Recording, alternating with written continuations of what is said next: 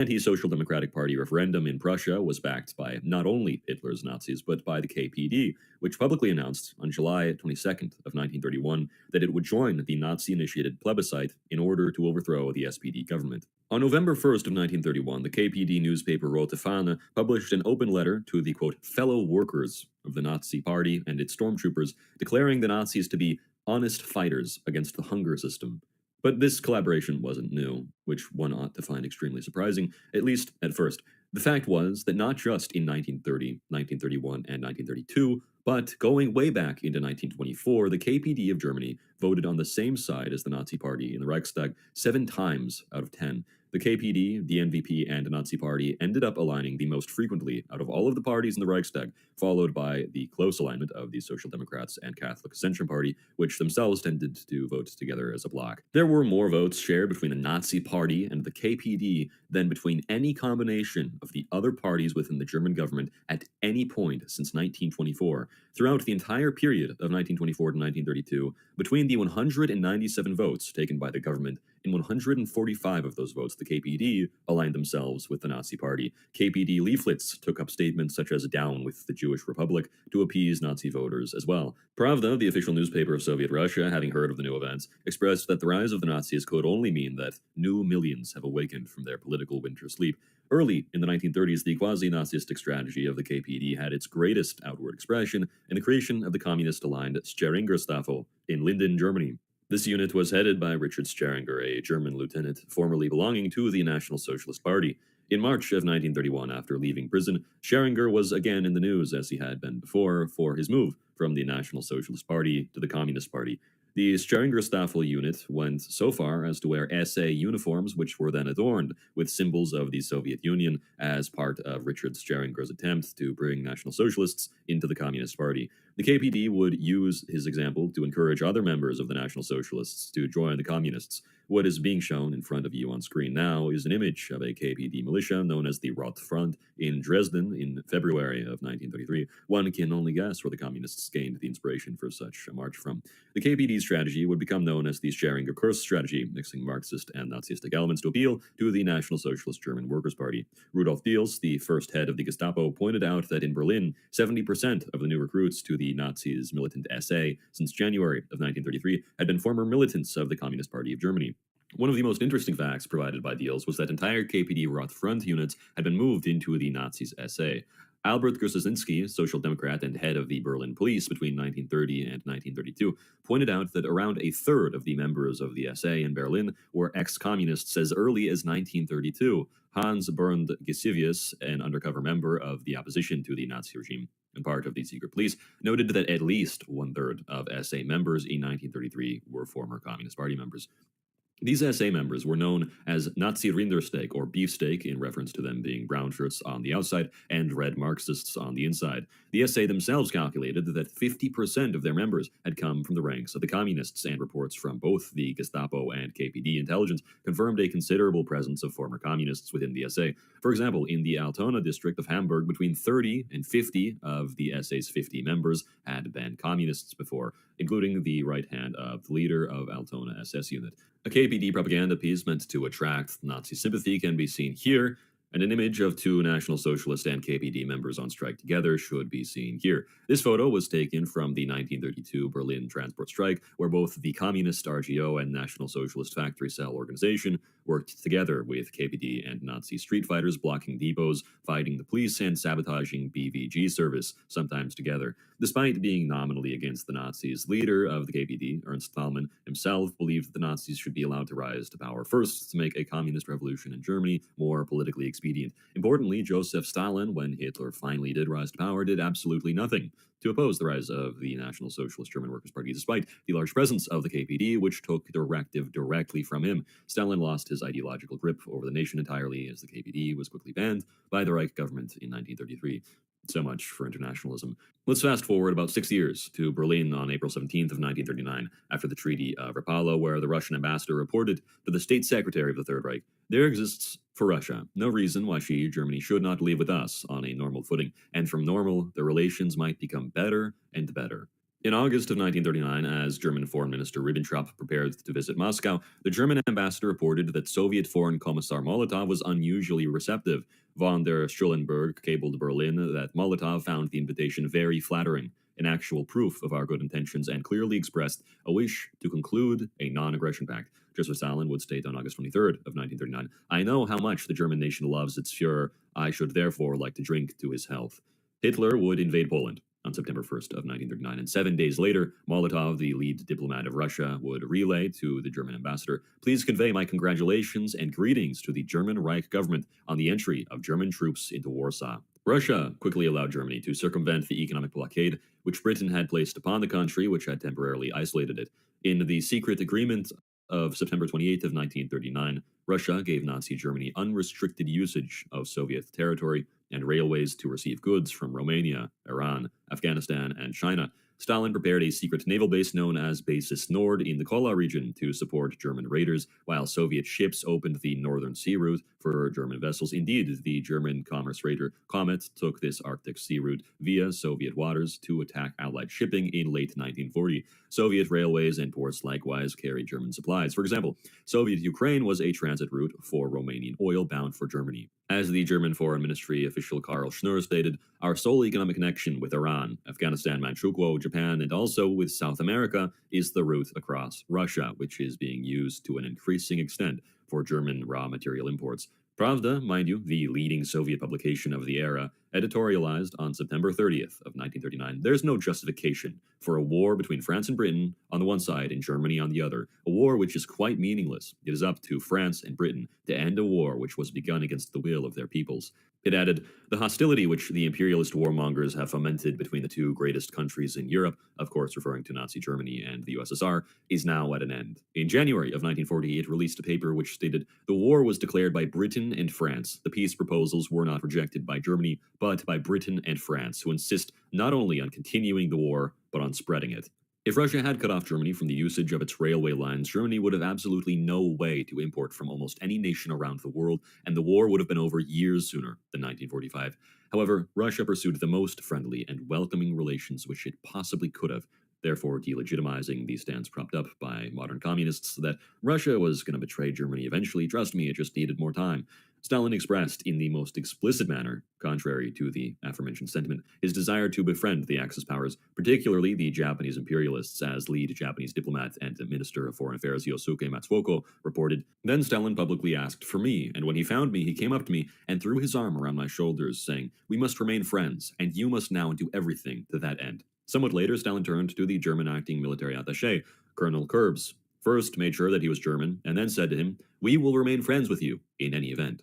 One could brush these off as simple diplomatic words of appeasement if it weren't for quite literally everything else Stalin and his administration did to maintain their relationship with the Reich, such as declaring that waging war for a destruction of Hitlerism was in fact a criminal act. Soviet diplomat V.M. Molotov on October 31st of 1939 stated, one may accept or reject the ideology of Hitlerism, as well as any other ideological system. That's a matter of political views, but everybody should understand that an ideology can be destroyed by force, that it cannot be eliminated by war. It's therefore not only senseless, but criminal to wage such a war as a war for the destruction of Hitlerism, camouflaged as a fight for democracy.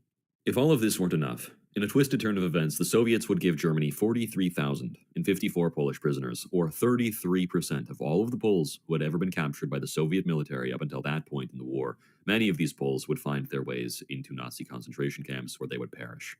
In 1940, a trade agreement was organized between Nazi Germany and the USSR, which benefited the Reich's economy immensely, as the rubber and zinc which the Reich obtained from Russia was as important to them as Russia's timber was important to the Brits.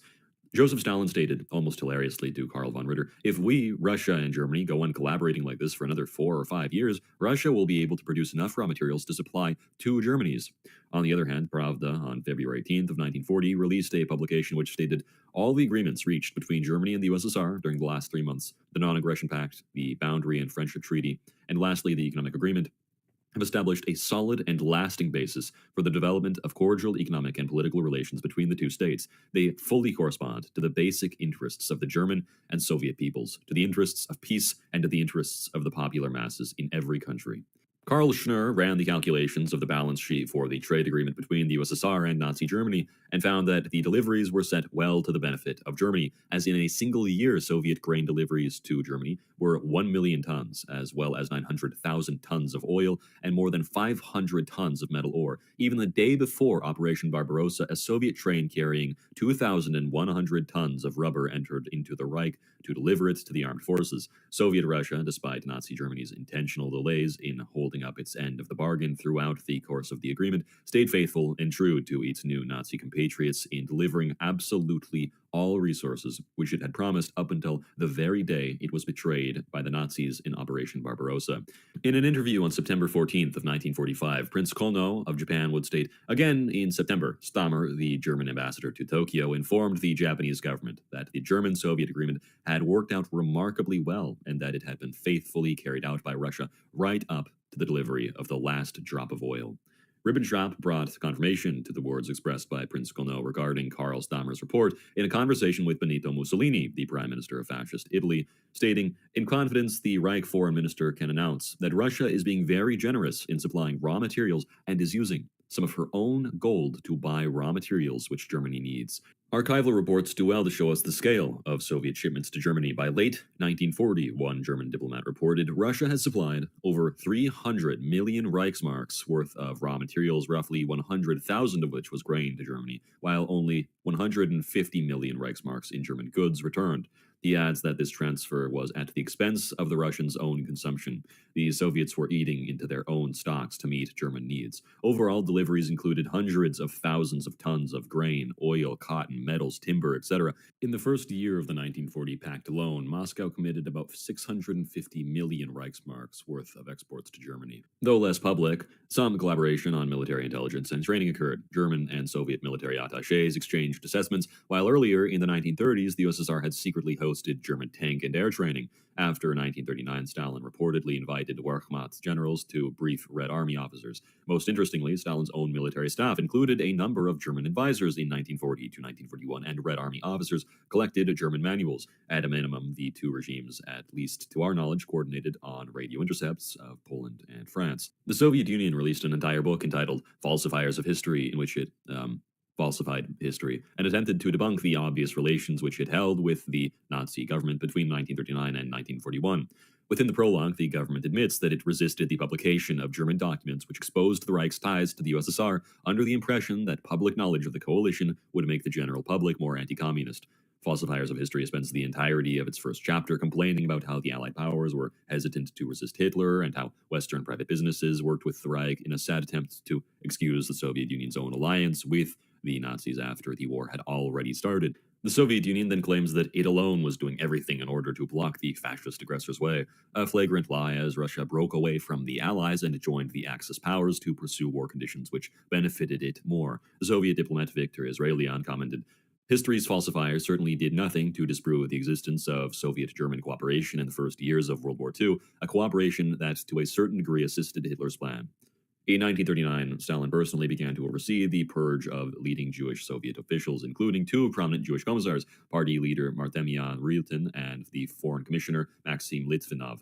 Yiddish cultural institutions were already being curtailed by 1939, and by 1940 to 41, only a few Yiddish newspapers and theaters remained, and any hint of Jewish self-organization was suppressed. In the 1940 elections to the Supreme Soviet of the USSR from Western Ukraine, White Russia, and Poland, not a single Jew was elected to the Supreme Soviet despite its 750 seats available, and within the occupied territories which the USSR had conquered, not one Jew had been placed into a single important position of power.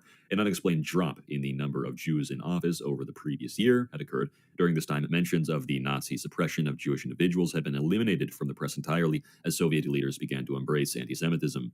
Nikolai Ivanovich Gusarov, the first secretary of the Belarusian Communist Party, complained on February 17th of 1940 that only one theater in the Belarusian Republic, a Jewish one, puts on unpatriotic plays in which life in America is praised.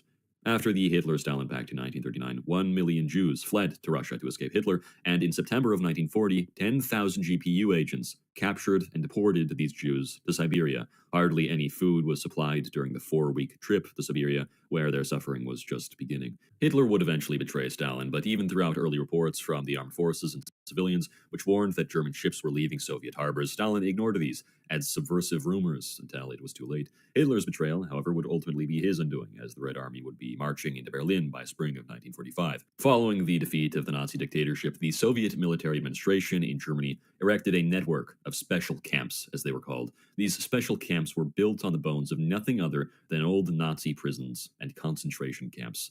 Between May of 1945 and January 6th of 1950, 10 principal camps held upwards of 157,000 detainees under direct control of the NKVD and later the MVD.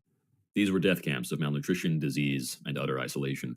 Under NKVD Order Number 00315, April 18th of 1945, Soviet authorities were to round up anybody deemed a hostile element. Some former Nazis, some suspected werewolf youths, while others were social democrats, landowners resisting the theft of their property by the Soviet Empire, journalists, or simply anybody suspected of anti-Soviet activity. No evidence was required because arrests were purely administrative, without any judicial oversight required. Detainees were classed either as interned with no trial, or, in a minority of cases, sentenced by a Soviet military tribunal whose trial took about 15 to 20 minutes on average. From the moment they arrived, prisoners were wrenched from the world with no mail or visitors allowed. Tuberculosis, dysentery, typhus, and dystrophy ran rampant. Although they received standard rations compared to the rest of the Soviet-occupied zones, they had no black market, so inmates starved. Unlike Nazi camps, there was no forced labor, but that only compounded the stagnation and physical decline. By late 1946, camp populations peaked at over 80,000 men, women, and even children, as many as 10,000 youth under 18. Half of these youth never returned. In the first half of 1947 alone, 31,404 individuals had died, 60,774 remained alive but debilitated, 43% were suffering from serious illnesses such as dystrophy, tuberculosis, or open wounds. Officially, 43,035 people died. Only 45,261 were ever freed. The remainder were deported to the Gulag or reclassified as prisoners of war, or alternatively handed over to East German authorities. 756 were executed outright. Few dared to speak. In 1946, Eugen Koga noted in Der SS Stat that the NKVD camps had become a mirror image of Nazi brutality, stating, "Anyone suspected of being a state enemy, agent of a foreign power, class enemy, or kulak was seized. The only difference was that they were not gassed, but starvation, disease, and isolation did their work." Others, like Franz Neumann, observed on an SPD platform in 1948, "The camps are the same, but in 1948, the hammer and the sickle have replaced the swastika." After the war, Ernest, a Jewish publishing house, was shut down by the state. Ennenkite, the only Yiddish daily paper, was suspended as well. Not one Yiddish newspaper or publishing house existed anywhere in Russia by mid-1949, and critics who held Jewish ancestry, such as Johann Altmann, a theater critic, were targeted in Stalin's anti-cosmopolitan campaign. Johann Altmann was denounced as a double dealer, a man with the dark soul of a traitor, a servant of the imperialist West, a diversionist in art. Of the 50 or so intellectuals attacked by the USSR between mid-February and April of 1949 under the anti-cosmopolitan campaign, 49 of them were Jewish. Pravda, referring to cosmopolitans on January 28th of 1949, released a paper stating, "They penetrate our press and operate most freely in the pages of the magazine, theater, and the newspaper. They represent a rootless cosmopolitanism which is deeply repulsive and inimical to Soviet man. They obstruct the development of Soviet literature. The feeling of national Soviet pride is alien to them." Between July 17th and 27th of 1949, dozens of Jewish editors of Russian ran papers in occupied territories, such as Berliner Tägliche Rundschau, Der Abend, Die Volkstime, Ostreichscher, I'm not going to say that, Zeitung, and Volkswatch were unanimously dismissed from their posts. The chief editor of the Volkstime, a Jew, supposedly committed suicide, while the chief editor of Abend, a Jew as well, was arrested and deported. The National Democratic Party of East Germany, NDPD for short, would be founded in 1948 by the former SS officer Wilhelm Adam. It would attain 35 seats in the East German legislature in 1950, becoming the fifth most powerful party in East Germany out of 12 total parties in the legislature. legislature. Stalin had suggested that the Nazi paper known as the People's Observer be revived as an official newspaper of the National Democratic Party of East Germany to appeal to former Nazis, a proposal which was in the end rejected, of course. Starting in 1951, Stalin's security organs had alleged that a cabal of prominent Jewish doctors was planning to poison top Soviet leaders, inspired, of course, by the medieval blood libel that Jews secretly poisoned Christian Wells during the Black Death. 6 of the 9 accused physicians were Jewish, portrayed by Pravda as inhuman beasts, exploiting their medical roles to commit assassinations. Official dispatches warned of, and I quote, an international Jewish bourgeoisie nationalist organization recruiting saboteur doctors on behalf of U.S. and British intelligence. Arrested doctors were to be beaten relentlessly. At their core, German National Socialism and Stalinist communism were nothing less than ideological siblings. Beneath the aesthetic of power was an admiration of organized terror against society for the sake of exalting some pure segment of the nation, be it race or class, agreeing that this end, however brutal, justified the purge of their own people to reshape civilization in their own distorted image. Consider the steps taken by these ideologues to appease each other in practice. These weren't choices made for mere political convenience. When Stalin's purges against the Jews began to echo Hitler's blood libel rhetoric, and when East Germany's National Democratic Party began to recycle old SS officers, the mask finally slipped and revealed that at the end of the day, the communist system trafficked in the same currency of fear, exclusion, and control. History's lesson is unfortunate. Communism and Nazism, though dressed in different colors, marched to the same drumbeat, wielding their ideologies not as outreached hands, but as hammers against the aspirations of their own people. This is so amazing. Donald Trump directly calling out Charlie Kirk's audience, and then Charlie Kirk having to do Obama anger translator for Donald Trump is amazing. The best case scenario for Charlie is to never talk about it, but it's impossible for him to never talk about it if Trump is talking about it.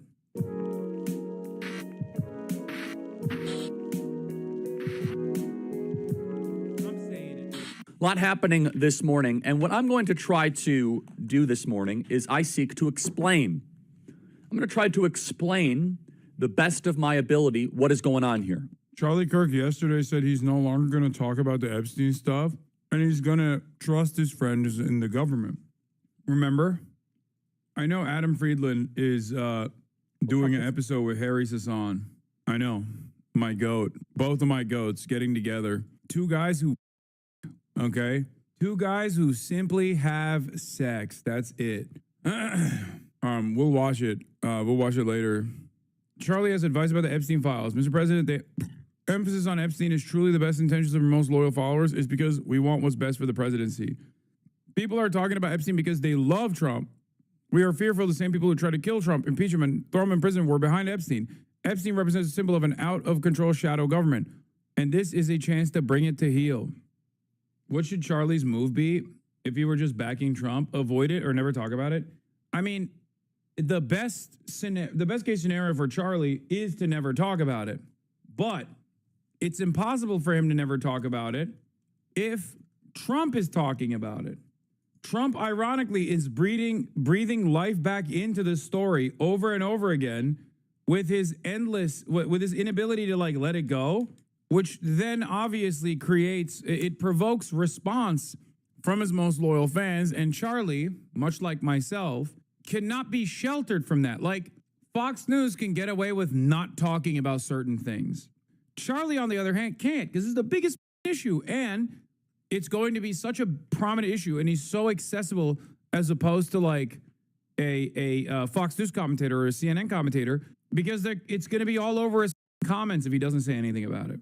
And his goal is to basically be a vessel for Trump and sometimes deliver information about what the base is demanding to Trump, and in other instances, message at the behest of Trump. So he's now stuck in this unique paradigm where he has to not talk about this shit, but then when Donald Trump talks about this shit, well, what are you going to do?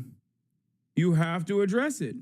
Because now Big Daddy, Big Papi is addressing it on the main stage. So he's trying to do the same thing as Alex Jones almost. But of course he is, whereas Alex Jones is clearly on the side of the people because he's more beholden to his audience. Charlie is more beholden to the administration because he has a direct line of communication with the president. When in regards to Epstein and the messaging around Epstein, I'm going to do my best. I may not land the plane perfectly, but I think I have something to say here that will add some context and some depth to what we are seeing. President Donald Trump repeated what he said this morning on Truth Social. President Trump said, basically right now in the press conference, some people are doing the Democrats' work talking about Epstein, and they are stupid people. I'm approximating. He said something similar on his Truth Social this morning, and he calls it... This is so amazing. Donald Trump directly calling out Charlie Kirk's audience, and then Charlie Kirk having to like do Obama anger translator for Donald Trump is amazing. Yeah, go ahead, big dog. Tell us what he actually meant with this. The Epstein hoax. Now, before we go any further, I do want to say, big breaking news this morning, John Solomon is reporting that in his sit-down interview with Donald Trump, President Trump has greenlit a special prosecutor to potentially be able to go after the criminal conspiracy around Epstein and all deep state activity. So that is a phenomenal victory. That is something that we should rejoice in. And if that is true, because it's John Solomon, it's kind of like 2 or 3 levels back, but basically going after all things deep state, a deep state prosecutor. That is a terrific development. And I would love to see, you know who I want to see do that? Ed Martin. I think Ed Martin would be a phenomenal deep state prosecutor. So let's kind of just put a part on that. Let's just put a little bit of a little plug on that, because we'll get back to it. That's a huge victory. The president deserves credit there. If we get a full deep... If it's real, I love that. Dog, you got a direct line of communication with the president. Just call him up. Call him right now. What do you mean, if it's real? He straight up texts Donald Trump's children with regular frequency. And it's not just that, but Donald Trump called him personally to be like, hey, cut it out, cut the shit out. No more Epstein talk. What the fuck are you doing? To which his response was, thank you, sir. Please, sir. I apologize, sir. And then he came out with this revelation yesterday that he's went back on clearly, where he was not going to talk about this Epstein stuff ever again. State criminal conspiracy prosecutor, think basically Robert Mueller for deep state activity, but one of our guys doing it. And interestingly, special prosecutors and the deep state activity actually is interlaced into all of this. So this morning, President Trump posted on Truth Social. I could read the entire thing on Truth Social, but let me just kind of do the best of. You guys can obviously find it on Trump's Truth Social. He says the radical left Democrats have hit pay dirt again, just like the fake and discredited Steele dossier, the lying 51 intelligence agencies, the laptop from hell, which the Democrats swore came from Russia. No, it came from Hunter Biden's bathroom. Even the Russia scam itself, a totally fake and made-up story used in order to hide crooked Hillary Clinton's big loss in 2016 election. These scams and hoaxes are all Democrats are good at. It's all they have. They're no good at governing, no good at policy, and no good at picking winning candidates. Also, unlike Republicans, they stick together like glue. Their new scam... That's the funniest part about this, by the way. I'm sorry, but the Democrats never stick together. I wish, like, to Donald Trump's credit, and there's obviously like a structural limitation that the Democrats will always face in terms of like disrupting the pre-existing hierarchy, okay, and following through on campaign promises that they made. But like that is so... That's such bullshit. Donald Trump, to his credit, is capable of whipping the entire party together to get his legislative agenda across, no matter how evil it is. And he did that already. He got his BBB, Big Booty Bill. He got it across. He called every single person, and he made the boss calls, and he got it done. Everything that I have demanded of the Democratic Party in terms of whipping votes, Trump does every single time when it matters. Is that we'll forever call the Jeffrey Epstein hoax. And my past supporters have bought into this BS. Hook, line, and sinker. They haven't learned their lesson and probably never will, even after being conned by the lunatic left for the last 8 years. I've had more success in the last 6 months than perhaps any other president in the history of our country. That is totally true. And all these people want to talk about, with strong prodding by the fake news and success-starved Democrats, is the Jeffrey Epstein hoax. Let these weaklings continue forward and do the Democrats' work. Don't even think about talking about our incredible and unprecedented success, because I don't want their support anymore. Thank you for attending to this matter. Make America great again. Okay, so let's start with this. President Donald Trump is obviously upset. Why is he most upset? I'm going to go through the top two reasons and seek to explain it. He's venting because he has achieved a lot in 6 months against all the odds. Energy prices are going down. The border is hermetically sealed. He passed the big, beautiful bill despite a 3-seat majority in the House of Representatives. He's embarking on mass deportations. He ended a war between Israel and Iran. He took out the Iranian nuclear facilities. Bro, he started the war. This is the thing that pisses me off about Trump. Aside from all the obvious shit, this is on some super basic shit, like apolitical shit, okay? Forgive me for getting apolitical with it for a brief moment when I'm talking about Donald Trump, who obviously is a political being.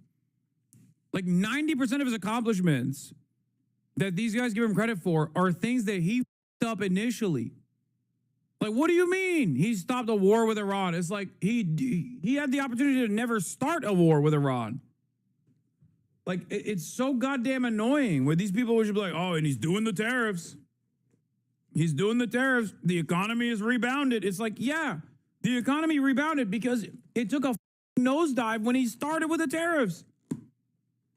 And then only when he backed away from the tariffs did the economy rebound and got to its previous levels before the dip. I wish I could get credit for shit like this. You know what I mean? I break something and then I threaten to break it further and then I just simply stop breaking it. I don't even fix it. I just stop breaking it further. And people go, oh, thank God, bro. You are the king. You are so sick. It's like, bro, I started the problem. And then I said I was going to keep accelerating the problem. And then I stopped accelerating the problem. And now all of a sudden you're like, oh, thank God. Oh, you are so good. You are so good at your job.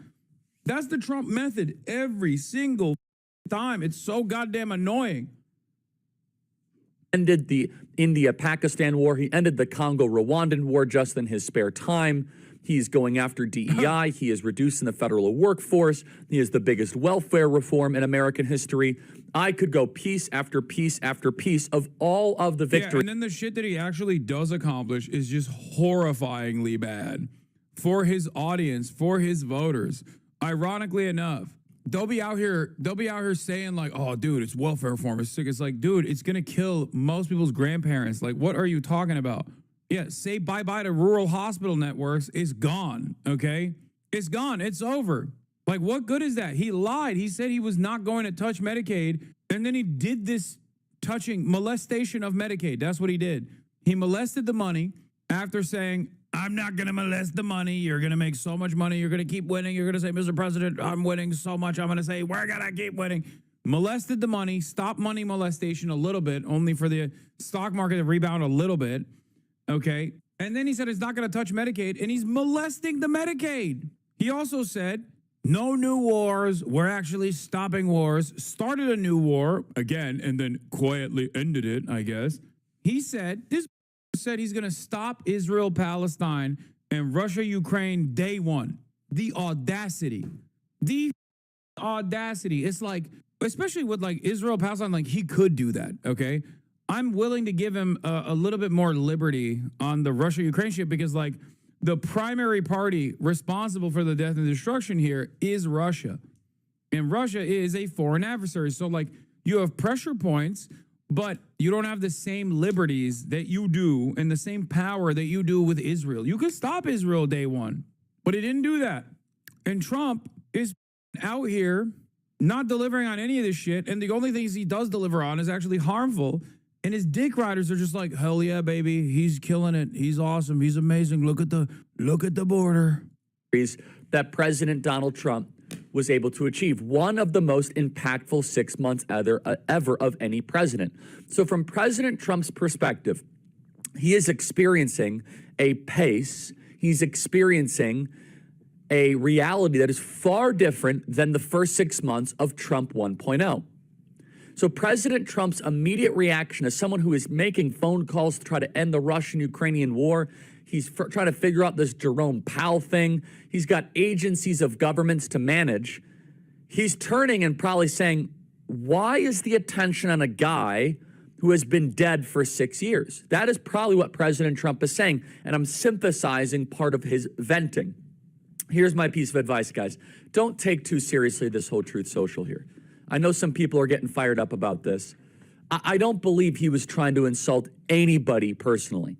His base, the people who made his movement what it is, I think is what he was pushing back on what he thinks is a misaligned press narrative.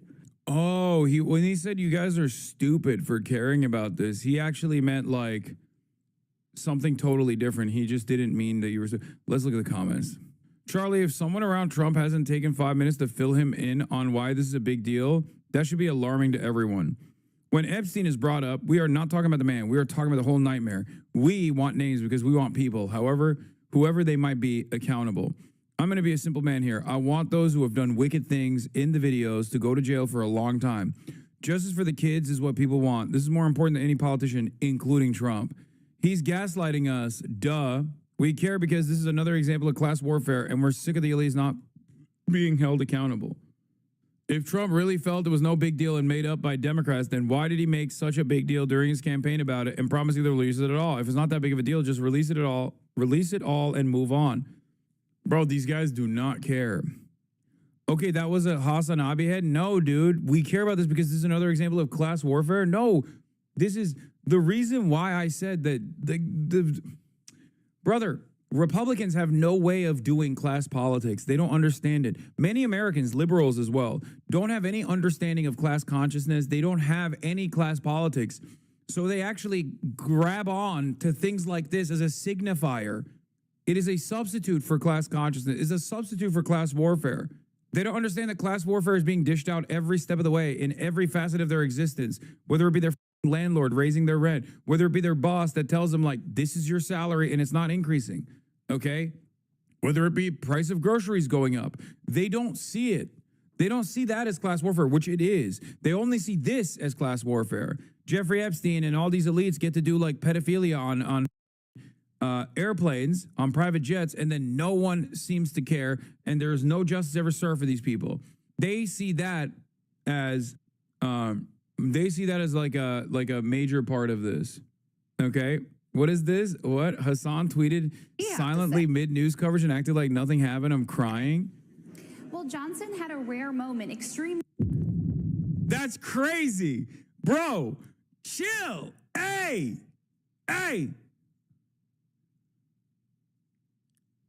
Look away. That's crazy. That's crazy. That's crazy. They got you in 4K, Unc? That's crazy. What I do in my side monitor is my own business. Okay? If I see something, I say something. Also, you can't say shipper, bro. They're literally flying to Japan together. What the f are you talking about? At that point, it's like, that's crazy to say. Oh, I'm a shipper. I'm just noticing things. How am I a shipper for noticing that they're wearing the same fit to a 5-day Japan trip? Excuse me for seeing something and saying something. That's what they have on the MTA, on the walls of the MTA. What do they have? If you see something, say something, okay? You could stop a terror attack from taking place. And that's precisely what's going on here. It's not shipping. I'm just noticing a thing that I saw. I saw something and I said something. That's crazy. That's crazy. That's crazy. You're that creepy unc telling nephew why he doesn't get together with his friend standing next to him? What? Comparing this to a potential terror attack is wild? Well, you know, it maybe terrorizes some people's hearts and souls, okay? Like, because maybe they are fearful. What if it doesn't work out, for example? Okay? That's terrorizing to think of, okay? Maybe sometimes people feel a sense of hope, okay? Maybe they feel a sense of hope in an otherwise dark world. Forgive me. Forgive me for having a glimmer of hope in a world that is otherwise very dark, okay? Let's continue with the Epstein files now. From what he wants to see as celebration of all the victories over the last 6 months. However, now let me now go to why I believe not just like why I care about this and why the base cares about this so much. And then I'm going to kind of connect the dots. Remember where President Trump was at this moment in Trump 1.0. At this moment in Trump 1.0, President Donald Trump was being hunted by Robert Mueller. President Donald Trump basically lost his attorney general at this moment in Trump 1.0. He's very loyal to Pam Bondi for many reasons, one of which is that he does not want to lose another attorney general. He does not want to lose another member of his cabinet this early on. Dude, he has no option here. Yeah, he's small bean. Why won't you consider Trump's feelings? He'd be sad. Yeah, he has attorney general related trauma. You don't understand. This is quite distressing for Trump. Secondly, he saw in the summer of 2017 a lot of people jump. By the end of this Epstein process, Charlie Kirk's Vegeta-ass hairline is going to turn into Dan Bongino's hairline. Non-existent. Oh, yeah, I saw this. Former NYPD head accuses Mayor Adams' police brass of criminal enterprise. Andrew Cuomo sends his regards. Ship and aligned with the Robert Mueller thing. So President Donald Trump has, within his memory, he saw that his presidency in 2017 was largely taken from him in Trump 1.0 because a lot of people jumped aboard the Mueller bandwagon. And with that, he kind of saw so much of his momentum that he had from the election thwarted. When people demand that he fires Pam Bondi, he hears people demanding that he explode his admin, just like what happened in the first term. So a big question the base has is, why doesn't President Trump care as much as the base cares? So let me connect the two dots together. The base cares about this. Bro, I never thought I see the day where Charlie Kirk is relegated to the position of like a hutch or like a sex pestiny trying to defend the Democratic incompetence. And only because like normally these guys get to have this veneer of independence from the administration because the administration is always giving things that their base wants. And now they have to just sit there and play catch up and play defense at a time when the base is directly at odds with the party. Awesome. It's amazing. Of course, unlike those losers, he has a direct line of communication with people in prominent positions of power. Those guys are just doing it for free 99 for funsies because they think there's a market for this. Not as a way to hurt Donald Trump. And this is where I think I think I could be an explainer here because I think everyone's talking past each other a little bit. We do not care about the story as a way to hurt Donald Trump. In fact, it's the opposite. We love President Trump. We love what he's doing. We actually care about this story because this is a rare opportunity of a sloppy operation by the deep state. The deep state conducted itself in an overly messy, sloppy way. President Donald Trump taught us to drain the swamp. President Donald Trump taught us to want to go after the deep state. So I actually think we're all agreeing on this. President Trump wants. It's also crazy for a grown-ass man, he's my age, or maybe a little bit younger than me, but he looks a lot older, to be talking about another grown-ass man like this. President Trump taught me. President Trump taught us. He taught us to live. He taught us to love. He taught us to hate. Bro, this is another dude. Like, get his dick out of your mouth, brother. Holy. Like, what is this treatment that he's getting? He's giving Trump the Jesus treatment. This is cult shit. Oh, my God. He's talking about Trump like Trump taught you right and wrong. Okay, he taught you to hate the deep state elite pedophile cabal, and now he's defending it. What now? I'm so blue and on. I took 2 weeks off watching the stream and coming back to seeing how the Trump worshippers talk made me so aware of the genuinely authoritarian, fascistic cult way they talk, Hitler vibes. Oh, yeah. It's crazy, man. Yo, I know this is off topic, but I just realized if we have elections during 2028 primary, your stream is high-key going to be a coveted spot.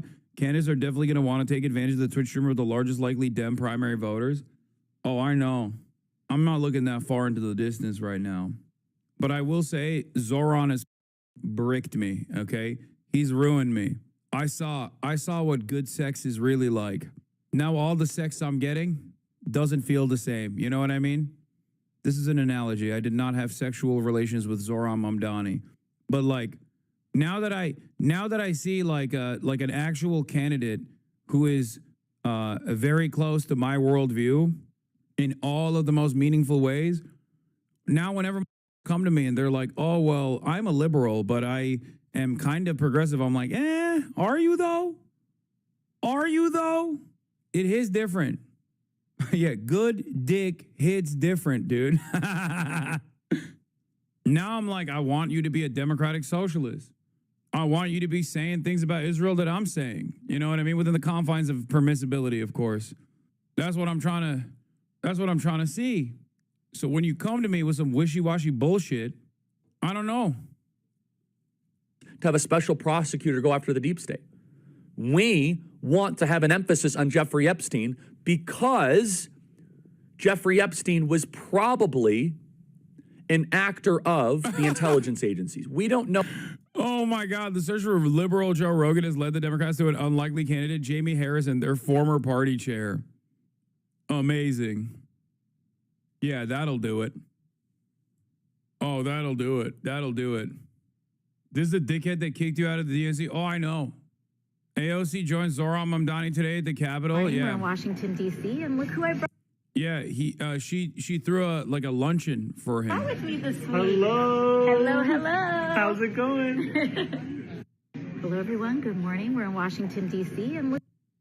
Don't worry, I got it on the docket. Trump calling into One America News. I got it already. It's on the docket. We're going to get there. Oh, that for certain. He could have been a fabulist, like Mike Benz said yesterday. And maybe he was kind of doing brokering, or maybe he was kind of connecting the different entities together. But understand this. When I go to college campuses, I am not proactively bringing up Epstein. Justice Department fires SDNY federal prosecutor Maureen Comey, who played a key role in prosecuting Jeffrey Epstein and Ghislaine Maxwell, Politico. What the Hey, yo. Hey, yo. I mean, look, she flubbed it on the Diddy shit. But then again, Trump literally said he would entertain pardoning Diddy. I'm just saying. Zoran method is unpatched right now. After the recent closure of 2 local grocery stores, the Worcester City, or is it Worcester? City Council passed a bill last night ordering the city to study creative solutions like Zohran Mamdani's municipally owned grocery store idea. Worcester? Okay. I'll with it.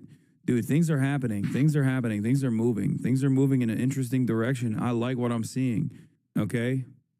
I like what I'm seeing, baby. People are bringing Epstein to me. The reason why we are caring about this is not trying to win brownie points or not trying to make the liberals or the media care about us. To go full circle, we are caring about the Epstein story because we are afraid that if we do not lance the intelligence community bull that tried to murder him on July 13th in Butler, Pennsylvania. He's like, bro, remember when the deep state tried to murder Trump? It's like, okay, well, I guess he's trying to not be murdered now, bitch, because he's literally defending the deep state. Pennsylvania, that tried to take him out with Russia, then that very same deep state actor that spied on him and leaked the phone call of him between Zelensky that resulted in his first impeachment. We're worried the deep state will derail Trump. And we look at the Epstein story as a skeleton key to be able to look under the hood, dismantle and deconstruct the administrative state to protect Donald Trump from his adversaries. What do Andrea Bocelli, Steph Curry, Justin Bieber, and Tim Tebow have in common? All of their mothers were encouraged to end their pregnancies. When a woman faces an unplanned pregnancy, she is often pressured to end her child's life. She wants to make the right choice, but society and those around her are telling her that her baby is not a life. That's where the Ministry of Preborn steps in. Preborn and their network of clinics offers compassionate, loving care to mothers and the support they need to help them choose life, including a free ultrasound. Once a mother hears their child's beautiful heartbeat, she is twice as likely to choose life. If you consider yourself pro-life, it's time to join forces with Preborn. I'm a donor, and you should be too. Together, we can empower women to choose life, empower the truth of motherhood, transforms families and futures. One ultrasound is just $28, and a $140 gift will help to rescue 5 babies. When you donate monthly, you'll receive stories and pictures of lives you helped to save. What? Please dial pound 250 and say the keyword baby. That's pound 250. I'm glad that actually I walked away for this ad because this is the most terrifying ad I've ever seen in my whole damn life. What the? Aren't you excited that the Piker Broadcasting Service is sponsored by only you with no ad breaks whatsoever? The only thing we ask for here at the Piker Broadcasting Service is your voluntary contributions in the form of a $6 a month subscription or a free one in the form of a Twitch Prime. Now imagine a world where the Piker Broadcasting Service, also known as PBS, would actually be sponsored by preborn.com. Think about that. Instead, the only thing that we ask for here at the Piker Broadcasting Service is your voluntary contribution. Like I said, you can also gift a sub to others, like Matt NLT just did. 20 gifted subs. That's a crazy, crazy sponsorship to have. I didn't even know like companies like this existed. Okay? Yeah, we'll send you photos of fetuses, dude. If you your donations at preborn.com/Charlie using the promo code BABY will get us to send you photos of fetuses. That's crazy. Anonymous, thank you for the 10 gifted. Blue Pop Ice, thank you for the 5 gifted. Once again, the Piker Broadcasting Service is for you and by you. Your voluntary donations in the form of a subscription allow the Piker Broadcasting Service to maintain its editorial independence, and it allows the Piker Broadcasting Service to be ad-free. Thank you. Baby, or visit preborn.com/Charlie. That is preborn.com/Charlie, sponsored by Preborn. To elaborate on this a little bit further, to Lance the Boil that tried to impale him. President Donald Trump thinks that if someone is talking about this, they're going against him. And I can understand why he thinks that way, because in Trump 1.0, so many people jumped ship and went aboard the Mueller investigation. So many people jumped off of the Trump movement and thought that Trump was done because of Russia, Russia, Russia. And President Donald Trump clawed himself. That's not even true. That literally did not happen. Who the jumped ship? Open presents. Thank you for the 10 gifted. Just curious, what are your financial ties, if you have any? Are you funded purely from subs, ads, sponsors, etc.? Genuinely wondering. What do you think? I don't even run ads. No, it's entirely a subscription-based model. What financial ties do you have? Also, if I'm a dishonest broker, why would I ever reveal that? Like, why would I ever reveal that? Every now and then I'll do a sponsor stream from like Ubisoft or whatever, but that's it. Everything is also public. Fair point. No, I was just wondering. It makes me like you even more. Well, I'm glad that you like me. Yeah, I've been sponsored by Marvel Rivals before too, but that's a Chinese company, so that's fair play. Out of it. He climbed himself out of it. Yeah, I'm sponsored by Woke. That's what I'm sponsored by. I'm sponsored by Big Woke, okay? That's who sponsors my ass. To barely be able to... You support the capitalists at Amazon and now Ubisoft? Yes. To survive after all of the deep state attacks. And Trump is getting wins, and we should be talking about them. The president is very fired up here also because this was all done under this, almost all of the documents and all of the reporting around this was done during James Comey. It was done back in 2007 under George W. Bush. This has been thrown upon his desk. And I'm going to defend the president here on one key thing. He does have a right to be a little bit skeptical and paranoid. And I'm going to try to translate part of the Truth Social as to what I think. Bro, 11 minutes for like 11 minutes, and he still hasn't even like gotten into the meat of it. Amazing.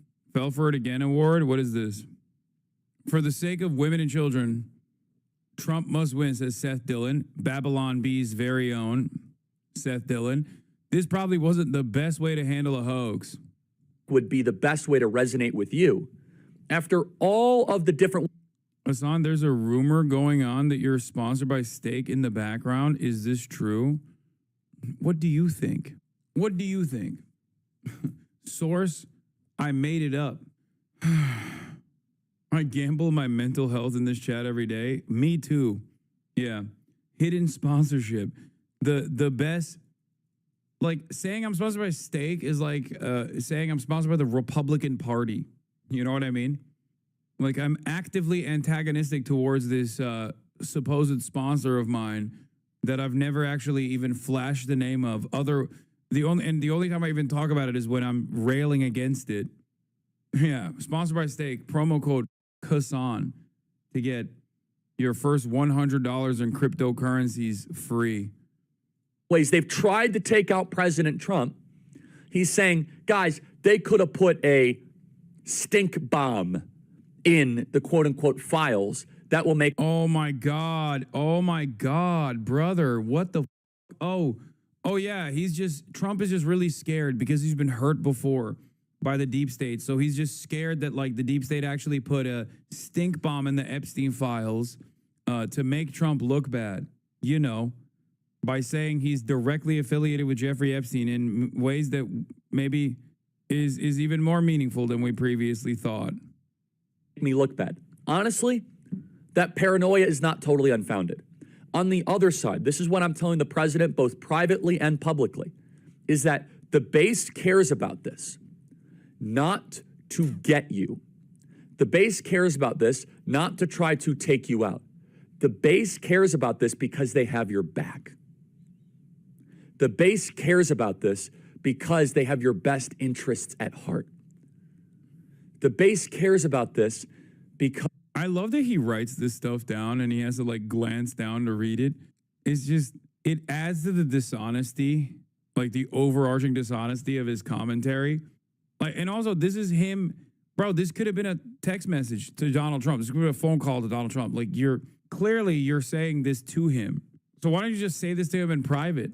Because we are defending you, and it's not so much about that we care about the person of Jeffrey Epstein. We do care about the victims, but it's not so much that the person of Jeffrey Epstein is a hyper focus. Instead, it is not the person of Jeffrey Epstein, which the president, he's communicating here as if we are obsessed with the creep, the pervert, and the evil, demonic, satanic activity of Jeffrey Epstein. No, we are actually interested in who was he an agent of? Were the same people that were behind Butler, Pennsylvania, the same people that were behind the Russia hoax, were they also the ones that were pulling the strings of Jeffrey Epstein? The same people that were around COVID? We think these are the same actors. But first, here's the breaking promising news. John Solomon, 352. You did inform him that they're thinking about appointing a special counsel on this to take over this entire investigation. Yeah, and he said, I think it's a good approach. Let's just do it. Let's get the trust of the American people. Let's get accountability, and then let's focus on the things that matter. So he's on board with the situation of getting a special prosecutor and having the Epstein situation put into that, so that can be formally looked Anything at. legitimate that should be looked at. And really in a criminal context. He volunteered it, by the way, Steve. You know, I ask about the special, but he immediately volunteers, and then I follow up on it. But he immediately brings up Epstein. Like, just throw that in. Let's get it all answered. I got nothing to hide. I want truth, and I want prosecutions, and I just want the justice system to take care of what needs to be taken care of. It was really a remarkable moment. It's a phenomenal clip, and I would say Ed Martin as the deep state prosecutor would be a perfect person. Throw Epstein in there, throw the 2020 election there. Why does that matter? And this is why I think we're actually more in agreement than the back and forth here. How do you think Trump's going to get away with it this time? He's not. I don't think he's going to get away with this. I think he's just going to like do some crazy shit to try to get people not to pay attention to it. But the more they move in this direction, the more it feels like look at this. Look, Donald Trump fired Maureen Comey, who was the key prosecutor in the Jeffrey Epstein and Ghislaine Maxwell cases. Like everything that they're doing is just like making people more invested in this. It's crazy. Every step the Trump administration has taken on the Epstein issue so far makes them look more suspicious. If you were sponsored by your haters, you would have Jeff Bezos money, Hassan. Yeah. Once people know you are the Sith, there is no pretending to be the Jedi. You cannot hide this kind of evil. That's crazy. Breaking news today, the DOJ fired Maureen Comey from the United States Attorney Office in the Southern District of New York. She's the daughter of the former disgraced FBI Director James Comey. This comes 2 months after my pressure campaign on Pam Bondi to fire Comey's daughter and Comey's son-in-law from the DOJ. Maureen Comey's husband is Lucas Isaac Haroff. As I previously reported, he works for the current Trump DOJ despite a long history of being a Trump hater. He is the assistant U.S. attorney in SDNY, working in the civil division since 2019. No word yet on whether or not he was also fired today, but he should be. +1 for Blondie today. Who is Laura Loomer and why does she have this kind of leverage? She may or may not have sucked Trump's ugly penis. At least judging by the way that Donald Trump talks about Laura Loomer, she's a fiery person. She's a fire. She's a free spirit.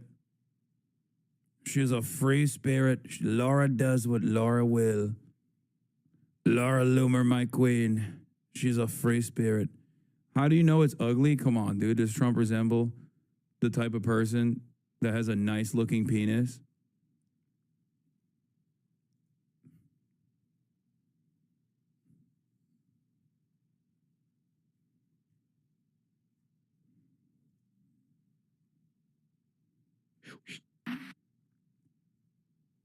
Does anything about the way he carries himself give you the vibes of a man with a nice looking penis? The reason the base cares about this, again, is because we believe Epstein was an agent of the people that tried to kill Trump and try to destroy Trump's first term.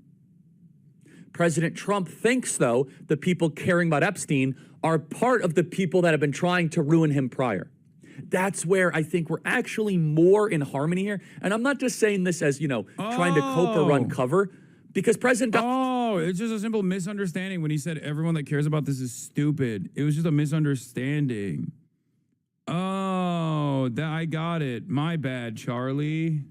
Thanks, man. This will surely work. This will surely work. Except, no, it won't, dumbass. Trump is obviously okay with appointing a special prosecutor. Simultaneously, he's fired up about people. He thinks that some people are trying to use this to hurt him. We're trying to use this to save him. Not save him, but to try to protect him. I don't want to say save him, but maybe save him from another deep state coup attempt. So President Donald Trump is in a active posture right now. He is in a place of where he is looking for threats on the horizon. Who can blame him? Play cut 353. Operated the auto pen had a policy, which is, by the way, I think the biggest scandal. That's the scandal they should be talking about, not Jeffrey Epstein. Will you ask Attorney General Pam Bondi to release more documents to finally put this controversy to bed? Yeah, whatever's credible, she can release. If a document is credible, if a document's there that is credible, she can release. I think it's good. But it's just a subject. He's dead. He's gone. And all it is the Republicans, certain Republicans got duped by the Democrats, and they're following a Democrat playbook. And no different than Russia, and all the other hoaxes. They're started by the Democrats, and some Republicans, in this case I was surprised, but they got duped. Okay, I think he's talking about people on Capitol Hill. He might be talking about Speaker Johnson here, that are calling for special investigation or Ghislaine Maxwell, something like that. But we're all talking about the same thing in different ways. Knowing this from privately and public conversations, this is not that hard of a code to crack. The president says, "Why are you so focused on the person of Epstein? We're doing all this amazing stuff. This guy's a creep. I kicked him out of my club. Like, I don't know, like, why are you so fired up about this?" Where our counter is, we're actually not that interested in the person of Jeffrey Epstein. We're not. What we are interested in. Why does he keep saying that? Like, no, we are interested. What the like, why does he keep saying, like, we're not that interested in the Jeffrey Epstein, the person? It's like, why does he keep angling it like that? It's weird. No, man, people are interested in what he did and who he did it with. Like, yeah, no, that's precisely what people want to know. Oh my God. Interesting in, was he a representative of the shadow government? We all want to focus on the president's big wins happening right now, on things that matter for all 340 million Americans. And he's doing an awesome job of that. And he is. And the emphasis is not, oh, it's all about the person of Jeffrey Epstein. The reason why the grassroots is mad, and the reason why you guys are fired up about this, and the reason why you guys are emailing me, freedom@charliekirk.com, is you say, no, Mr. President, this guy is a way, it is a skeleton key. It's a chance for us to look under the hood. It's a chance for us to say, whoop, this is the thread, thank you. The deep state made a mistake. They were sloppy, they were messy. How did Epstein die? Where did he get his financing from? Was he a representative of a foreign government? Everything. Which foreign government would that be, Charlie? Charlie, remember, is broaching on big no-no territory here, okay? Even making inferences to Jeffrey Epstein being an agent of a foreign government, which is, of course, we all know which government that is. They're not talking about Zimbabwe, okay? They're talking about Israel, dog. That's what they're talking about, okay? And that is a major no-no for any Republican. Even NPR calls the Mossad theory anti-Semitic law. Exactly. NPR's like, guys, the multiple former prime ministers of Israel were hanging out with Jeffrey Epstein because they love his vibes, okay? Please don't say that there was any involvement with intelligence. It was because of the vibes alone. What are you saying? They just really loved he was incredible company at cocktail hour. We look at Epstein as an introductory story to all of the other elements that tried to take you out. It's not that we are obsessed with some people are online, they're like very into like who Epstein was personally. There's been plenty of documentaries about that. That's not what is animating this. That's not what's firing a lot of people up in this audience. Don't get too fired up about the Truth Social and President Trump ranting and venting about this. And let me tell you why. It's that President Donald Trump went through an entire first term. He went through an entire term where people were constantly turning on him for fake stuff. Constantly turning on him. I mean, he didn't always hang out with the rich and powerful on account of the pedophilia, real question? Yet. No, I don't. Didn't he always hang out with the rich and powerful on the account of pedophilia, real question? No. He wasn't like literally doing pedophilia every time there was like a rich and powerful person around him. Okay? I'm like, I don't think that. And I don't think every single person, because he had adult victims that he trafficked as well.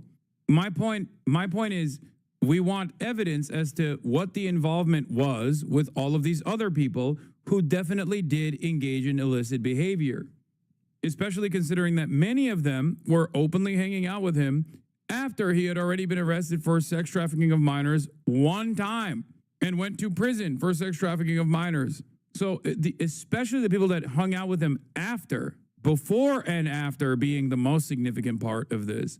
Like post early 2000s when he goes to jail with a sweetheart plea deal, the people that still hung out with him after that happened, they clearly, there's got to be a level of like awareness there. And so he says, wait a second, like he basically thinking he knew Jeffrey Epstein. He got in a big fight with Jeffrey Epstein. He kicked him out of his club. He's mistrustful of all of these different elements here. At the same time, the message that I want the president to hear, both privately and publicly, is that you in the grassroots, the emphasis and the focus on this is, you know, partly because of all the kind of back and forth of, you know, is it up, is it down? Also, you know, PTSD, you know, post-traumatic stress disorder, I guess you could call it. He's so woke. He's so woke. He's saying Trump's got PTSD. But I think part of this is just a messaging misunderstanding. Again, emails are flooded. Oh my God. Who's he talking to? At first, I thought this was a message to Trump. Now I'm thinking this is just a message to himself. Like, he just keeps reiterating it over and over and over again.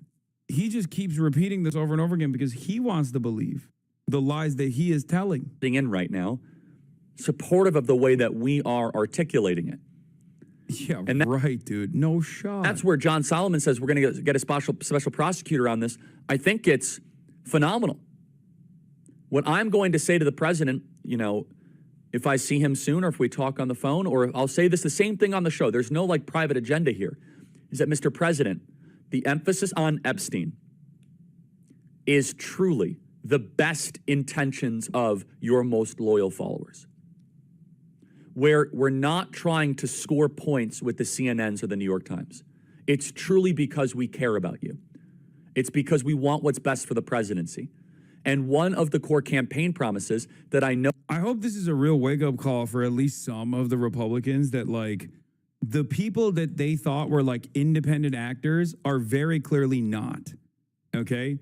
Charlie and many others actually realized this. That's why they're trying to play this, like, wishy-washy both sides narrative where it's like, oh, well, President Trump, when he called you stupid, he didn't mean it. Like, these guys only care about proximity to power. That's it. They don't care about your wishes. They don't care about your interests. They've lied to you about every single thing up until this moment. And hopefully this division for many of the right-wingers will be a moment of awareness that when they tell you, like if they're lying about this in such an obvious way, what else have they lied to you about is a question you should be asking yourself. If you're a right-winger and you're watching me right now and you're like, oh, I hate this commie bastard, this piece of shit, whatever, you know, normally I got a brave truth teller that I lean on. And these guys seemingly, maybe they f***ed up a little bit here. Implying Republicans have any capacity for any self-awareness, I mean, it doesn't matter. I'm not going to discourage people from seeking out the truth, especially considering that there are plenty of former Republicans in this chat. This community is comprised of many people that did not agree with me initially. My position in American politics is unfortunately very unique, okay? It's not a position that you get to hear, especially without any sort of like severe limitations or any sort of like negative lens. The things that I believe, I think if people watched and listened to charitably, many more would be in agreement with. There are a lot of people who probably came in here and were initially Republicans or even the alt-right, you know, and have slowly but surely chipped away at that kind of that worldview that they previously had. See, I was a hate watcher review. Now I don't even know how long I've been subbed. 36 month subscriber. But don't you think the left would have done the same like we saw earlier? It doesn't matter who's in power. They all lie, apparently. Yeah, no shit. My point is, first of all, they're not the left. That's the Democratic Party. That's a totally separate thing from the left. If you want to see a figure that is like representative of actual leftist politics, look at the way the Democrats have been treating him so far. Zohran Mamdani is a great example of like a person who is a leftist. There are people who have historically been on the left who have also been forced to capitulate, forced to concede, forced to basically play the role of a shepherd for the Democratic Party as well from time to time. If all Charlie Kirk cares about is proximity to power, why doesn't he appease Dems when they're in power? What do you mean? His entire... Wait, what? No, his entire livelihood is about keeping the Republicans in power, proximity to power on the Republican side. He is, in a way, no different than, like, let me think. Like, who is the equivalent of the Democratic Party? Like an MSNBC commentary person, you know what I mean? Like, or like a Jake Tapper almost at CNN, a Van Jones at CNN. Like, Van Jones is not going to suck up to the Republicans, right? Or Matt Iglesias is not going to suck up to the Republicans, at least now, but they will do the sucking to the Democrats. Like, they've picked a side, and they're a loyal servant of said side, and they will very rarely separate themselves from that side. The independent media version for the Democratic Party of this is like a Harry Sasson or an Olivia Giuliana or people like that, or Hutch, even though they're not even like directly related to the Democratic Party. The Democratic Party doesn't want anything to do with them because they're more old school than the Republicans are. Republicans do rely on like independent media as an ecosystem, as opposed to the Democrats that haven't until this election cycle, and now they're going to probably try to find a bunch of people who are on board and loyal servants. Yeah, look, this is what I mean. Look, I'm done. Here is a Democrat hatchet man. Okay, Van Jones, a servant of the elite. This is his role. His role is to basically defend Israel. His role is to defend the billionaires. His role is to shit on the real left. Okay, look, let's hear. It would do a lot better if you clean up some of the anti-Jewish stuff that he said, or anti-Israel stuff that he said. He's got to get away from globalizing the intifada and stuff like that that's scaring the crap out of the Jewish community in New York. But if he can clean some of that sort of stuff up, he's got a real clear shot. And I think the other thing, like, it's so funny to say this when Zohran Mamdani won a resounding victory without capitulating even a little bit to the pro-Israel crowd. He just said, "Nah, that," He didn't give him an inch. So why should he listen to you? Why should he listen to you now after he's won? This is the time when he's not supposed to listen to you at all.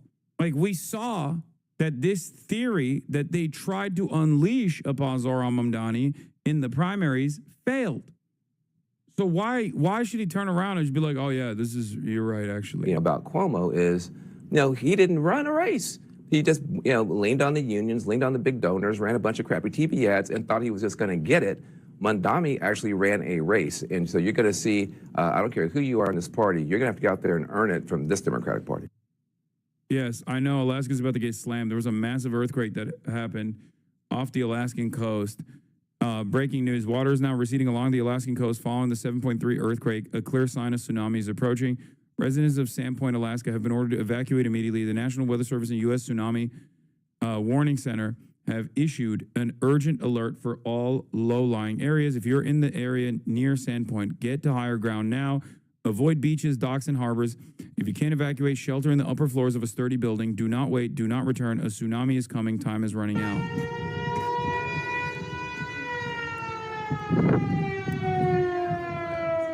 Wait, someone said the tsunami warning has been canceled?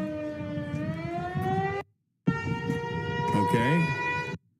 Never mind. The tsunami advisory is canceled. Some areas may see small sea level changes from Kennedy entrance to Unimac Pass. That was quick. Downgraded to tsunami advisory. Well, we did it. We did it. I saved Alaska. Probably better safe than sorry. I wouldn't stay. But, to each their own, I guess. The NWS has been on a hot streak of saving people from water-related extreme weather as of late. Not really. Yeah. We will be talking about Zohran Mamdani in a second. Hold on. There's a couple things that I want to... Let's talk. There's a couple things related to Epstein that I want to finish off. Look, Charlie is just polishing this shit off. You know what I mean? Two establishment Dem Titans going at it. I know we got Harry Sasson. Don't worry. We got Harry Sasson, Biden scandal, Gen Z Democrats. Do not worry. We'll be covering that, obviously. I already covered this. The DOJ has fired the Jeffrey Epstein prosecutor. I already mentioned that. Mike Flynn put out an open letter to the Trump administration, QAnon's very own. I'm going to skip that. But here, an unlikely ally has joined the battle. Let's take a look. And now this administration is kind of looking like more of what you oppose, that they're covering for the powerful. Now, by the way, I don't believe that that's what this administration is doing. Certainly not to cover for Trump. Those pictures online of him with Epstein and the young girl and the hand, it's fake. I can't show you the picture, and I shouldn't show it to you because it's just going to keep the fakery going. He knew Epstein. He liked Epstein. He partied with Epstein. But he also knew that he was a creep, and he took some private action against him. And I've never seen proof that ties Trump to any of the ugly, disgusting, illegal, and lascivious behavior that Epstein loved. Dude, it's really funny. Now that his brother got shafted by the voting base of the Democratic Party in the primaries for New York mayor, he's just lost his mind. He already had lost his mind. He already lost his career, hitching his wagon to his brother. Now he's stuck on News Nation. And now he's just like trying to reinvent himself. It's awesome. It's great. So I actually find Trump's position on Epstein to be pretty reasonable for him. Hassan Reaction is one of the best ones in the React channel.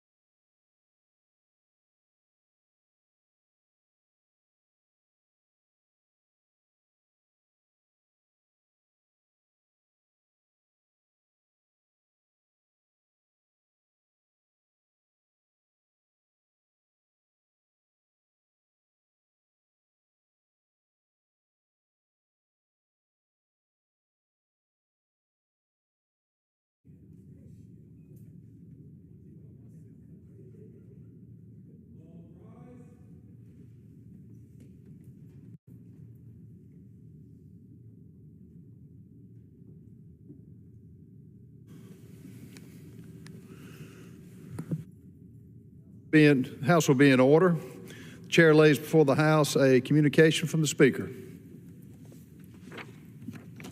The Speaker's Rooms, Washington, D.C., June 12, 2025. I hereby appoint the Honorable Ralph Norman to act as Speaker pro tempore on this day. Signed, Mike Johnson, Speaker of the House of Representatives. Pursuant to the order of the House of January 3rd, 2025, the chair will now recognize members from lists submitted by the majority and the minority leaders for the morning hour debate. The chair will alternate recognition between the parties with time equally allocated between the parties, and each member other than the majority and minority leaders and the minority whip are limited to 5 minutes. But in no event shall the debate continue beyond 11:50 a.m. The chair now recognizes the woman from Alabama, Ms. Sewell, for 5 minutes. Mr. Speaker, I rise today to acknowledge June 19th as Juneteenth. On June 19th, this nation will recognize a Juneteenth with a federal holiday. We will gather in the spirit of remembrance, resilience, and recommitment to celebrate a day of delayed liberation, but not undeniable triumph. On June 19th, 1865, more than 2 years after President Lincoln signed the Emancipation Proclamation, Union soldiers arrived in Galveston, Texas, with the news that the last enslaved Black Americans were finally free. Freedom did not come easily. It came slowly, unevenly, and at a painful cost, but it came. And with it, generations of Black Americans began the long, unfinished journey towards full equality. Through Reconstruction, through Jim Crow, through the Civil Rights Movement, the Voting Rights Movement, and even now in our time. Juneteenth is not just about history, it's about truth-telling. It is a reminder that freedom delayed is freedom fought for, and that liberation means more than the breaking of physical chains. It demands justice in our laws, equity in our institutions, dignity in our labor, and respect in our schools, our neighborhoods, and in our nation. My district, Alabama's 7th Congressional District, will honor Juneteenth with a host of activities. The NAACP in Tuscaloosa will kick it off with a parade on Saturday and a luncheon on Thursday. And in Birmingham, we will have a variety of events, including a unity breakfast on Friday, hosted by DA Danny Carr and the League of Gentlemen. We will also welcome Major League Baseball back to Birmingham, Alabama for the 2nd consecutive year. On June 19th, 2025, Major League Baseball will return to the Magic City for the 2025 East-West Classic game at Rickwood Field. The game will pay tribute to the Negro League and honor Birmingham's important contributions to baseball history. This year, we will also celebrate the ribbon cutting of the newly refurbished Willie Mays Park in Fairfield, Alabama. Thanks to the generosity of the Major League Baseball and the extraordinary efforts of State Senator Marika Coleman and numerous community partners, the Willie Mays Park will undergo major improvements and will now serve generations of aspiring young baseball players in Jefferson County. I ask my colleagues to join me in recognizing Major League Baseball for their continued investment in Alabama's 7th Congressional District. We look forward to welcoming them back to the Magic City. And of course, we know how important baseball has been, not only to the African-American community, but to the American community writ large. We're excited to welcome Major League Baseball back to Birmingham, Alabama.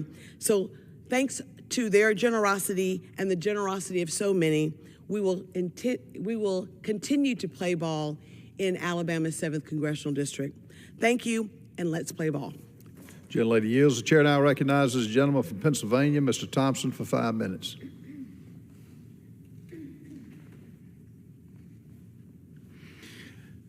Mr. Speaker, happy National Dairy Month. I rise today in recognition of this occasion of National Dairy Month and to honor the hardworking men and women of America's dairy industry, especially those in my home state of Pennsylvania.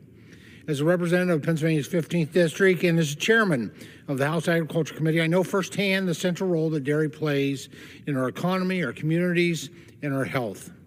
Pennsylvania is an incredible dairy state with more than 6,200 dairy farms. We rank second in the nation in the number of dairy operations and 8th in milk production.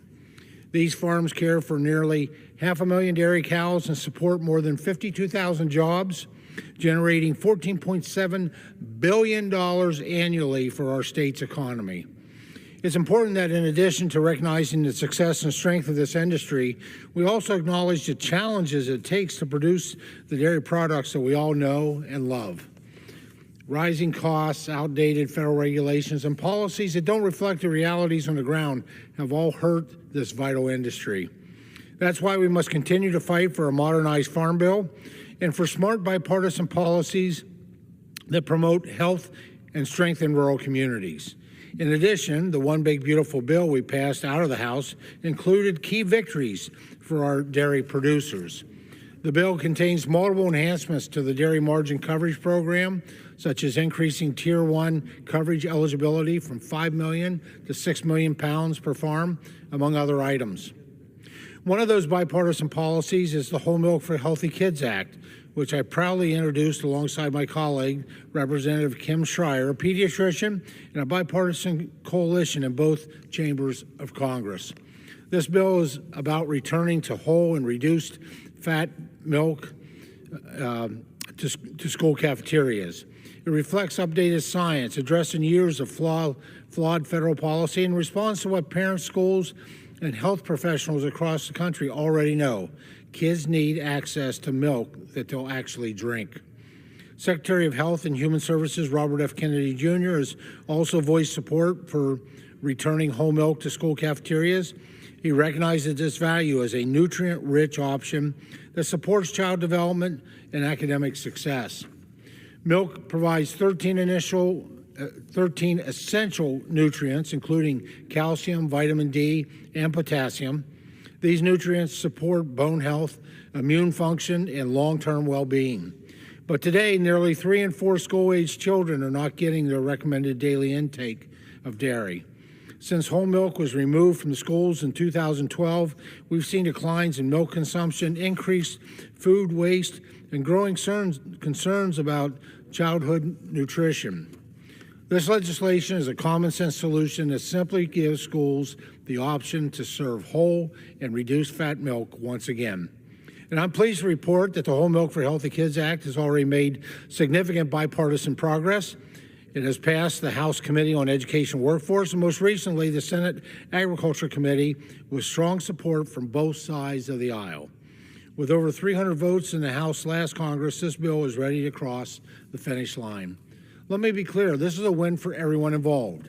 It supports our children's health and gives a boost to our nation's dairy farmers who work hard every day to provide safe, nutritious products. Mr. Speaker, National Dairy Month is not just a moment of recognition. It's a call to action to stand with rural America, invest in the next generation, and ensure our food policies are rooted in science and not bureaucracy. Let's finish the work we've started. Let's pass the Whole Milk for Healthy Kids Act. Let's deliver for our farmers, and let's keep making American agriculture stronger, healthier, and yes, great once again. Thank you, Mr. Speaker, and I yield back the balance of my time. The chair now recognizes a gentlewoman from the Virgin Islands, Ms. Plaskett, for 5 minutes. Thank you, Mr. Speaker. I rise today in recognition of Caribbean American Heritage Month, a time to celebrate the profound contributions of Caribbean Americans to our nation's fabric. From our kitchens come flavors that have influenced American cuisine. Our music echoes across the mainland, starting with Caribbean American children in the late 70s in the Bronx that founded and became hip hop and rap music. Our entrepreneurs have built businesses, educators have shaped mind, our artists have colored the American cultural landscape. Our military and revolutionary mindsets have given the Americans the Haitian troops during the Revolutionary War, Denmark Vesey during slavery, Sidney Poitier and Harry Belafonte during the Civil Rights Movement, and Colin Powell for his shock and awe. We've produced judges, athletes, public servants who carry forward the Caribbean values of hard work, family, and community. During this Heritage Month, we honor not just Caribbean Americans, but the enduring spirit of a people who transform challenge into opportunities, who preserve culture while embracing innovation, and who continue to strengthen America's promise of diversity and inclusion. I yield back. Mr. Speaker, I rise today to address a critical healthcare crisis facing the Virgin Islands. The proposed budget cuts threaten to devastate our already fragile rural hospital system, putting thousands of lives at risk. The Virgin Islands' remote geography make our rural hospitals literal lifelines. When someone suffers a heart attack on St. John or faces a medical emergency on St. Croix, these facilities aren't just convenient options, they're the difference between life and death. Unlike mainland rural communities that might drive 2 hours to reach alternative care, our residents face ocean crossings and weather-dependent transportation. These proposed cuts would force closure of essential services. We're talking about dialysis centers, maternal health services, trauma care that cannot simply be replaced by telemedicine or helicopter transport. I urge my colleagues to remember that healthcare equity means ensuring that the zip code, or in our case, which island you call home, doesn't determine whether you live or die. The Virgin Islands cannot afford to lose these vital healthcare anchors. I yield back. And Mr. Speaker, I rise today to honor the women's veterans. Thank you. Mr. Speaker, I rise today to honor the women veterans of the United States Virgin Islands on this Women's Veterans Day. From the date that President Truman signed the Women's Armed Service Integration Act into law in 1948, Virgin Islands women have answered our nation's call to service with unwavering dedication and courage. These remarkable women have served in every branch of our military.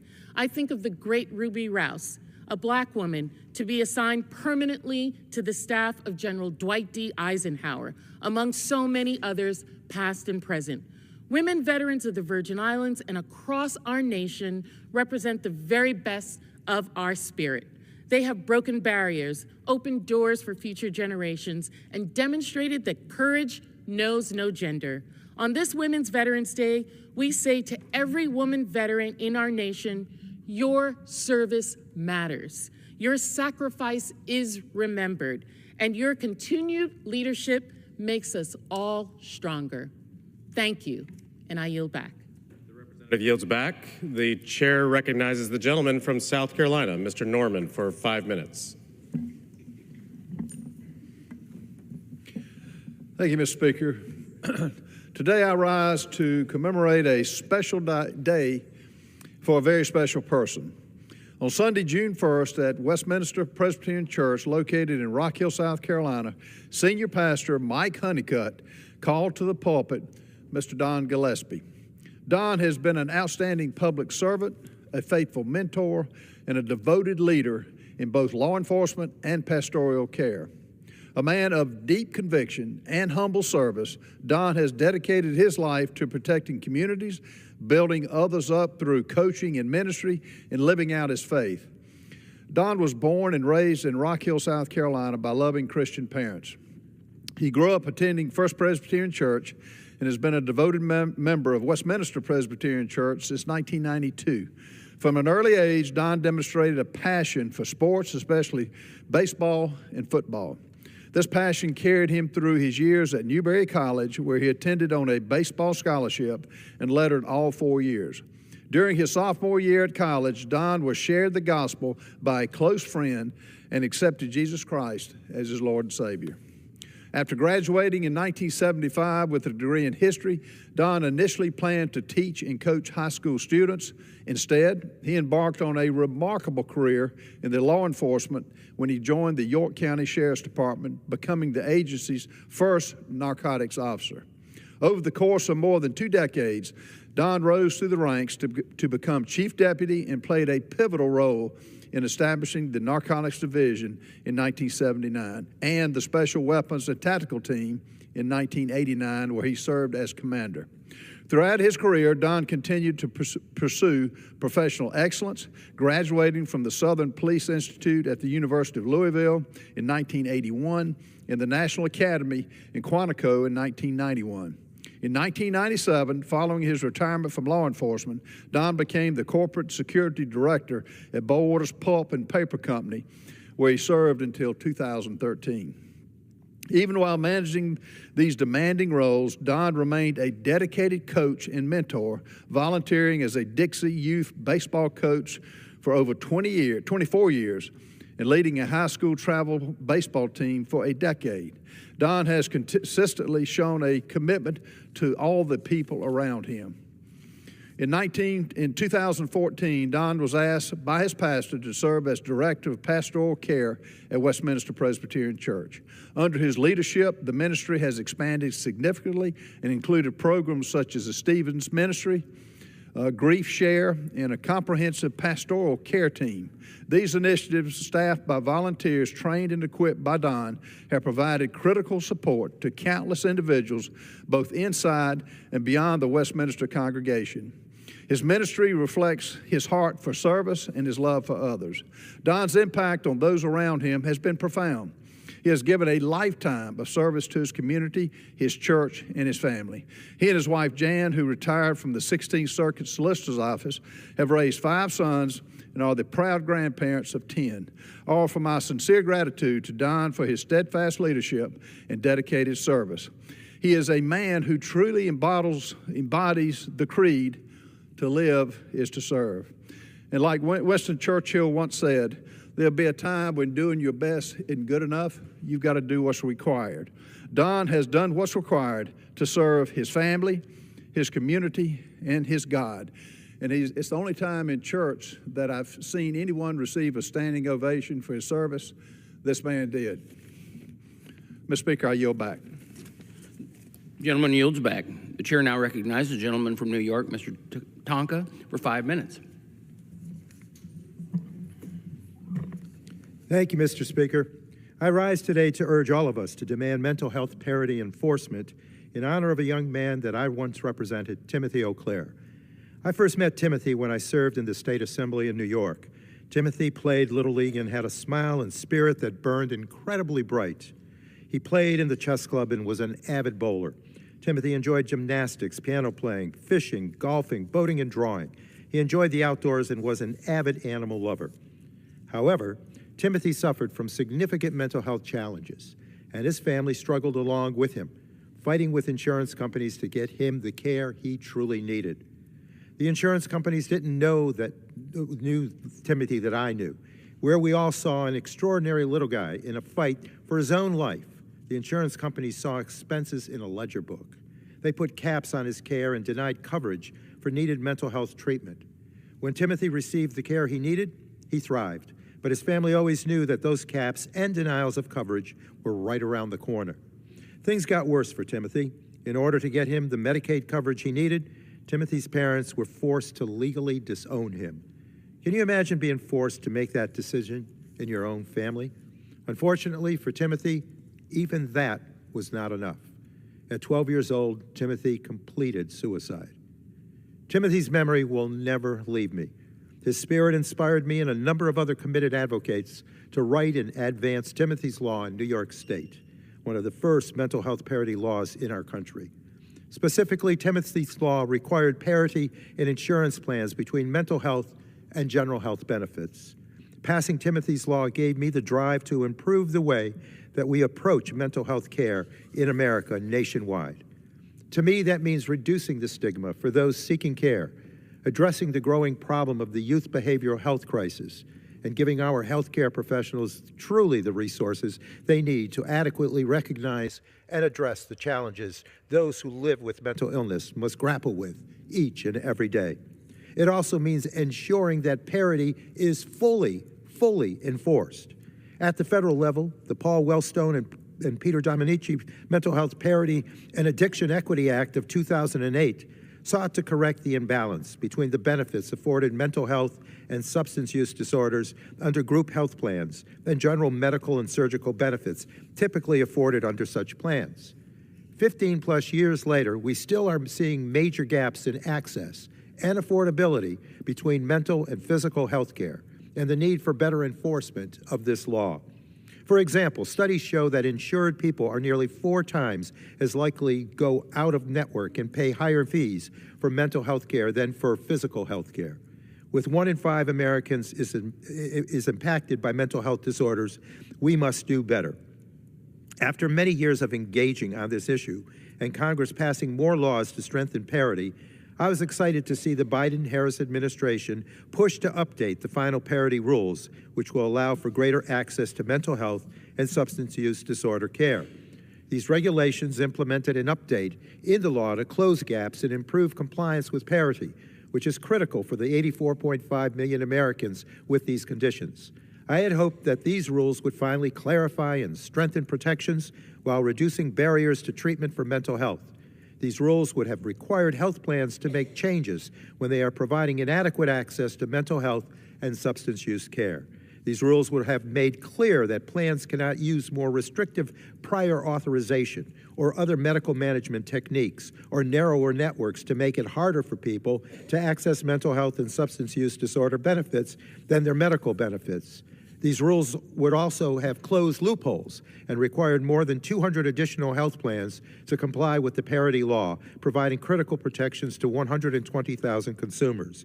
However, in response to a recent lawsuit, the Trump administration released an announcement that it no longer plans to enforce the 2024 regulations to protect individuals with mental health conditions and substance use disorders from discrimination in health insurance.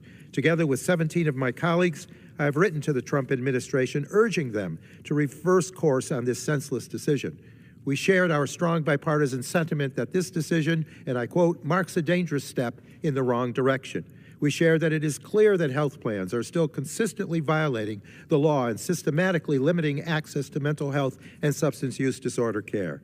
Rather than pausing enforcement or reconsidering the regulations, now is the time to strengthen enforcement and meaningfully provide and protect our constituents from discrimination and improve access to care. There are so many more like Timothy out there right now, suffering and in very real danger of losing access to life-saving treatment. Instead of denying them that care, let's support the enforcement of our mental health and addiction parity laws.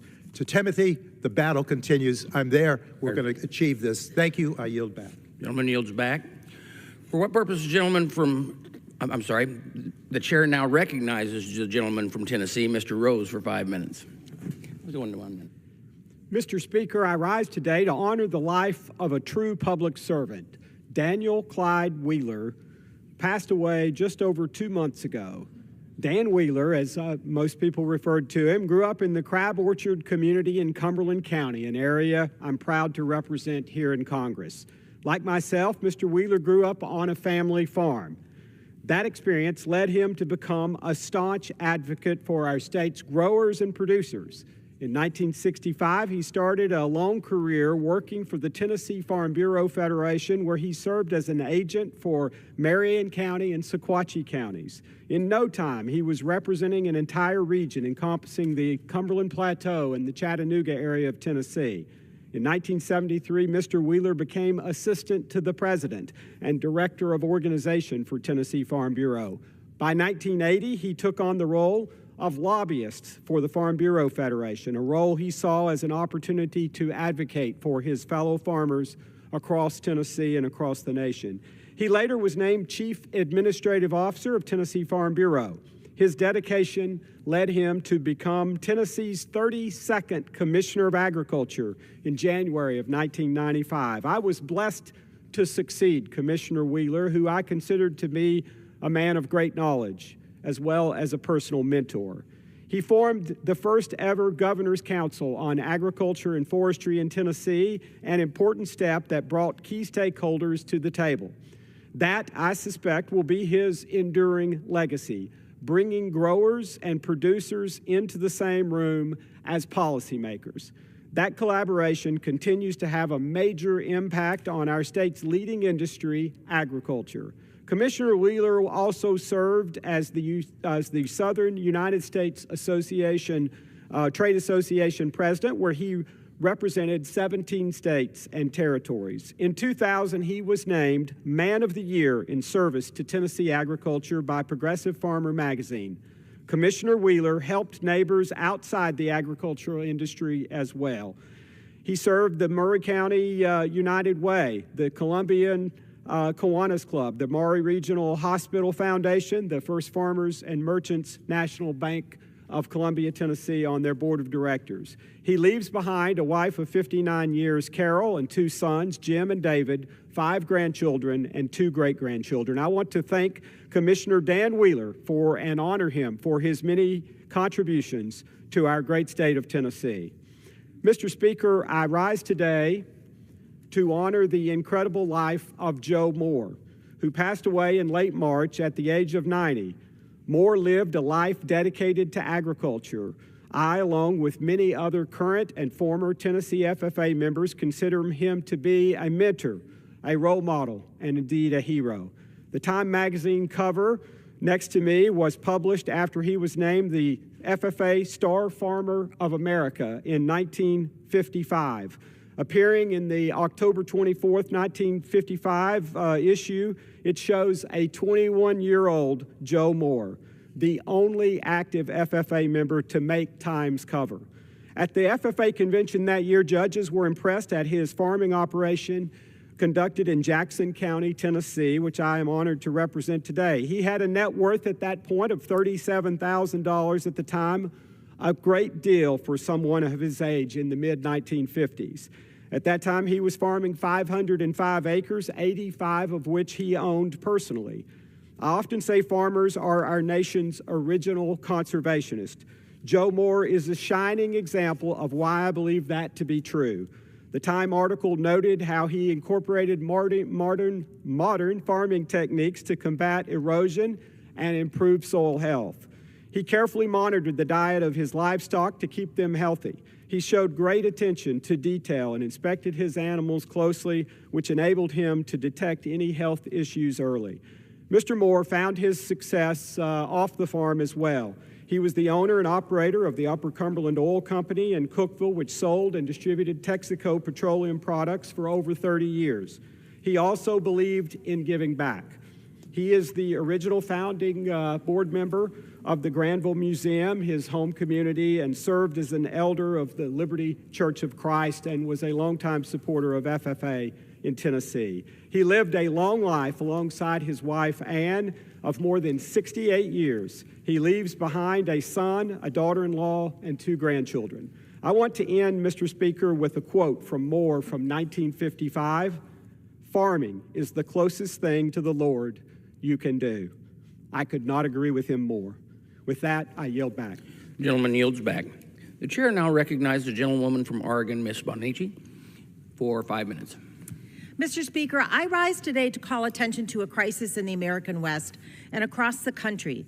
Extreme wildfires now ravage my home state of Oregon every summer, and the threat is growing. I'm here today to speak out against cuts to programs that support wildland firefighters and their frontline crews. For years now, American families in the Pacific Northwest have lived on the edge, wondering if this will be the year they're forced to flee their homes at night with only their children, their pets, and whatever few mementos they can frantically grab in the moments after the evacuation alert. I've spoken with Oregonians who lost everything in the blink of an eye: homes, family heirlooms, beloved pets, and tragically family members. I've spoken with people who demonstrate extraordinary bravery and step into the line of duty as wildland firefighters, sacrificing their safety, protect their neighbors and their communities. The 2020 Labor Day fires were the most destructive in our state's history.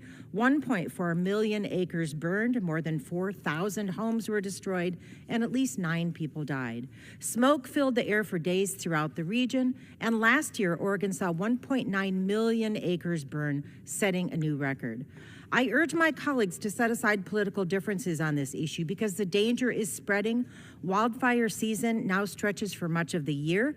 That threat has reached states that never expected to see megafires. From the scorched hills of Hawaii to smoke-filled skies in New York, this is no longer just a Western problem, it's a national emergency. Colleagues, please listen to the American West when we say this is a crisis that will kill thousands more until we act. So let's work together on real solutions, like investing in wildfire preparedness and providing better pay and benefits for wildland firefighters. The administration's current plan of slashing volunteer wildfire crews is a disingenuous attempt to cut costs. It's short-sighted and will cause more loss of property and lives. I stand ready to work with anyone who's willing to take this threat seriously. Thank you. Mr. Speaker, I rise today to speak out against the weaponization of our federal government and the Trump administration's actions to distort agency missions and cancel valuable grant programs. In March and again in April, I wrote to the U.S. Citizenship and Immigration Services, USCIS, at the Department of Homeland Security regarding a decision they made to abruptly cut funding for the Citizenship and Assimilation Grant Program. The Immigration and Nationality Act established USCIS to administer immigration benefits and citizenship programs. USCIS oversees lawful immigration to the United States and provides services including determining eligibility for citizenship, verifying employment eligibility, administering humanitarian programs, and promoting instruction and training on citizenship rights and responsibilities. As I wrote in my letter to the USCIS, the Citizenship and Assimilation Program furthers this mission by providing grant funding to organizations that support eligible, lawful, permanent residents with the U.S. citizenship application process, civics instruction, and other services to help prepare for naturalization. And if you haven't been to a naturalization service and ceremony, I encourage everyone to do this. These are the type of people we want to be U.S. citizens. In response to my letter, the USCIS Acting Deputy Director, Kika Scott, tried to justify the decision to cancel this program by stating it no longer effectuates agency priorities. That's unacceptable and a frustrating explanation. First, we frequently hear from our colleagues across the aisle who say people need to come here legally. As I said, this is a program that helps eligible, legal, permanent residents with the U.S. citizenship process. Second, Congress already appropriated this funding, so it's illegal and unconstitutional for the administration to block the grant funding just because the president doesn't like immigrants and is doing everything in his power to vilify them. The United States was built by people who came to this country to seek a better life for themselves and their families. This thoughtless decision is an abuse of power and just one more example of how the Trump administration is scapegoating immigrants. So today, during Immigrant Heritage Month, I'm once again calling on USCIS to reinstate the remainder of the canceled grant awards that help refugees and other aspiring Americans who come to the United States through legal pathways to assimilate and contribute positively to our vibrant communities and to the economy. Thank you, and I yield back. Members are reminded to refrain from engaging in the personalities towards the president. The chair now recognizes the gentleman from Indiana, Mr. Stutzman, for 5 minutes. Thank you, Mr. Speaker. It's no secret Congress has a spending problem. We continue to spend taxpayer funds despite our $36 trillion of debt. This level of debt is massive, equaling over $323,000 per taxpayer when split up among the taxpayers of this country. If that wasn't bad enough, when we look at this spending, billions of taxpayer dollars are wasted on frivolous efforts to support programs that have no benefit to taxpayers themselves. I was excited to see President Trump taking an unprecedented approach to curb excessive spending by our federal agencies by establishing the Department of Government Efficiency. Since established, DOGE has illuminated the billions of dollars being drained on pointless projects that do nothing to help the American people. For example, DOGE has exposed million-dollar contracts, including $3 million to support Sesame Street in Iraq, $6 million for net zero cities in Mexico, and funding for U.S. aid programs are also frequently going to NGOs who work to promote their liberal agenda in the most conservative parts of the world. Just imagine $1 million going to one of our cities in our congressional district and the impact that it could have there. It's a disgrace that Americans' hard-earned tax dollars are being used to support these programs and organizations under the guise of necessary foreign aid. In addition to this, Congress continues to prop up the Corporation for Public Broadcasting to promote public media stations like PBS and NPR. Taxpayer dollars should not be used to promote a narrative that demonizes one side of the aisle or another. Yet, that is exactly what these media stations continue to do. NPR and PBS have continued to have an ideological bias, promoting things like critical race theory and the LGBTQ agenda. From foreign aid to NPR, massive amounts of taxpayer dollars are wasted every day with little to no government oversight. Congress cannot continue to let blank checks go out the door without revisiting the way these funds are used to help the American people. This is why I'm proud to support the rescissions package sent to Congress by President Trump. This package will claw back $9.4 billion of wasteful government spending, including $8.3 billion allocated to dozens of wasteful programs at USAID, and $1.1 billion to prop up the Corporation for Public Broadcasting. This rescissions package is the first step in ensuring taxpayer dollars are used to promote everyday Americans in very real ways. I look forward to passing this first rescission package and look forward to continuing the work of President Trump and the DOJ team to identify and eliminate wasteful government spending. Speaking of spending, outside of wasteful spending on international aid and public media, Congress has another problem contributing to the national debt: emergency spending. Over 1/3 of our current national debt, about $12 trillion, can be attributed to emergency spending. This is an addiction that needs to be remedied. Shockingly, money used on emergency spending is rarely paid back, and most are never used for actual emergencies. For example, emergency spending during the COVID-19 pandemic spent $70 million on tourism marketing campaigns in Puerto Rico, and another $6 million to replace irrigation systems at 2 golf courses.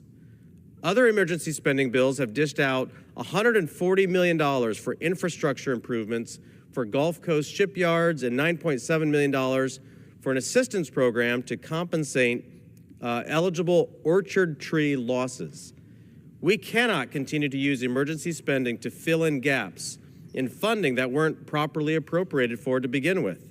This spending not only contributes to the national debt, but furthers a spiral of spending for the next fiscal year. I'm proud to have introduced my bill, the Emergency Spending Accountability Act, to correct this gross misuse of emergency spending. My bill will ensure every taxpayer dollar spent on emergency spending is fully paid back and accounted for over the following 5 years once the bill passes. Additionally, my bill would restore integrity to the term emergency spending by requiring committees to justify why these funds qualify as necessary, sudden, urgent, unforeseen, and are not permanent. These provisions will help to put Congress back on track towards fiscal responsibility and prevent further abuses of this funding mechanism. I'd like to thank all members who support this legislation, and I'm looking forward to seeing its progress through this body. Thank you, Mr. Chairman. I yield back. The gentleman yields back. The chair now recognizes the gentlewoman from Minnesota, Ms. Omar, for 5 minutes.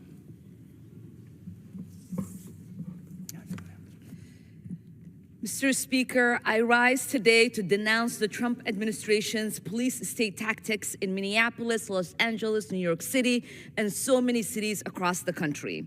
We should speak clearly about what is happening.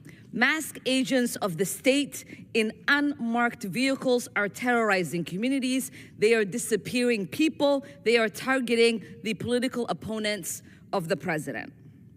They are using militarized force to silence, intimidate, brutalize not just Americans exercising their First Amendment rights, but also members of the press.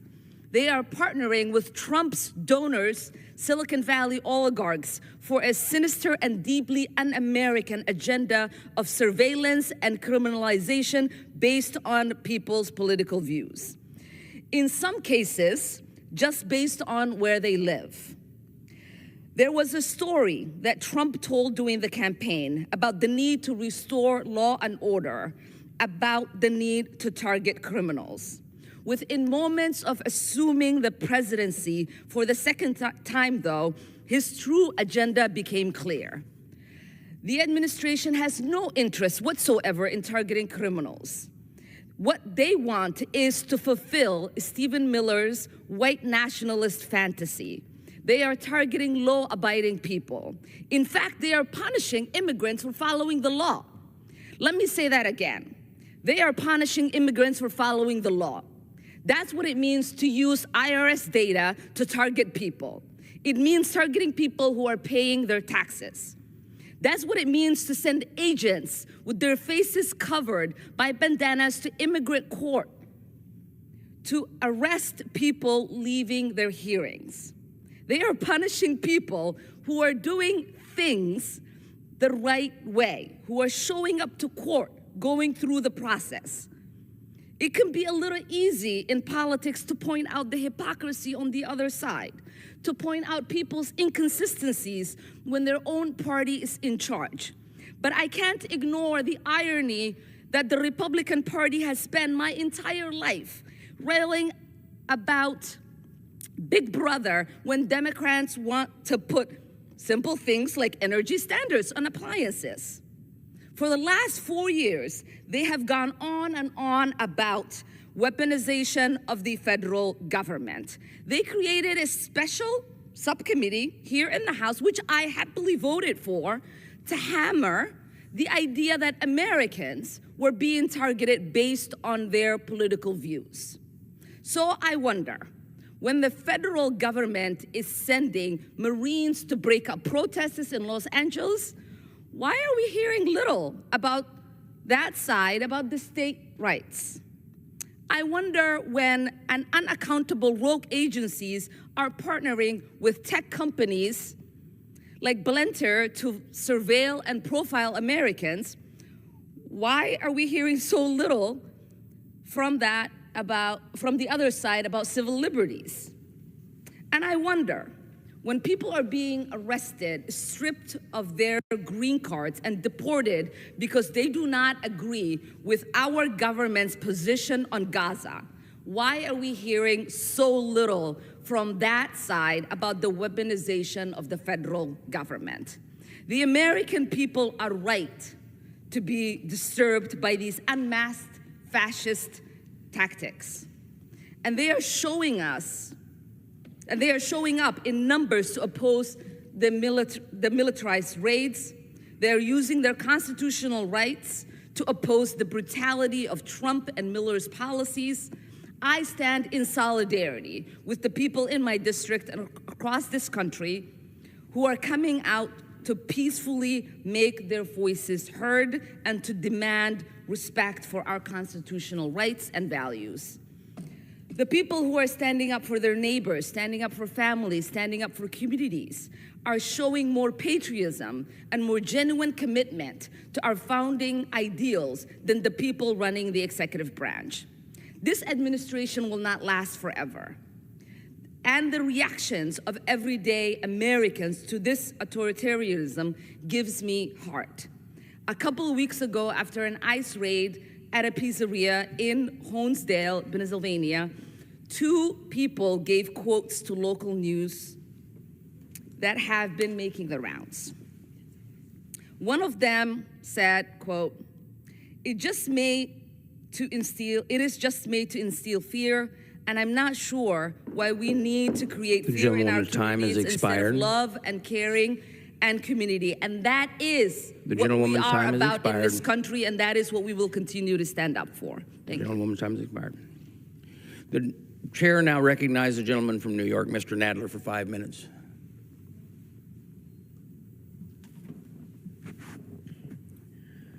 Mr. Speaker, I rise today in support of Israeli security Palestinian freedom, a just, peaceful, and swift end to the war in Gaza, and an eventual viable and negotiated two-state solution. The situation in Gaza today is dire. I want to be clear. The war in Gaza began with Hamas' brutal attack on innocent Israelis on October 7th, the bloodiest day in Jewish history since the Holocaust.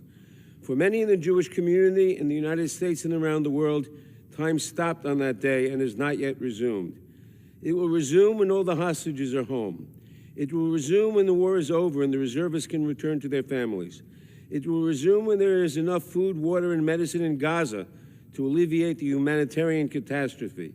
It will resume when families on both sides of the border can sleep peacefully without the constant fear of rockets and bombs falling from the sky. It will resume when there is a lasting, durable, and negotiated ceasefire. And, Mr. Speaker, that day need not be far away. Israel achieved its goal of destroying the military capabilities and existential threat of Hamas months ago. Now, Prime Minister Netanyahu should be proclaiming victory and indicating his readiness to withdraw from Gaza, contingent on the return of all the hostages, both living and dead. He should be signaling his willingness to support an international security force on an interim basis to ensure law and order, and Israel's support for international investment in the training and equipping of an eventual Palestinian security force. He should be supporting confidence-building measures in the West Bank, which empower the Palestinian Authority, contingent on the PA embracing and implementing real reforms. He should not be enacting an annexationist vision while the plague of settler violence runs rampant. The alternative, Mr. Speaker, is a stark and disturbing picture. This week, Tom Friedman wrote in the New York Times that if, quote, Israel goes ahead with Netanyahu's vow to perpetuate this war indefinitely, to try to achieve the far right's fantasy of ridding Gaza of Palestinians and resettling it with Israelis, Jews worldwide better prepare themselves, their children, and their grandchildren for a reality they've never known. To be Jewish in a world with a Jewish state is a pariah state, a source of shame, not of pride. Because one day foreign photographers and reporters will be allowed to go into Gaza unescorted by the Israeli army. And when they do, the full horror of the destruction there will become clear to all. Friedman continued, Mr. Speaker, writing, quote, Israel, instead of being seen by Jews as a safe haven from anti-Semitism, will be seen as a new engine generating it. Sane Israelis will line up to emigrate to Australia and America rather than beckon their fellow Jews to come Israel's way. That dystopian future is not here yet, but if you don't see its outlines gathering, you are deluding yourself. Mr. Friedman is not alone in this analysis. Indeed, Mr. Speaker, former Israeli security officials have been speaking out. Last week, two former Israeli Air Force pilots, Brigadier General Asaf Agmon and Colonel Uri Arad, published a letter in Hebrew in the Israeli newspaper Haaretz. They wrote, quote, as the war in Gaza dragged on, it became clear that it was losing its strategic and security purposes and instead served primarily the political and personal interests of the government. It thus became an unmistakably immoral war and increasingly appeared to be a war of revenge. I agree with these distinguished former officials. It is clear to me that we long ago reached the point where victory is no longer the goal, and the main obstacle to bringing the hostages home and ending the war is the politics of one man, Prime Minister Benjamin Netanyahu. General Agmon and Colonel Arad are not peace activists, Mr. Speaker. They are former top Israeli Air Force pilots and high-ranking officers, and we must heed their calls. They are not alone, Mr. Speaker. Commanders for Israel's Security is a movement of over 550 retired senior officials from Israel's defense, security, and diplomatic services. The commanders, as they are often referred to, recently published a letter urging Jewish diaspora voices to speak out in favor of ending the violence in Gaza. They wrote, accused of weakening Israel or betraying their connection to the Jewish state, they are told that those who live abroad or do not serve in the IDF must keep silent. We categorically reject the notion that Jews in the diaspora must remain silent on matters concerning Israel. To those who fear that public criticism undermines Israel, we say that open, honest dialogue only reinforces our democracy and our security, close quote. This is true for this body too, Mr. Speaker. We all must speak up. If our voices contribute to preventing one more ounce of bloodshed or to the return home of a hostage 1 minute sooner, or gets one more piece of bread into the hands of a starving Gazan, or helps redeem the moral position of the State of Israel, our words are worth it. Jewish tradition teaches in Mishnah Sanhedrin that saving one life is like saving the whole world. I hope that we can come together to heed the voices that are speaking out at this moment, and that together work to save as many worlds as we can. Thank you. Yields back. The chair now recognizes the gentleman from Massachusetts, Mr. Neal, for 5 minutes. Ask for Bruce to address the House.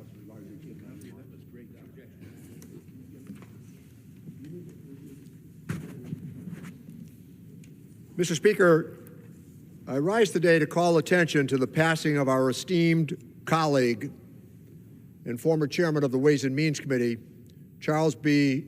Charlie Rangel. Mr. Rangel served in this House of Representatives for 46 years. Talented, hilarious to talk to in private and public moments, and an individual who time and again offered broad influence to important legislation that passed through this House and eventually became law, including the Affordable Care Act, while he was chairman of the committee. He was one of the longest-serving members of Congress, but he was also a legislative titan in the sense that 40 bills or resolutions that became law were part of his rich legacy. He was a friend, ally, and acolyte of the late Speaker Thomas P. Tip O'Neill. He was also a dedicated member of the American military and, in fact, was wounded at the Yalu River during the Korean conflict. His story is that of millions of Americans who, against extraordinary odds, succeeded. Educated from by a family from Springfield, Massachusetts, the Putnams, he made his way through NYU and St. John's Law School and became a former assistant district attorney, as well as a member of this House and an assemblyman. He defeated Adam Clayton Powell in a very big upset, and 46 years later, he retired from this institution. Amongst the most pleasant memories I have of Mr. Rangel as a friend, a mentor, and in fact, a great friend to me, as I stayed in touch with him many years after he had decided to retire, was his strong sense of independence. I think for a young man growing up in the 30s and 40s in Harlem, there must have been many serious challenges. But he always finished his sentences after a legislative task had been accomplished by saying and referencing this great country of ours. After the Yalu River, he wrote a very important book. I've never had a bad day since. The humor was clear to all of us as it was delivered with that raspy voice time and again. I know in reference to me, it was always Richard, and we knew what he meant. One of my last get-togethers with Chairman Rangel was in New York City. I was reminded of that sense of independence as we had a seminar that was conducted by the Democrats on the Ways and Means Committee, and I called to make sure that this former alum would attend. I asked if we could do anything with providing him with transportation, and he said no. In his early 90s, he would make his way there to the restaurant on his own. At the end of the night, knowing that he clearly had lost a step in terms of some of that independence, as he tried to navigate the staircase going up, I said, "Charlie, can I help you with the staircase?" And he said, "No, you can't." That was the Charlie Rangel we knew. It wasn't insolence, it was that sense of independence that he always maintained and kept. I can't tell you how many nights in the Ways and Means Committee when Mr. Rangel would hold forth about the stories of people he had met along the way, rather always colorful and ending with a laugh. But those very people are part of the strong personalities that make up the institution of the House of Representatives, and he certainly was one of them. He came from a time very different than the one that we find ourselves in now. Nothing to do with performative politics, certainly nothing to do with social media, and he found a little bit of comfort in taking on his most severe critics on cable TV. He was one of those members of Congress who would accept an invitation from people who had been harshly critical of him to define his positions. Charlie Rangel was one of those guys that changed this institution for the better and forever. I still will recall those discussions he had as we related conversations to the Chinese government, to his own upward mobility, to the legislation that he paved the way for. Always, Charlie Rangel cared about the people in Harlem, but always Charlie Rangel cared about the American people and the United States of America as well. He redefined what was possible. He shepherded much of the great legislation that we continue to enjoy today in America. But I also want to call attention to those statements that he made, Mr. Speaker, by always finishing with what a great country we live in. I yield back my time. Gentleman yields back. The chair now recognizes the gentleman from Connecticut, Mr. Larson, for 5 minutes. Thank you, Mr. Speaker. I first and foremost want to associate myself with the remarks of Mr. Neal from Massachusetts about our dear friend and colleague, Charlie Rangel. And also, Mr. Speaker, wanted to point out, too, as well, that I believe the representative from Indiana was on the floor talking about how we should go after PBS and NPR. Yeah, you know, Sesame Street and Big Bird are really culprits here, and every American ought to be really concerned about that. You know, we still have something we call free press and free opinions. If you think that they're the kind of organization that they are, I believe on the other night on the floor, they were called communistic as well.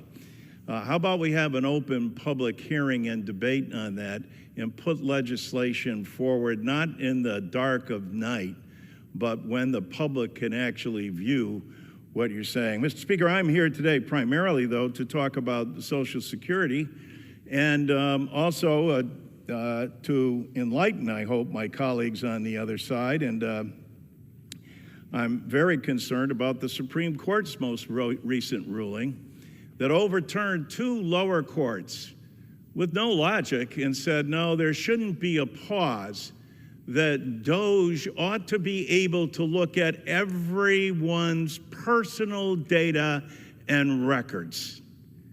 So all Social Security recipients, so all of you Americans out there that are tuned into this, understand what this is about. This is about DOJ having access to the more than 70 million Social Security recipients and everybody who in fact is on Social Security, which will include basically the whole nation. Why they need this data, they don't make clear. But then again, they've never been vetted. They've never had to go through a Senate process. They're a special group status that has no responsibility or accountability and have been given unfettered access to everyone's personal data and information. I would hope that one Republican, and perhaps you, Mr. Speaker, will stand up and speak out against this outrage. For as you know, how important Social Security is to your district and how many recipients that you have and how much money comes into your district on a monthly basis. And imagine, that hasn't been altered in over 54 years because this body hasn't taken action. But now Elon Musk and Trump, they'll get over the dispute they had, because what their focus is on is privatizing Social Security and going after the $2.7 trillion of the people's money that's in trust, because their goal is to privatize Social Security by both dismantling it from within, laying off people, cutting phone service, closing regional offices, suspending more than 7,000 workers under the guise of we're after fraud and abuse. They're about to take and use something that could be a very constructive tool in AI. But no, they're going to be using that tool to go after the people's data and information and the $2.7 trillion in the trust fund. Will anyone on the other side of the aisle join Representative Neal and Jeffries in putting forward a bill that says, join our bill that stops DOJ from looking at people's and taking people's personal data and information? They have no accountability. The only accountability over Social Security is the United States Congress. And if the Republicans remain silent and let this happen, shame on you for letting this happen. There is no way that America should be subject to a person who hasn't been verified, people who are going in and looking at their personal data and information. I think it's disgusting what's going on, and there ought to be hearings, and most importantly, there ought to be a vote. We have a plan. We have a plan not to privatize Social Security, but to enhance it for the first time in over 54 years, to lift the 5 million people that get below poverty level checks. The gentleman's time has expired. Thank you, Mr. Speaker. The chair now recognizes the gentlewoman from Michigan, Ms. Tlaib, for 5 minutes. Mr. Speaker, it is outrageous and shameful that the president sent in the military to brutalize protesters in Los Angeles. The right to dissent in our country is an American value. This is just evidence that our country is falling into fascism. It is an abuse of power and a dangerous escalation that will only destabilize our communities and hurt protesters. I stand with those defending our immigrant neighbors and our fundamental rights. Nothing justifies it, nothing. And spending $134 million of our tax dollars to send in troops to attack fellow Americans. Immigrant communities have been telling us for years, Mr. Speaker, they've been warning us for years about ICE being rogue, violating their rights. It is outrageous. And now people are now seeing it for themselves and understanding why we say abolish ICE, which was created in 2003. So I agree with them. I agree that abolishing ICE is protecting our communities and our neighbors. It has caused so much needless harm since their creation in 2003. This month, Mr. Speaker, a high school senior in my district, Mikel Bogoya Dorante, a high school student, he was 3.5 credits shy of graduating from Western International High School. He was on a field trip with his classmates, and local police profiled him. Yes, they did. Oh, he can't speak English. Let's call immigration. He spoke English just fine. That set the motion in separating him from his mother, his school community, and ripping his chance to be able to graduate with his classmates. ICE cruelty is evident because they sent him to Louisiana. He had paperwork on file. He was trying to do the right thing. He was just a kid. The cruelty is disgusting, and the Trump administration is desperately trying to label kids like Michael as a criminal. We must reject this rhetoric and policies that pit our immigrant communities against each other, tear families apart, and put our neighbors in harm's way. Again, Mr. Speaker, it is important to understand the cruelty and how we need to make sure that, again, we protect our communities. Juneteenth marks the official end of slavery in the United States of America, and this day remains deeply meaningful to many of our families in the Michigan 12th Congressional District. The most beautiful, blackest city is in the 12th, the city of Detroit. It's a celebration of freedom, Black resilience, and ongoing fight for justice for all. In our community, we remember and honor generations of Black Americans who fought for liberation. As we speak right now, Republican extremists across our country are attempting to erase Black history right before our eyes. We stand with residents in Detroit and throughout the country who refuse to let Black history be erased. We are committed to uplifting their stories and carrying on the movement for true equity and dignity for all. Detroit's legacy, its culture, its leadership, its resistance are a living testament to Black brilliance and preservation. But we also recognize the freedom was never fully granted. The abolishing slavery contained clause in the 13th Amendment that still allows, and Americans need to know this, in the 13th Amendment allows slavery to still exist as a, quote, punishment for crime. That loophole to this day has fueled mass incarceration, economic exploitation, and generational harm, especially for Black Americans. That's why I support the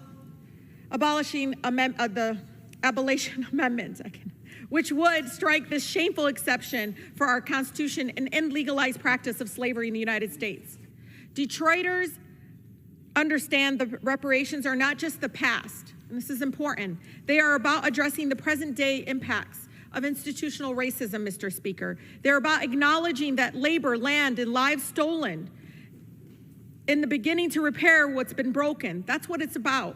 We must give our Black neighbors the reparations that they were promised. This Juneteenth, I ask you all in this chamber in honoring Black neighbors by fighting for what's long overdue: reparations, Black maternal health equity, investments in HBCUs, and real protections for voting rights. Mr. Speaker, I want to recognize Caribbean American, okay, I knew it. Gentlewoman's time has expired. Gentlewoman yields back. Pursuant to Clause 12A of Rule 1, the Chair declares the House in recess until noon today.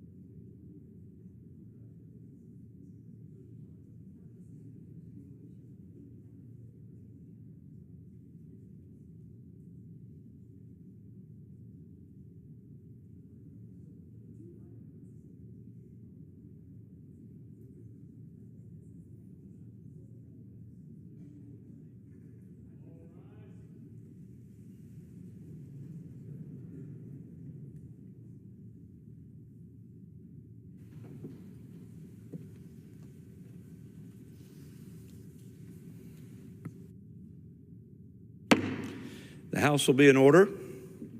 The prayer will be offered by the guest chaplain, Reverend Paul Shaughnessy, St. Cecilia Church, Leominster, Massachusetts. Let us pray.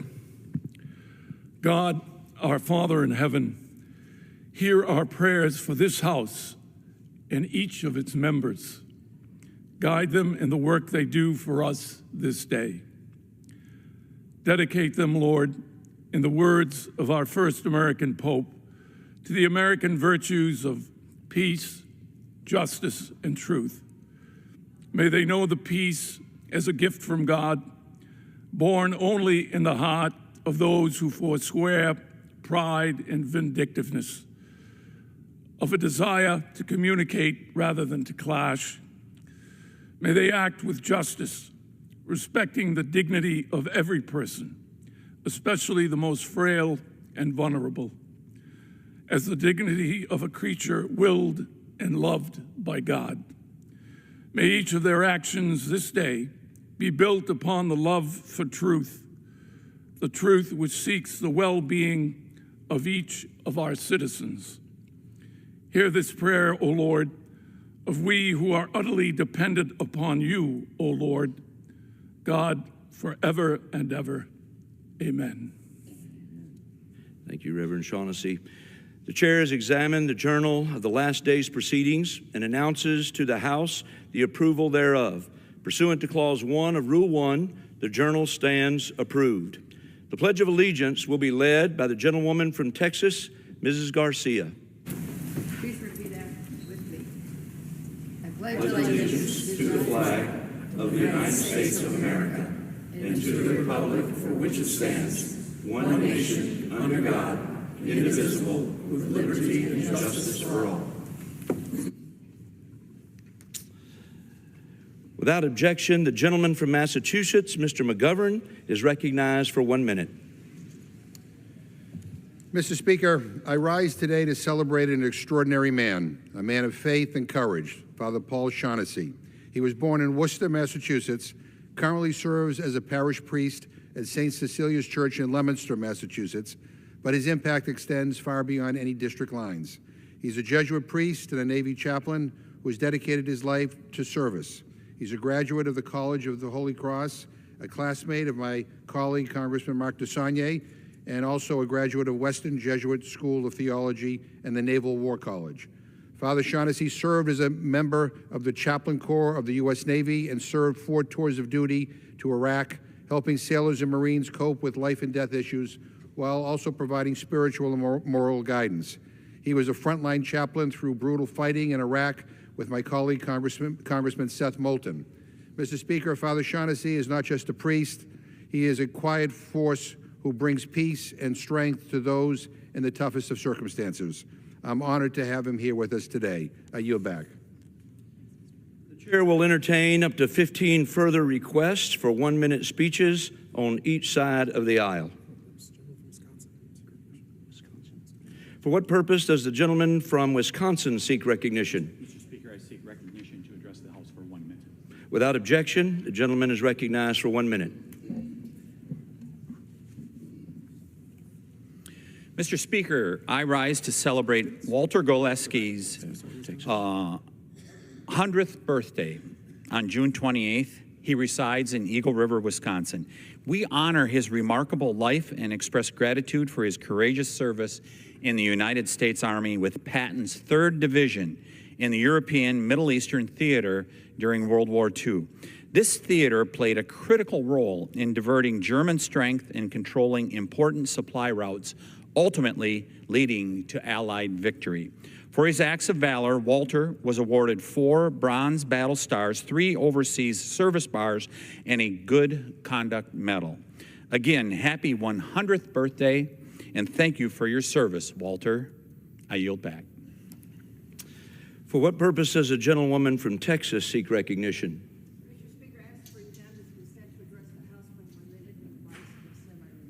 Without objection, the gentlewoman is recognized for 1 minute. Thank you,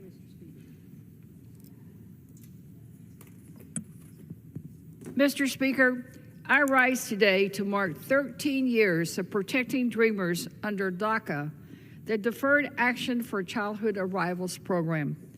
Dreamers were brought to this country as children. On average, they were just 6 years old. This is the only home they've ever known, and they're here. They chose to dream. They became doctors, lawyers, engineers, because that's what Americans do. Dreamers are, in their heart, mind, and soul, American. And above all, they are children of God, and God commanded us to help them. But for 13 years, Congress has failed to deliver on a permanent solution. But we can change that. My Dream and Promise Act has gotten over 200 sponsors and should be ready for a vote. It would finally give dreamers the protection they deserve. So to those who choose cruelty over courage, let me say this. No matter how many bans or rollbacks you throw at us, we're not going anywhere. We're here for the fight, and we'll make sure that this bill gets done. Happy anniversary, Dreamers. For what purpose does the gentleman from Pennsylvania seek recognition? Mr. Speaker, I request unanimous consent to address the House for 1 minute and revise and extend my remarks. Without objection, the gentleman is recognized for 1 minute. Mr. Speaker, I rise today ahead of June 14th to celebrate an extraordinary milestone, the United States Army's 250th birthday. Every year, just a few weeks after Memorial Day, our country celebrates our Army's birthday. This marks the anniversary in 1775, when the Continental Congress authorized the establishment of the Continental Army to defend the 13 American colonies. It was the beginning of a force that would go on to secure our freedom, shape our nation's history, and stand as a pillar of strength in times of war and peace. As the oldest and largest branch of our armed forces, the U.S. Army has played a central role in defending our nation, upholding our values, and advancing peace around the globe. For 250 years, generations of soldiers have answered the call of duty, using the Army's values: loyalty, duty, respect, selfless service, honor, integrity, and personal courage.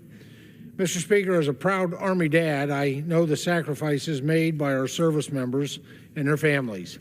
In Congress, I remain committed to supporting legislation that strengthens our national defense and honors the men and women who wear the uniform. Happy 250th birthday to the United States Army. May your legacy of service continue for generations to come. Thank you, Mr. Speaker, and I yield back the balance of my time. For what purpose does the gentleman from California seek recognition? I ask unanimous consent to address the House for 1 minute and revise and extend my remarks. Without objection, the gentleman is recognized for 1 minute. Mr. Speaker, I rise today to recognize Father Paul Shaughnessy and to welcome him as our guest chaplain for today.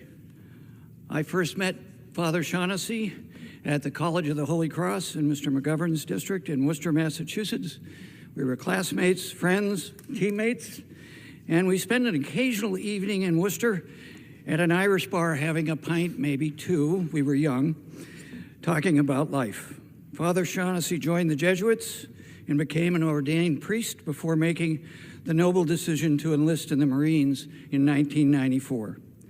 Lieutenant Commander Shaughnessy brought faith and comfort to many soldiers, including a congregation of 32,000 in Iraq. His impact has earned him a number of accolades, such as the Meritorious Service Medals, it's Jesuit education, and Navy and Marine Corps Commendation Medals. Please join me in thanking Father Paul Shaughnessy for his service and for sharing his wisdom and faith with us today. Thank you, Mr. Speaker, and I yield back. For what purpose does the gentleman from Ohio seek recognition? The House for 1 minute to revise and extend my remarks. Without objection, the gentleman is recognized for 1 minute. Thank you, Mr. Speaker. Today I rise to recognize two exceptional young leaders, Angel and Sandra, our outstanding interns from Don Bosco Cristo Rey High School. These students have demonstrated maturity and a sincere desire to serve. Throughout their time in our office, they brought a strong work ethic to everything that they did, from assisting with constituent outreach to supporting our office operations. They showed us that the next generation is not only ready to lead, but also eager to contribute. In a time when public service too often goes undervalued, these young interns, they remind us that civic engagement is alive and well. Their curiosity and commitment give me great hope for the future of our nation. To Angel and Sandra, a sincere thank you for your hard work, your integrity, and your service. You've left a mark here, and I have no doubt you'll go on to do many great things. Thank you, Mr. Speaker, and I yield back. For what purpose does the gentleman from Massachusetts rise to seek recognition? Mr. Speaker, I ask to address the House for 1 minute and to revise or extend my remarks. Without objection, the gentleman is recognized for 1 minute. Mr. Speaker, I honor to recognize my friend, Father Shaughnessy. I was at a Marine reunion this weekend, and we heard remarkable stories of heroism from ordinary Americans who signed up for the Marine Corps, who did heroic things. A lot of stories about Marines and stories about one civilian who was with us in the fight, who, as we were getting hit with incoming rounds, would walk thoughtlessly amongst us to give us comfort. When Marines were getting hit, he didn't seem to care. One Marine told the story of him showing up in a stack of Marines going into a room before the Marine turned around and said, "Father, you probably shouldn't be right here." Father Shaughnessy never met a Marine who didn't respect him, just like he never met an R he could pronounce. Yes, every time he opened his mouth, we knew he was from Worcester, Massachusetts. But what he said with his words inspired courage in all of us. Father Shaughnessy is a friend, he is a leader, and he is an American hero. I yield back. For what purpose does the gentleman from New York seek recognition? To address the House for 1 minute and revise and extend my remarks. Without objection, the gentleman is recognized for 1 minute. Mr. Speaker, I rise today to recognize a major milestone for American manufacturing for New York's southern tier. Alstom, a global leader in smart and sustainable mobility, has opened its new cutting-edge Plant 4 facility in Hornell, New York. This 135,000 square foot expansion brings stainless steel railcar body production back to the United States, strengthening our domestic supply chain and reaffirming Hornell's position as the nation's premier center for passenger train manufacturing. Plant 4 isn't just a facility, it's a symbol of what investment in American industry looks like. It will retain 390 good-paying jobs locally and create 258 new ones for families across my district. These are high-quality, high-tech jobs that provide economic stability and opportunity for the hardworking people of the southern tier. Production will soon begin on 200 multi-level commuter rail cars for Chicago's metro system, proof that what's built in Hornell rolls across the nation. This project is a powerful example of how we strengthen our economy by investing in our communities, empowering our workforce, and leading the way in advanced manufacturing. I commend Alstom for their continued commitment to Hornell and thank the skilled men and women who are driving this legacy forward. Mr. Chairman, I yield back.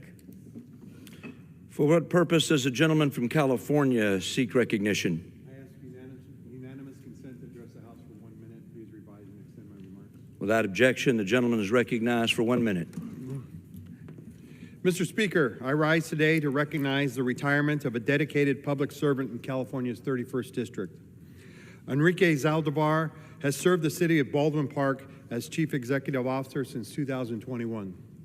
Demonstrating years of leadership and honoring a commitment to serve the nearly 80,000 residents of Baldwin Park, as the city's first Mexican-American Chief Executive Officer, Mr. Zaldivar paved his own path to enhance city operations and make our community a better place. Throughout his tenure, he helped establish the city's Mexican consulate on wheels, oversaw new public safety upgrades, and brought vibrant programming to the community. Mr. Zaldivar is a respected and revered leader. Our community is better because of him. Congratulations, Mr. Zaldivar, on your well-deserved retirement. I yield back. For what purpose does a gentleman from North Carolina seek recognition? To the amazing speaker from North Carolina, I ask for unanimous consent to address the House for 1 minute, revise and extend. Without objection, the gentleman is recognized for 1 minute. Mr. Speaker, I rise to celebrate the historic 2025 graduating class of Martin County High School. The proud Gators made history with their first graduation since the unification of South Creek High School and Riverside High School. The Gators had their first outdoor graduation ever in the swamp. There were hugs, smiles, dancing, chest bumps, and even tears. A touching moment was when Jaden Wiggins' parents accepted his diploma. Only weeks before he was due to graduate, he was tragically killed in a vehicle accident. Yet his memory remains with his classmates. The graduation exercise not only ended with the turning of the tassels, but also an amazing firework demonstration. The spirit of unity was incredible. I congratulate the parents, teachers, education support professionals, administrators, school board, community, and above all, the students. Congratulations, class of 2025. I yield back. The chair lays before the House a communication. The Honorable, the Speaker, House of Representatives, sir. On June 11, 2025, pursuant to Section 3307 of Title 40, United States Code, the Committee on Transportation and Infrastructure met in open session with a quorum present to consider 30 resolutions included in the General Services Administration's capital investment and leasing programs. I have enclosed copies of the resolutions adopted by the Committee on Transportation and Infrastructure on June 11, 2025. Signed sincerely, Sam Graves, Chairman. This will be referred to the Committee on Appropriations. Pursuant to Clause 12A of Rule 1, the Chair declares the House in recess, subject to the call of the Chair.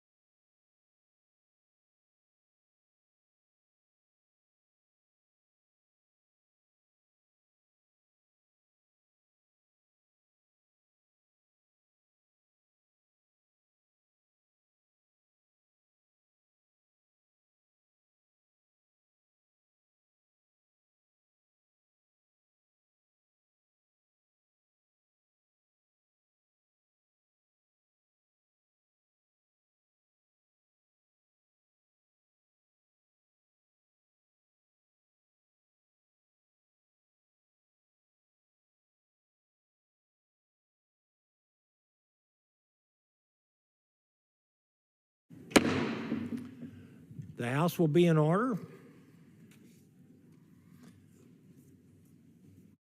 For what purpose does the gentlewoman from Michigan, Ms. McLean, seek recognition? Mr. Speaker, pursuant to House Resolution 499, I call up the bill H.R. 4, the Rescissions Act of 2025, and ask for its immediate consideration. The clerk will report the title of the bill. H.R. 4, a bill to rescind certain budget authority, proposed to be rescinded in special messages transmitted to the Congress by the President on June 3, 2025, in accordance with Section 1012A of the Congressional Budget and Empowerment Control Act of 1974. Pursuant to House Resolution 499, the bill is considered read. The bill shall be debatable for 1 hour, equally divided and controlled by the majority leader and the minority leader or their respective designees. The gentlewoman from Michigan, Mrs. McLean, and the gentlewoman from Connecticut, Mrs. DeLauro, each will control 30 minutes. The chair now recognizes the gentlewoman from Michigan, Mrs. McLean. Mr. Speaker, I request that all members have 5 legislative days to revise and extend their remarks, including extraneous material on the same measure under consideration. No objection. Mr. Speaker, I yield as much time as I may consume. Mr. Speaker, I rise to voice my strong support for H.R. 4, the Rescissions Act of 2025. Last November, the American people sent a clear message to Washington. Stop wasting our tax dollars and get our fiscal house in order. The President and House Republicans heard the American people, and we heard them loud and clear. We're keeping our promises to end the waste, the fraud, and the abuse. This rescission package sends $9.4 billion back to the U.S. Treasury. That's $9.4 billion of savings that taxpayers won't see wasted. It's their money, Mr. Speaker. It's along with our One Big Beautiful Bill Act is the first of many important steps House Republicans are taking to rein in wasteful spending. In 2024, the federal government spent over $1.8 trillion, and that's in just discretionary spending. The rescissions are only addressing 0.5% of that total. Democrats would consider this a rounding error. This administration has spent months combing through our federal budget, line by line, identifying waste, fraud, and abuse. And let me tell you, there is a lot. I think the American people would be hard-pressed, or anyone would be hard-pressed to say that the government runs so efficiently that we can't find any more efficiencies. But don't let the fear-mongering from my colleagues on the other side of the aisle fool you. Those claiming that this rescissions will harm people in other countries, I'm going to say that again, those Democrats saying that these rescissions will harm people in other countries are missing the point. It's about people in our country being put first. It is about putting Americans first. What a concept. Because American citizens support ending the waste, the fraud, and the abuse in places like USAID. A yes vote today will stop wasteful spending on programs like $500,000 for electric buses in Rwanda, $4 million for a bean system research, $67,000 for feeding insect powder to children in Madagascar. Again, okay, $3 million for Iraqi Sesame Street. I mean, Lord knows the Iraqi children need a little big bird in their life, right? It's a good use of $3 million taxpayer monies. I might want to use that $3 million on maybe some homeless vets or something like that. But anyways, how about we take some of that cash back? $4 million for sedentary migrants in Colombia. Seems like an oxymoron, but $2.5 million for teaching young children, get this, how to make environmentally friendly reproductive health decisions. Scratch my head on that one. $833,000 for services for transgender people, sex workers, and their clients and sexual networks in Nepal. Yeah, the list goes on and on. I'm sort of embarrassed to read it. But Americans know the federal government is wasting money. And they're wasting Americans' taxpayer money. And House Republicans are going to stop wasting your tax dollars. It's really simple. Because we're focused on actually putting the American people first. You know, the American people in whom we represent. Not whether the people in Zimbabwe have vegan food to eat, and not electric buses in Rwanda. This is what those on the other side of the aisle want to defend. The waste, the fraud, the abuse. They actually advocate for it. I urge my colleagues to join me in voting yes to end the insanity and actually put Americans first. Let's rescind wasteful spending. It's really simple. Mr. Speaker, I reserve the balance of my time. Gentlewoman reserves. The gentlewoman from Connecticut is recognized. Mr. Speaker, I yield myself 5 minutes. I am opposed to this bill to aid and abet billionaires in stealing from the American people, and which does nothing to help the American people with the cost of living. Since taking office, President Trump and Elon Musk unlawfully have stolen funds appropriated by the Congress, passed by Republicans and Democrats in the House and in the Senate, signed into law by the President, upending the separation of powers and our constitutional order. For what ends?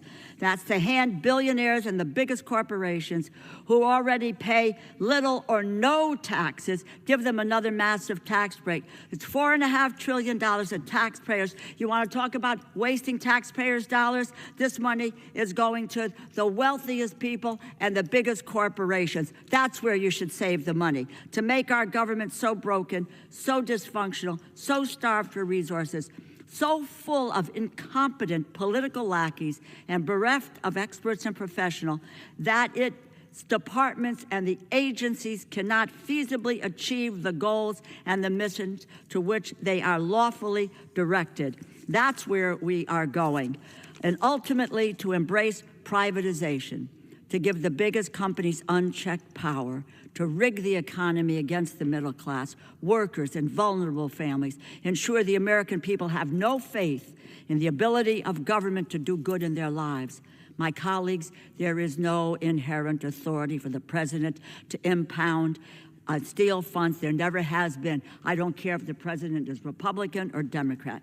The late Justices Scalia and Rehnquist said so. Chief Justice Roberts and Justice Kavanaugh have said so. And by the way, they are no liberal torchbearers.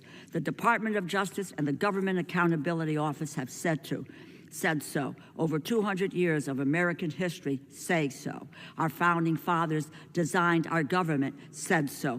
Alexander Hamilton said, and I quote, "But where there is the purse is lodged in one branch and the sword in another, there can be no danger. The power of the purse resides in the United States Congress." This rescissions package dated May 28th, submitted June 3rd, 134 days after the president began unlawfully freezing funding, is an admission by President Trump and Russ Vought that they are breaking the law by impounding $425 billion in appropriated funds across government. They do not care about the consequences for Americans. This is a bill to codify the right of billionaires, to rubber stamp the right of billionaires to steal from rural and vulnerable American communities, children, the global poor, for the sake of handing even more money to billionaires. Congress needs to fight for the middle class, for the working class and the most vulnerable, not to protect the interests of billionaires and big corporations. Members considering voting for this own the reckless cut done by Elon Musk. This is a bill to shut down rural television and radio stations, cutting off coverage of local news, eliminating emergency information like severe weather alerts, jeopardizing access to PBS Kids Children program like Sesame Street. This is a bill to rip life-saving support away from the hungry, displaced, and sick people in developing countries and conflict zones across the globe, to end programs that treat deadly diseases and prevent pandemics. This is a bill to abandon the people of Ukraine while they resist Putin's tyranny. This is a bill to cut $400 million from PEPFAR, a paragon of American leadership, saved 26 million lives, mothers, fathers, sons, daughters. Instead of facing a death sentence, people supported by PEPFAR are raising families, building their communities, helping their communities grow and develop it. This bill puts America last. When we retreat from the world diplomatically and through our assistance to vulnerable people, America will be alone, without allies, in a less stable world, without the support of the international community. And do you know who will come out ahead? China, Russia, Iran. When people in need see bags of food and flour coming that say USA, that shows the power of the United States. That now will be traded for food aid from China. We are here today considering cuts after months of unlawful empowerment stealing that will conceal a Republican reconciliation bill to make the billionaires in America even more rich. Increase the debt by $3 trillion, you increase the debt. You rip health insurance away from at least 16 million Americans. This bill rescinds $9.4 billion, which Congress just appropriated not even 3 months ago. And now the president is asking the Congress to rubber stamp its proposal to steal from the American people without concern for the consequences. This bill does nothing to help the American people with the cost of living. The president said he was going to bring it down on the first day. He's done nothing but made it worse. I strongly urge my colleagues, oppose this bill. It forfeits our global leadership. It undermines national security, steals from the American people to hand more wealth to billionaires. Thank you, and I reserve. Gentlewoman reserves. Thank you, Mr. Speaker. I just want to make sure we're talking about the rescissions. Members are reminded to refrain from engaging in personalities toward the president. Yeah. From Michigan is now recognized. I just want to clarify, we are having a debate on the rescissions package, correct, Mr. Speaker?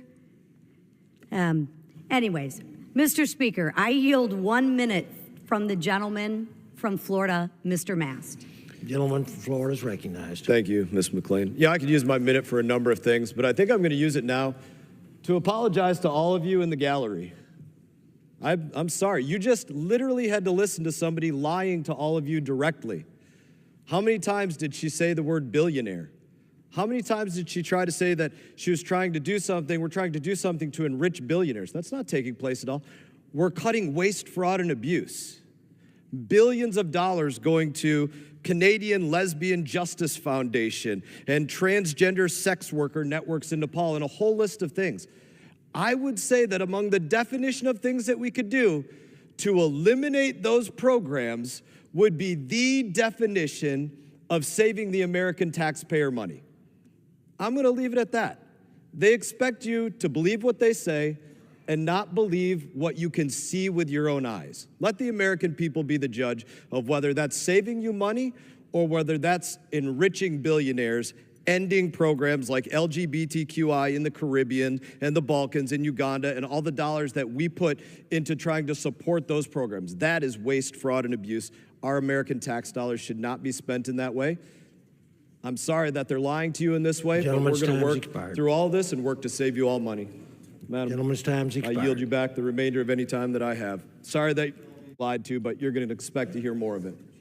Chair reminds members that the rules do not allow references to persons in the gallery. I reserve. From Michigan reserves. Gentlewoman from Connecticut is recognized. I yield 2 minutes to the gentlewoman from Maine, the distinguished ranking member of the Interior and Environmental Subcommittee of Appropriations, Ms. Pingree. Gentlewoman is recognized. Mr. Speaker, thank you very much to my good friend from Connecticut for yielding the time. I rise today in strong opposition to this reckless attack on public media contained within this rescission bill and the millions of Americans who rely on and treasure their local public television and radio stations. Every state will feel the impact of this $1.1 billion recession. In fact, 70% of these cuts will directly impact local public media stations, $770 million, including more than $4 million to my state alone. In rural states like Maine, local stations and networks like Maine Public are often the most accessible and sometimes the only source of news and information. Whether it's children's programs like Sesame Street and Daniel Tiger, high school basketball tournament coverage, or trusted news shows like Maine Calling, public media has been a vital part of Mainers' lives for generations. Speaking of lives, these stations literally saves lives. Wildfire evacuations, missing child alerts, winter storm warnings, which are pretty common in Maine. If there's an emergency in your town, chances are the local public media station is sounding the alarm and giving you the information you need to stay safe. The purpose of public media is to inform, educate, engage.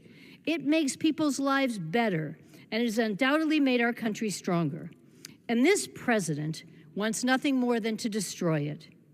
This is not about fiscal responsibility or finding waste, fraud, and abuse. Do you know how much these services cost per year? Less than $2, less than 1 cup of coffee. It's certainly not about cutting something people don't like. 70% of Americans support public media. In this political climate, that kind of consensus is unheard of. This is about one thing: the president's vendetta against the free press and his authoritarian desire to control the media. Public media enriches our lives, nourishes our minds, and makes our communities safer. It deserves to be preserved and protected, not gutted to score political points. I urge my colleagues to vote no on this rescission, and I yield back. Gentlewoman's time has expired. The chair. Gentlewoman from Connecticut reserves. Gentlewoman from Michigan recognized. Mr. Speaker, I yield 1 minute to the gentlelady from Iowa, Ms. Henson. Gentlewoman is recognized. Washington status quo in November, demanding an end to unelected bureaucrats misusing taxpayer resources. President Trump's rescissions package cuts $9.4 billion, including $3 million for Iraqi Sesame Street, $6 million for net zero cities in Mexico, and $1 million for voter ID in Haiti, not here in the United States. We're only scratching the surface with this package, but imagine being able to redirect those dollars to veterans care or specialty crop programs in a state like mine. This package also rescinds funds for NPR and PBS. For decades, public broadcasting has not adhered to objectivity standards enshrined in law. It has pushed biased narratives and forced inappropriate content on children, like a movie celebrating the sex change of a child and a feature on the racial origins of fat phobia, whatever that means. Children should not be fed woke propaganda, certainly not on the taxpayer dime. That is coming from a former broadcaster. And I want to thank President Trump for exposing this waste and working to protect America's hard-earned dollars. I urge my colleagues to join me in passing this bill, and I yield back. Thank you, Mr. Speaker. Yield. Gentleman reserves. The gentlewoman reserves. Gentlewoman Mr. Speaker, from Connecticut I yield 1 minute to the recognized. gentleman from Tennessee, Mr. Cohen. Gentleman's recognized. Thank you very much. If there was fraud, there'd be arrests. There's not fraud, there have not been arrests. You're depending on the word of Mr. Musk, who took out from the president of Argentina a chainsaw and waved it around, a chainsaw. He took a chainsaw to the budget, not a scalpel. You want to improve something, improve it. Kennedy Center, you want to improve it? You want hee-haw? Have hee-haw, but don't get rid of the Kennedy Center. There will be people who will die. This bill is good for Russia and China and undertakers because it's going to have people dying. Bill Gates said this is the richest man in the world, Musk, taking advantage of and killing the poorest children in the world. They're not going to be getting PEPFAR programs created by George Bush. They're not going to get sustenance that they need that's rotting in ships right now. Don't end it, mend it. This is a terrible bill. This is Musk's bill on drugs. I yield back. Expired. Reserve. Members are reminded to address their remarks to the chair. Please, sir. Gentlewoman, reserves. Gentlewoman from Michigan, you're recognized. I'll just remind you, fear-mongering at its best. I now yield 1 minute to the gentleman from Florida, Mr. Bean. Gentleman's recognized. Thank you very much, Mr. Speaker, and thank you, Chair McLean.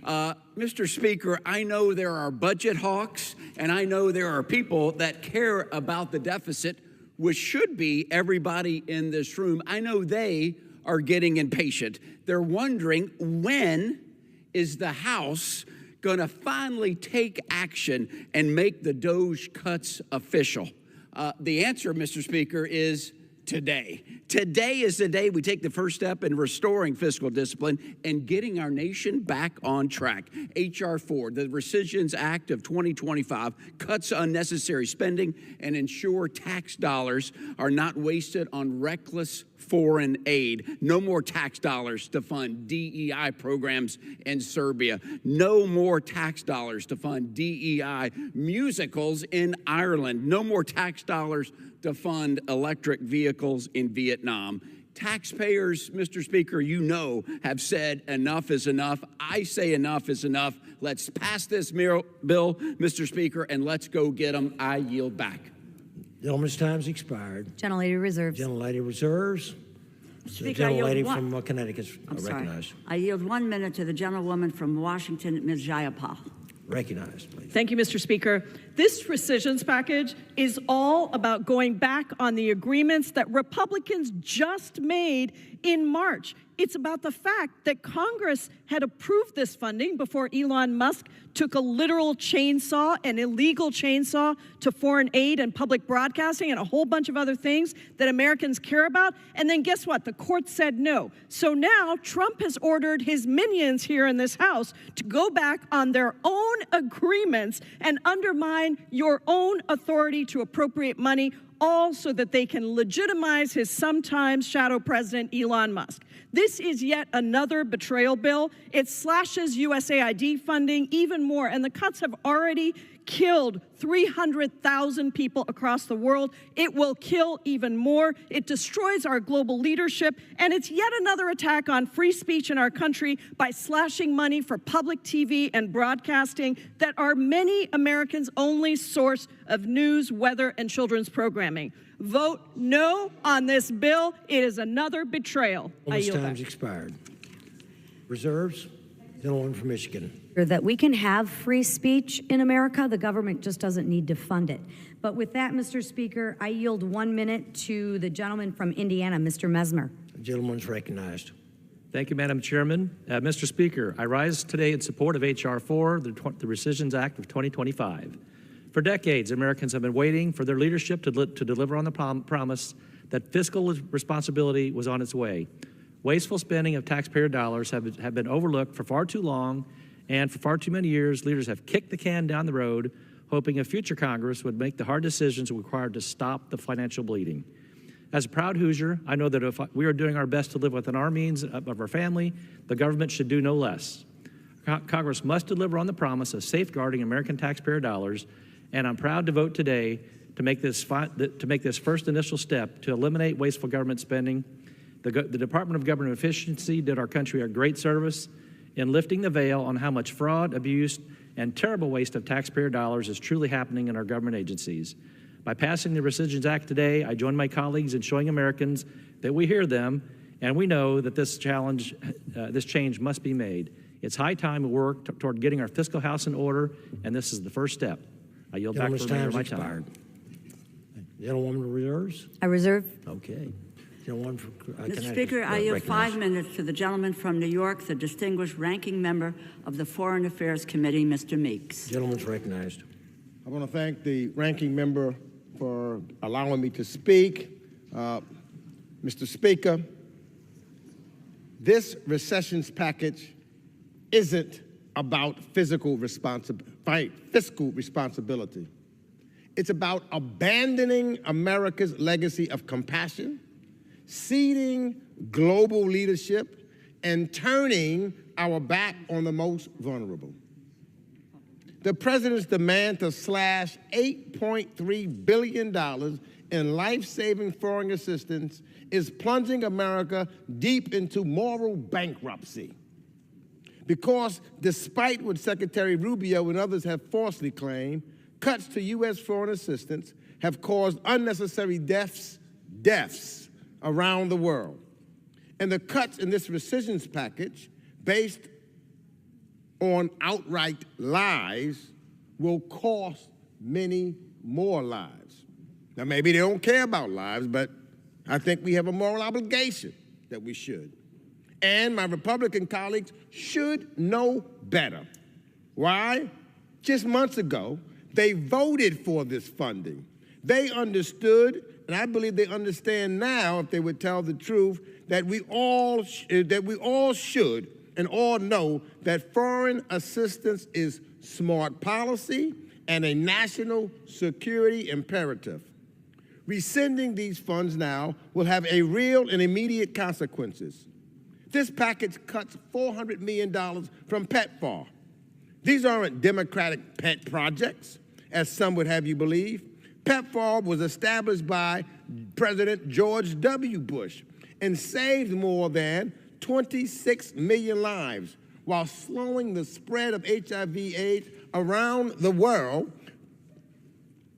Cutting these kinds of funds is another death sentence for children and women who depend upon our life-saving medication that cost us just pennies. It cuts $1.3 billion from humanitarian assistance, while over 300 million people around the world urgently need food, shelter, and Medicare. These aren't abstract numbers. These are real lives that are at stake. It also, and to justify these cuts, the president has misled the public about the very agencies carrying them out. Take USAID, for example. It has never failed an audit, never been found out of compliance with laws or regulations.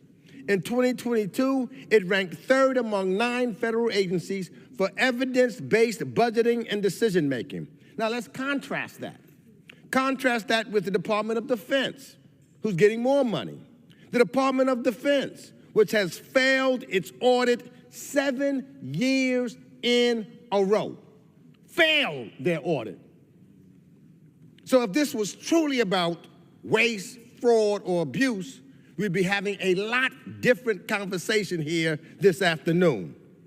This package also slashes funding for UNICEF, which works to protect children around the world and means yanking more than 40 million kids out of school. It eliminates programs that helps almost 4 million people have clean drinking water. This package hands, you know, who's excited about this package? I can tell you who's excited about it. China, Russia, North Korea, Iran. They're excited about this package because they would love to do this themselves if they could, because they know that that takes away who we are in our relationships, and then they will try to jump in. They are laughing. They are happy because they see us surrendering, because that's what this is. This is a surrender. We cannot be fooled by this budget talk. You know what? Look at it. These funds really are less than 1% of our overall federal budget. Less than 1%. Meanwhile, if you look at what the Trump administration and our GOP colleagues are doing, they are actually adding deficits of trillions of dollars to do what? To give tax breaks to billionaires. So this is not really about fiscal restraint. This is about saving lives, is what we should be talking about. Those billions of dollars that they're going to get in tax cuts is not going to change the lives of those billionaires. Let us reject this bill, this recession bill. Let us vote no and restore the money to save lives. Thank you. Thank you. Gentlewoman reserves. Gentleman from Michigan. Mr. Speaker, I yield 1 minute from the gentleman from North Carolina, Mr. Harris. Gentleman's recognized.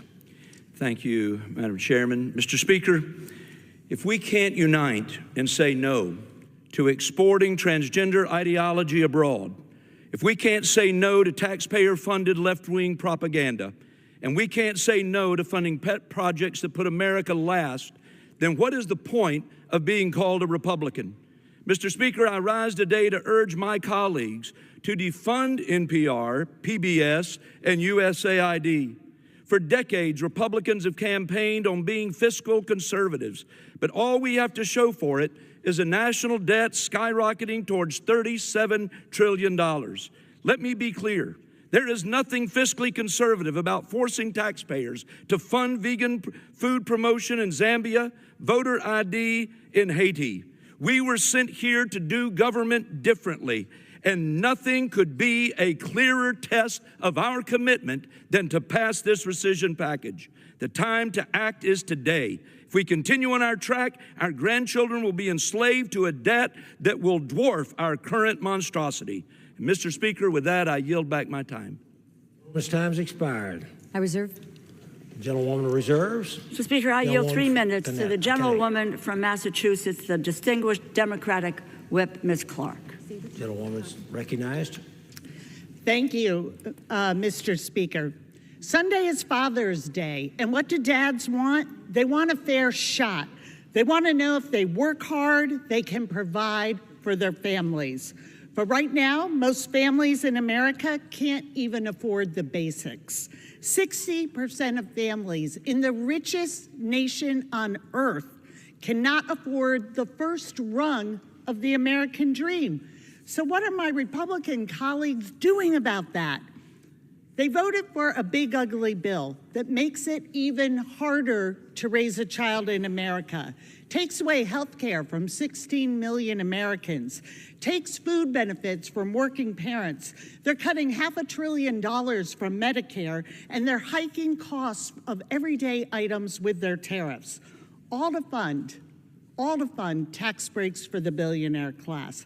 That alone is a betrayal of working families.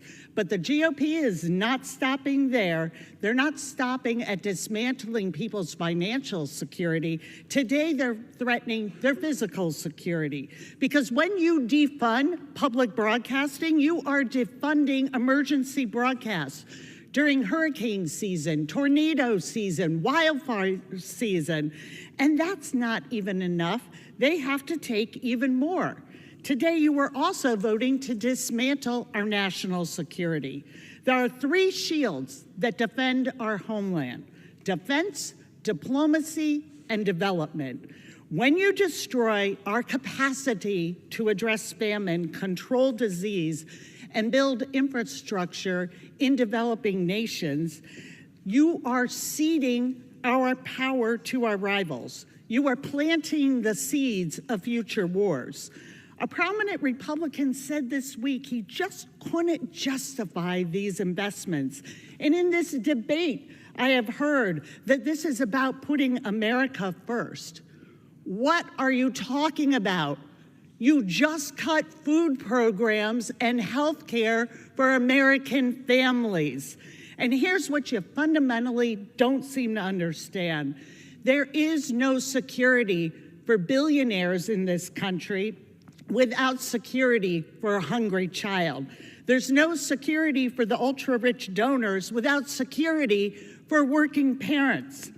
In the words of President Kennedy, if a free society cannot help the many who are poor, it cannot save the few who are rich. Please vote no. I yield back.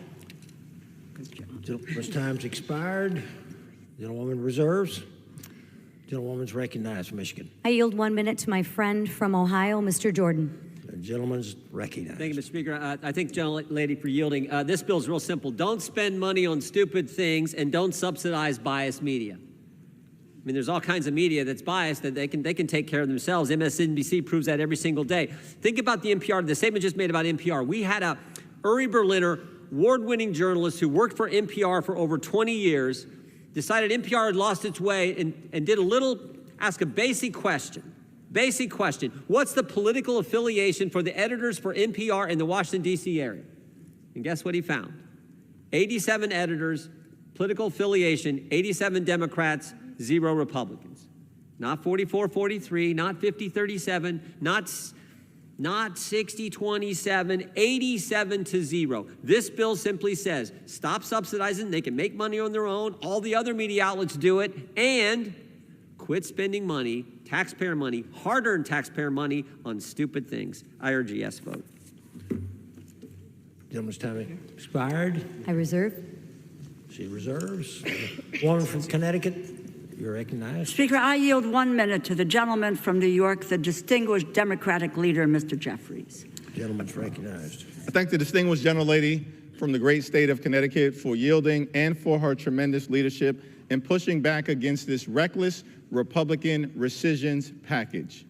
It's extraordinary to me that once again we're on the floor of the House of Representatives, not debating legislation that Republicans bring forward, Mr. Speaker, that is designed to lower the high cost of living in the United States of America, a promise that Republicans repeatedly made last year to the American people and now have repeatedly broken.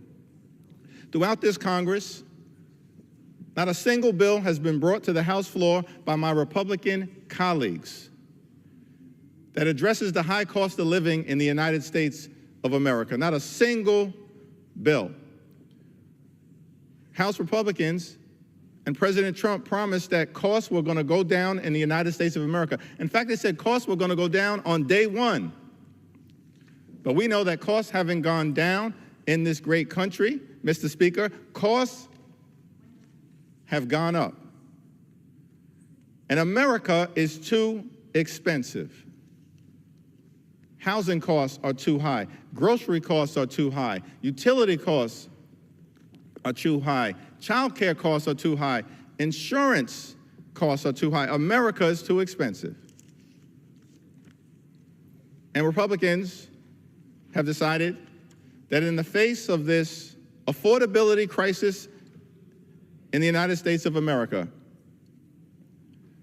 that they are going to undermine America's ability to protect our national security through the exercise of soft power and addressing in a bipartisan way the HIV and AIDS epidemic, a program that was first put into place by President George W. Bush and has saved the lives of millions of people across the world and, of course, people here at home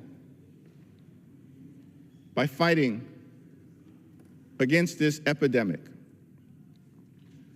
America is made safer when we are able to invest in diplomacy and development and democracy across the world, particularly in the face of aggressive efforts by China and Russia and other malignant actors to move the world in a different place.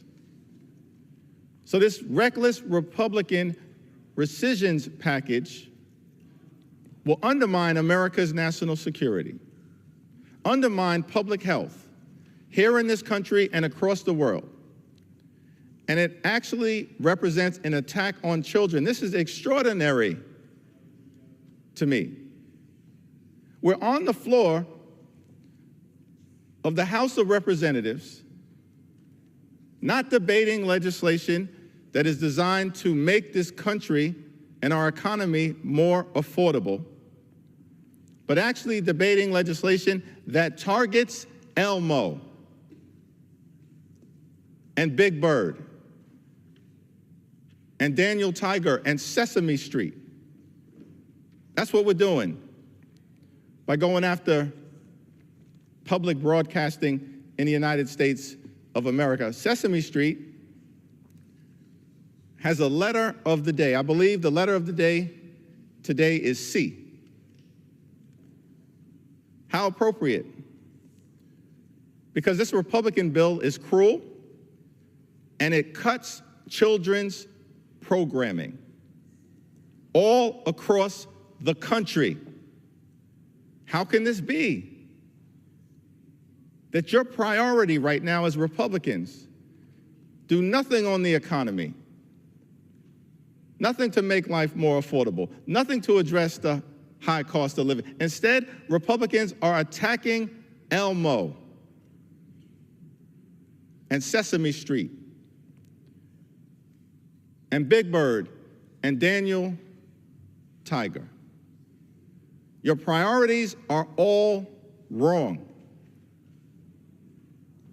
And this is on top of a GOP tax scam, Mr. Speaker, where Republicans are trying to visit on the American people the largest cuts to health care in American history, targeting Medicaid, Medicare, the Affordable Care Act, the Children's Health Insurance Program, and women's health by trying to defund Planned Parenthood. That's what Republicans in this Congress are trying to do through the GOP tax scam, this disgusting abomination, the one big ugly bill. And you're going after school lunch programs for children, supplemental nutritional assistance for children, and now children's programming. Doesn't suggest to me that my colleagues on the other side of the aisle are actually trying to strengthen families. This legislation would weaken families, weaken our ability to lead throughout the free world, and weaken public health and safety for everyday Americans and people all across this country. And so, Mr. Speaker, I urge a no vote. And also, I'm hopeful that my colleagues at some point on the other side of the aisle will actually decide to focus on the issues that matter. To lift children up, not target them. To lift families up, not target them. To lift older Americans up, not target them. To lift veterans up, not target them. To lift health care for everyday Americans up and not target them. That's what House Democrats will continue to do on behalf of the American people. It's high time that our Republican colleagues join us. Vote no against this reckless Republican rescissions package. I yield back the balance of my time. Gentlewoman from Connecticut reserves. Gentlewoman from Michigan. Thank you, Mr. Speaker. Fear-mongering at its best, but I will reserve 1 minute for my friend, Mr. Davidson from the great state of Ohio. Gentleman's recognized. Thank you, Mr. Speaker. America's resources should always serve America's interests. 22 rescissions to wasteful foreign aid and biased media totaling $9.4 billion is a good start. I commend this legislation because the national debt, as it climbs towards $37 trillion, U.S. taxpayers deserve a government that serves them, not radical policies abroad or at home. The reality is the radical left has seized these institutions and wielded them for an agenda that doesn't serve America's interest. Wasted government revenues siphoned off the backs of Americans' tax dollars should not be tolerated. I commend the $1 billion rescission to the Corporation for Public Broadcasting. Taxpayer funding for woke media entities is absurd. NPR and PBS already have a business model that doesn't need to rely on 150 million Americans' taxed income. It does not need to promote any agenda, including their radical agenda, with stuff like what to do if you experience a microaggression or some other promotion of their agenda. Additionally, international institutions have abandoned their original missions to promote development in exchange for radical gender ideology and climate priorities. That's why I support the rescissions package and I urge support for the bill. Gentlewoman's recognized. Reserves. Gentlewoman from Connecticut. Mr. Speaker, I yield 5 minutes to the gentlewoman from Florida, the distinguished ranking member of the State and Foreign Operations Subcommittee. Gentlewoman is recognized. Thank you, Mr. Speaker. Thank you, Madam Ranking Chair of the Appropriations Committee. Mr. Speaker, I rise today in fierce opposition to the Republicans' reckless rescission bill, a backdoor scheme to claw back critical federal funding that protects America's global leadership, public safeguards, and trusted public broadcasting, all while bypassing congressional constitutional authority. Let's be clear, this is not a budget tweak. It's an attack on our values, a direct hit to our national health, safety, and prosperity, and a green light for authoritarian overreach. This package guts essential investments in international development and humanitarian programs life-saving tools that fight disease, prevent terrorism, supports democracy, and open markets for Americans' businesses. And here's the kicker, Mr. Speaker. Congress approved this funding just 2 months ago. And Donald Trump signed it into law. And now Republicans want to rip back the cover just to, I should say, cover up the massive hole they are blowing in the deficit with tax giveaways for billionaires. Their so-called fiscal responsibility comes at the expense of starving children, crumbling democracies, public-private partnerships that have changed American innovation to solve the world's toughest challenges. Foreign assistance, which has long represented just about 1% of our national budget, it's not charity, it's strategy. Don't take my word for it. Military leaders from both parties have warned us for years. If we fail to lead with soft power, we'll end up paying in blood, bombs, and more boots on the ground. Cutting foreign assistance will deepen desperation, fuel extremism, push fragile societies towards collapse. And when that happens, we all pay the price. Refugee crises surge, diseases spread, trade routes shut down, our troops and diplomats face greater danger, and our homeland security is weakened. And here's an example of what's on the chopping block. PEPFAR, which has saved over 26 million lives and nearly 8 million babies from being born with HIV. Food assistance, which stabilizes communities and creates agricultural markets. Public-private partnerships that channel American innovation to solve the world's toughest challenges. And let's talk what happens and what is happening when we pull back. When the United States steps away, others step in, and not with good intentions. China is flooding developing countries with infrastructure loans and digital surveillance systems. Russia is exporting mercenaries and disinformation. And why we're debating whether to send a bag of rice or a clean water pump, our adversaries are buying influence. They're forging military alliances and rewriting the rules of global engagement. It's not theoretical. This is happening right now. Take Africa, for example, a region poised to become, listen to this, 1/4 of the world's population. U.S. assistance has helped build stability there through nutrition programs, education, and public health. But if we walk away now, we're not just abandoning our values, we're surrendering one of the world's fastest growing marketplaces to China. So let's be clear. Regions we assist aren't just aid recipients, they're emerging economies and future trading partners. And pulling back the door opens these regions for authoritarian regimes like China to dominate the future commerce, connectivity, and development. This is not just cruel, it's strategically self-defeating and economically foolish.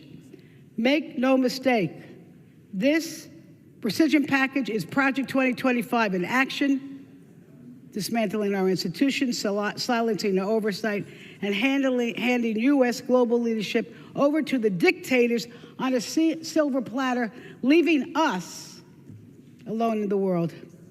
And this bill attempts to rubber stamp the Trump administration's illegal actions, blocking funding already approved by Congress, firing career public servants, and hollowing our entire agencies. And let's be honest, this is not going to lower the cost for American families. It is not going to reduce the deficit, but it will make the world more dangerous, make Americans less safe. Just give me 30 seconds. Gentlewoman's time's expired. And make us less prosperous. I urge no on this bill. Gentlewoman reserves. I'm good. The gentlewoman from Michigan is recognized. I yield 1 minute to the gentleman from Florida, Mr. Fine. Gentleman recognized. Thank you, Mr. Speaker. You know, I've heard from my colleagues on the other side that we should be focused on issues that matter, that we should be thinking about our kids. As I lay awake at night here in Washington, I've only been here a couple months, but as bad as I thought it was going to be, it is far worse. because Rome is burning. And too many people in this building say that's a great opportunity to roast marshmallows. See, the fact of the matter is, if we can't make these cuts, which are as simple and as easy as you would think, $6 million to fund media in Gaza, funding PBS and NPR, even if it was a good idea, you can't do it when you're borrowing trillions of dollars a year. If we can't make these cuts, which should be the easiest imaginable cuts, then there's no hope for us. So I am grateful to my leadership for bringing this forward. I am grateful for President Trump doing it. But make no mistake, this is only the first step if we want to put out the fire. Thank you, Mr. Speaker. Gentleman's time's expired. Mr. Speaker, I reserve. Gentlewoman from Connecticut is recognized. Mr. Speaker, I yield 1 minute to the gentlewoman from Illinois, Ms. Kelly. Gentlewoman's recognized. Thank you, Ranking Member DeLauro. Mr. Speaker, I rise in opposition to President Trump's rescission package that steals $400 million from PEPFAR, a life-saving global health program. Let me remind my colleagues that PEPFAR is a bipartisan effort first led by Congresswoman Barbara Lee and signed by President George W. Bush. It has been reauthorized on a bipartisan basis 4 times. Right now, Republicans who are supportive of PEPFAR are calling the White House seeking assurances that it will be protected. Do not listen to the president's empty promises. Nothing in this bill protects PEPFAR. If I were to put it simply, PEPFAR saves lives. It has already saved 26 million lives. That's indisputable, and it should be enough to continue to fund one of the most successful global health programs in history. If I cannot appeal to my colleagues' humanitarian side, perhaps they will listen to all the ways PEPFAR serves American interests. PEPFAR is a cornerstone of global health progress and U.S. diplomacy. If Congress was to bow to President Trump's demands to pull PEPFAR, funding would leave gap. For this reason, I will offer a motion to recommit this bill back to committee if the House rules permit it. I would have offered the motion with an important amendment to this bill. My amendment would strike the PEPFAR rescission. I ask unanimous consent to insert this into the record. Gentlewoman's time's expired. Gentlewoman from Connecticut reserves. Gentlewoman from Michigan recognized. Thank you, Mr. Speaker. I yield 1 minute to the sponsor of the bill, the gentleman from Louisiana, the majority leader of the House, Mr. Steve Scalise. The gentleman is recognized. Thank you, Mr. Speaker, and I thank my friend, our conference chair, Ms. McClain, for managing this time on this important bill. And Mr. Speaker, a lot of people come up here and they talk about trying to get America's fiscal house in order, about the idea of getting back to balanced federal budgets. I don't know many people here who are against it. I know when we later in this Congress put a bill on the floor to require a balanced federal budget, there will be many Democrats, Mr. Speaker, who will vote no on that, because when it comes time to actually put your votes on the board to back up the principles that most Americans relish, they walk away. They won't be there when it actually matters. You know, everybody could talk about cutting wasteful spending, and even if you don't necessarily agree that it's wasteful spending, and what we're bringing today is wasteful spending, but even if you think, okay, might not be as bad as some other things you don't agree with, we all have to agree, Mr. Speaker, that as we just saw a few weeks ago, Moody's downgrade the credit rating of the United States. Wasn't a recommendation, Mr. Speaker, wasn't a warning that, gee whiz, if you folks don't get your fiscal house in order, this might happen. They actually did it. They downgraded the credit rating of the United States because spending has to get under control. And the party over there that spent the last 4 years under President Biden spending like drunken sailors, and all due respect to drunken sailors, because they don't spend this bad. But the trillions of dollars of debt that were racked up had consequences, Mr. Speaker. It had consequences not only in terms of our national debt, it affected the pocketbooks of families all across America, because that spending, bloated spending in Washington, money we don't have, by the way, increased inflation to the point where people couldn't even go to the grocery store to fill up their carts. They couldn't afford to go to the gas station to fill up their cars. They couldn't afford to take out a loan to buy a house because interest rates had gotten so high that today we're spending more money servicing our interest than we are on America's national debt. These are all real, dramatic facts that concern most Americans. And they say, thank goodness, Congress is finally bringing a bill to the floor to start cutting some spending that aren't priorities. Call it wasteful if you want, call it whatever you want, but these aren't things that we can afford to spend, even if you agree with them. Because it's not money we have in the bank, it's all borrowed money, Mr. Speaker. And so where did we start? Well, the White House laid out a number of things. But they looked at that USAID program. They didn't gut the whole thing. But they said there are a number of things that are being done that just don't represent the values of the United States. And are being done in foreign countries while we don't have our fiscal house in order here in America. So how about we start there? And I know the Democrats on the other side are acting like, oh my God, the world's going to stop spinning on its axis if this spending goes away. So why don't we talk about some of the spending that will go away? Again, borrowed money, not money we just took out of the bank, money we borrowed from countries like China to spend on that is a debt to our kids. So each one of these I list, Mr. Speaker, you should ask. If you vote yes, you're finally relieving that debt burden. But if you vote no, you think it's okay to send this bill to our kids. We're not paying for it today, Mr. Speaker, but our kids would if we keep doing it. If the other side votes no, they want to keep borrowing money from our children to spend $1 million on voter ID in Haiti. The same party that doesn't want voter ID in America calls it racist. Wants to fund voter ID in Haiti. $6 million for net zero cities in Mexico. I know some of their best supporters are waving a Mexican flag in an American city right now, and they support those efforts. Most Americans don't, Mr. Speaker. $3 million for Iraqi Sesame Street. The minority leader held up a Sesame Street character here on the floor, as if Sesame Street's somehow going to go away. I was just watching a commercial on TV yesterday where the Cookie Monster was actually doing an advertisement for Netflix because a private company is paying money to run Sesame Street. It's not going away. It's doing just fine, very lucrative.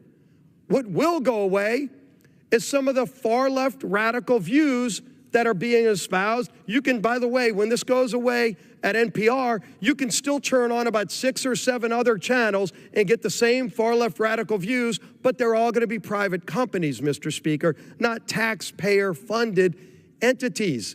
If somebody wants to pay money to go on one of their services that they stream or get over the top or however they get their digital content, they can still do that. And there are a lot of options, never been more options. Some people joke that they buy their services for their cable or whatever else they get, and that there's 200 channels, and they might only watch 4 or 5 of them. There is still going to be a plethora of options for the American people, but if they're paying their hard-earned dollars to go get content, why should your tax dollars go to only one thing that the other side wants to promote? Let everybody compete on a fair basis. So, you know, they can still watch Sesame Street in Iraq, but let the Iraqi people pay for it, not the taxpayers of the United States, of America's children. Today's taxpayers aren't paying for it because it's all borrowed money. $2.1 million for climate resilience in Southeast Asia, Latin America, and East Africa. $500,000 for electric buses in Rwanda. Rwanda's more than free to go buy all the electric buses they want or diesel buses. Why should the taxpayers of America be borrowing money from our children to buy electric buses for Rwanda? $33,000 for being LGBTQI in the Caribbean. Taxpayer money that a no vote today says is more important than strengthening a program like Social Security. I say not. $643,000 for LGBTQI plus programs in the Western Balkans. Borrowed money. $567,000, Mr. Speaker, for LGBTQI plus programs in Uganda. $5.1 million to strengthen the, quote, resilience of lesbian, gay, bisexual, transgender, intersex, and queer global movement. Not sure what that global movement is. They can continue that movement in some other way, but just not with the taxpayer dollars of the United States of America's children.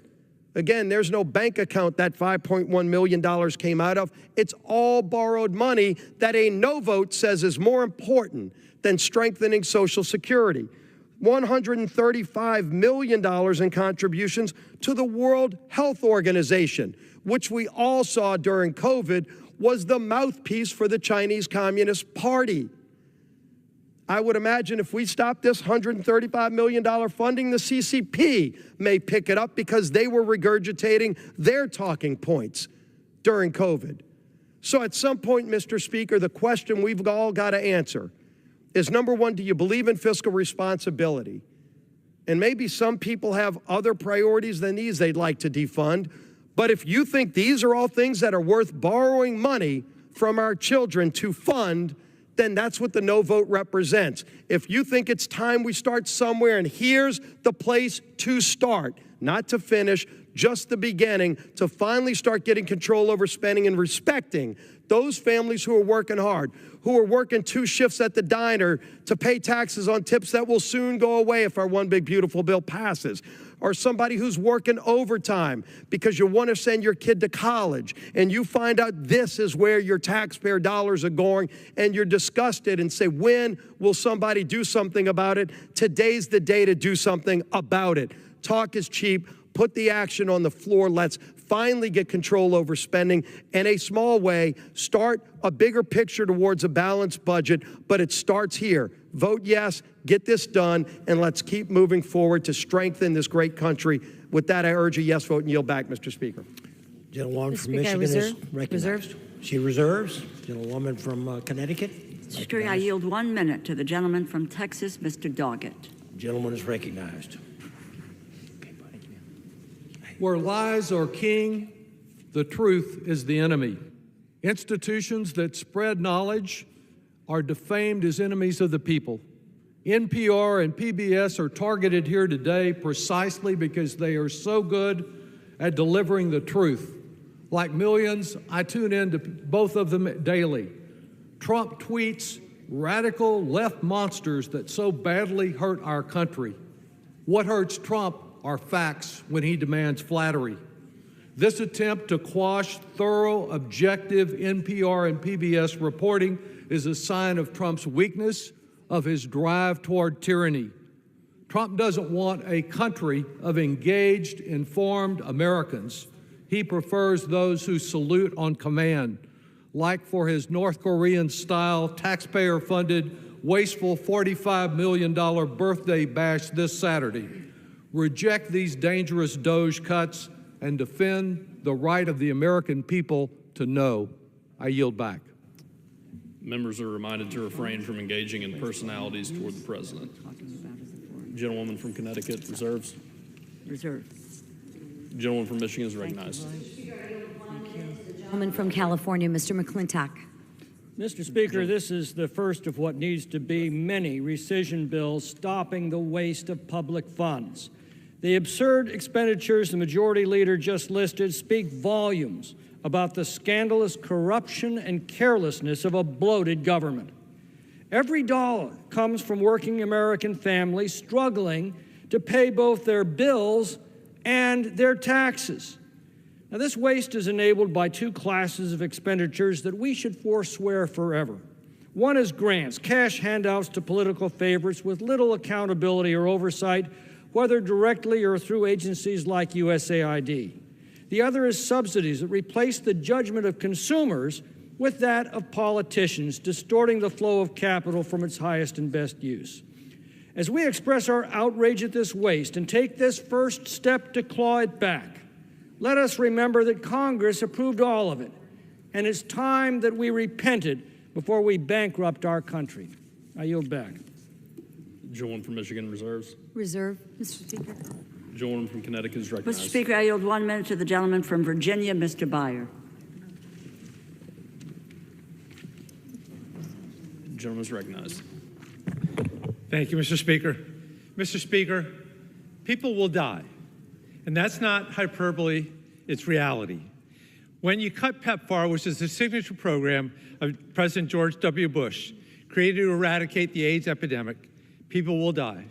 And OMB Director Russ Vought confirmed that the bill cuts PEPFAR by $400 million.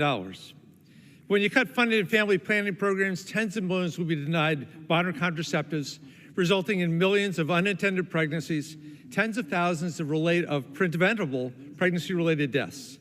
When you cut funding for international peacekeeping to people escaping violence, people will die. When we reduce development assistance that ensures people have access to food and clean water, people will die. When you cut money to Ukraine for food security and energy grid resilience, more people will die in their war against the Russian invasion. USAID is our strongest soft power vehicle. And even if you don't care about how many people will die, it's one of our strongest assets to saving money by decreasing military conflict risk. And I also want to speak up for the Corporation for Public Broadcasting, critical kids' educational programs. This bill is bad for America. People will die, and I yield back. The gentleman reserves. The gentlewoman from Michigan is recognized. Okay, Mr. Speaker, I can't take the fear-mongering anymore. Let me correct the truth with the other half of the truth.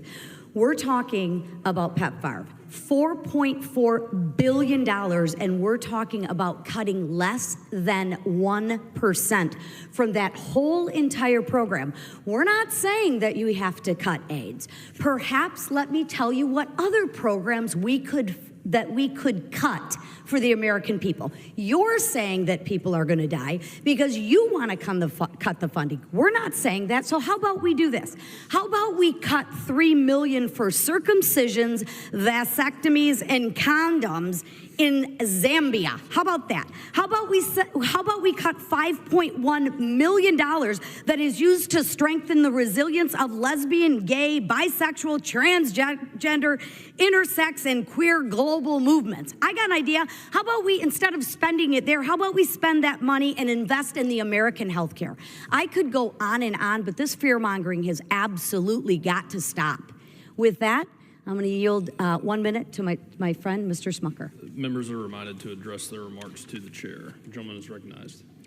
Mr. Speaker, this bill represents a tiny fraction of the total we are spending annually. It's a tiny fraction, 0.2%, 1/5 of a percent of what President Biden added to the debt over the last 4 years. Yet Democrats are saying that these savings are cruel, that they literally said this will destroy America as we know it. No one outside of the Beltway will take them seriously. Have my Democrat colleagues even looked at what's in this bill before attacking? Is it cruel to suggest that American taxpayers shouldn't have to pay $60,000 to celebrate DEI in the Netherlands, or $30,000 to foster, quote, queer feminist discourse in Albania? Is it cruel to cut a program spending $700,000 to expand fruit and jam sales in Honduras? By the way, speaking of jam, my last name is Smucker, but even I know that's a bad deal. Time's expired. Mr. Speaker, I can tell you what will destroy America as we know it, and that is this unsustainable debt that we're passing on to our kids and grandkids. I urge my colleagues to support this rescissions package, and I yield. Gentlewoman reserves. Gentlewoman from Connecticut. Mr. Speaker, I yield 1 minute to the gentleman from California, Mr. Sherman. The gentleman is recognized.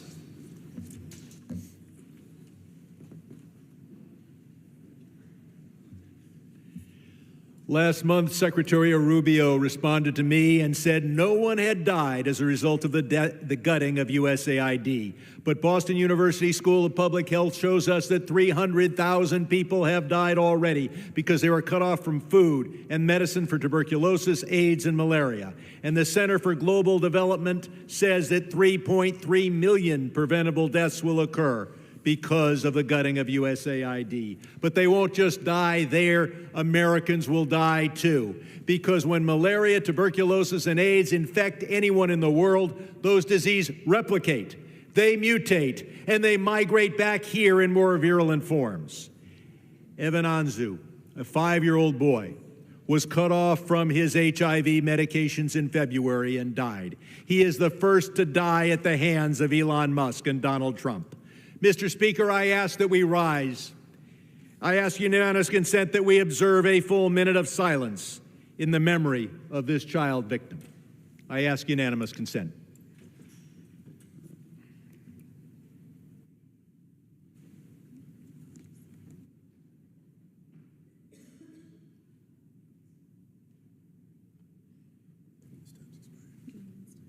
Is expired. Let us remember Evan Anzu. Gentlewoman from Connecticut. I reserve. Reserves. Gentlewoman from Michigan. I yield 1 minute to the gentleman from Texas, Mr. Gill. Gentleman's recognized. Thank you, Mr. Speaker. If Fox News or Talk Radio or any other conservative media outlet came to me and asked us if we should provide them with taxpayer-funded handouts, I would say no, and I believe that most of my colleagues would as well. I certainly think that far-left propaganda outlets like NPR should be defunded. Remember, this is an outlet that believes writing articles about fat phobia and queer animals constitute serious journalism. They have the right to say whatever they want to, but they do not have the right to our tax dollars.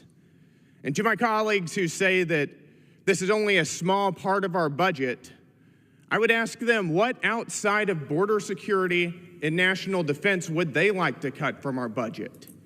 They've never seen a foreign country they don't want to shower with our tax dollars or an illegal alien that they don't want to give welfare to. This is a logical first step to get our finances under control, and I urge my colleagues to vote for this rescissions bill. Thank you.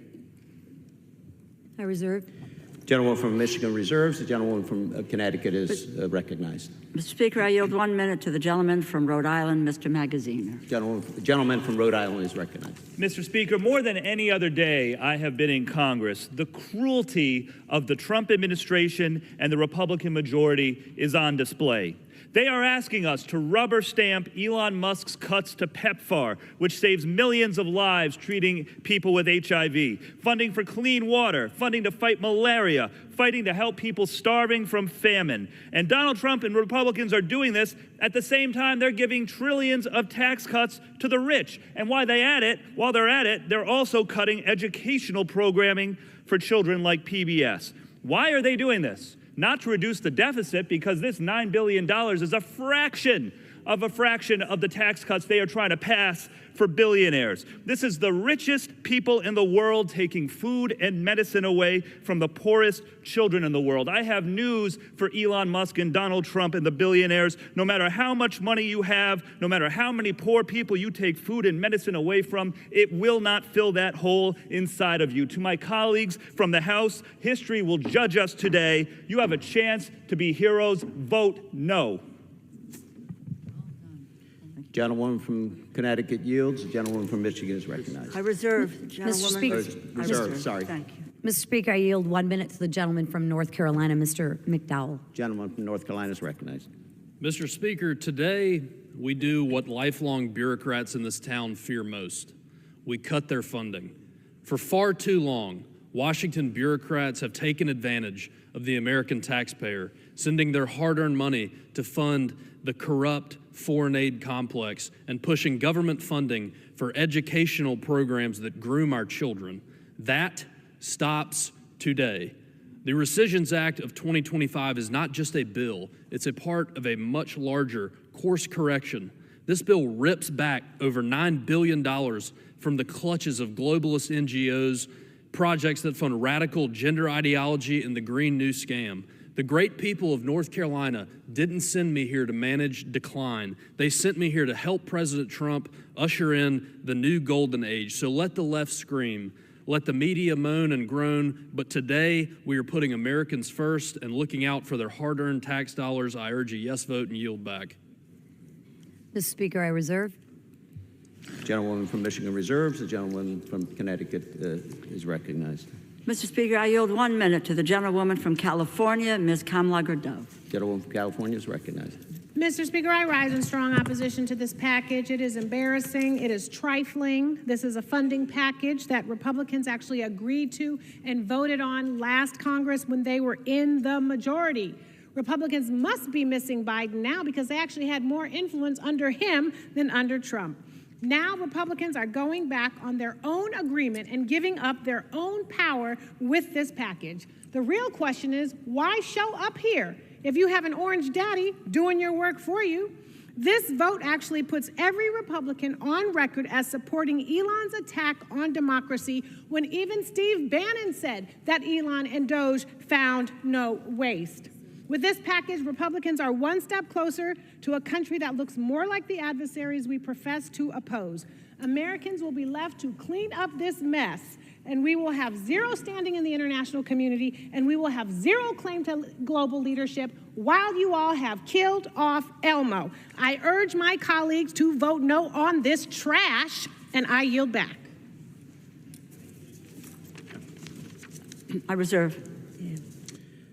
Members are reminded to refrain from engaging in personalities towards the president. The gentlewoman from Connecticut reserves. The gentlewoman from Michigan yields. Thank you, Mr. Speaker. I never realized Elmo was more important to my colleagues on the other side of the aisle than the American people. But anyways, I yield 1 minute to my friend, Mr. Musser from Pennsylvania.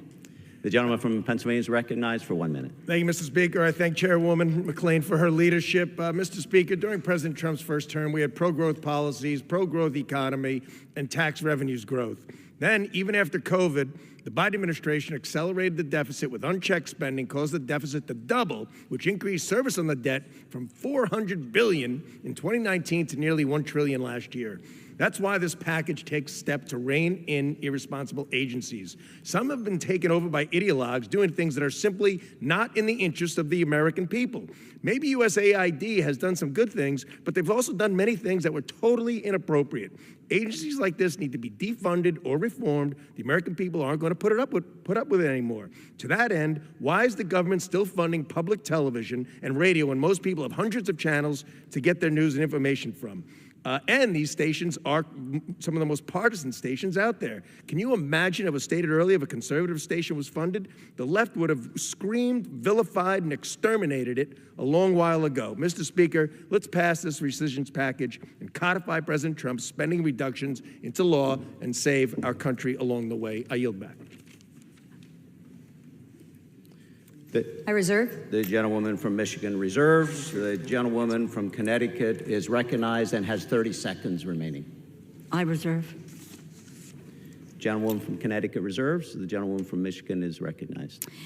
Mr. Speaker, I yield 1 minute to Representative Boebert from the state of Colorado. Gentlewoman from Colorado is recognized for 1 minute. Thank you, Mr. Speaker, and thank you, Madam Chair. I rise in support today of H.R. 4, President Trump's big, beautiful rescissions package. This bill slashes radical foreign aid at the State Department, USAID, and the U.S. Institute of Peace for woke gender ideology and equity nonsense that mocks American values. Why are we bankrolling wokeism abroad when ranchers and small business owners in my district are struggling? H.R. 4 defunds PBS and NPR's biased media circus. For years, taxpayers have been forced to subsidize a public media system that's less about informing and more about indoctrinating.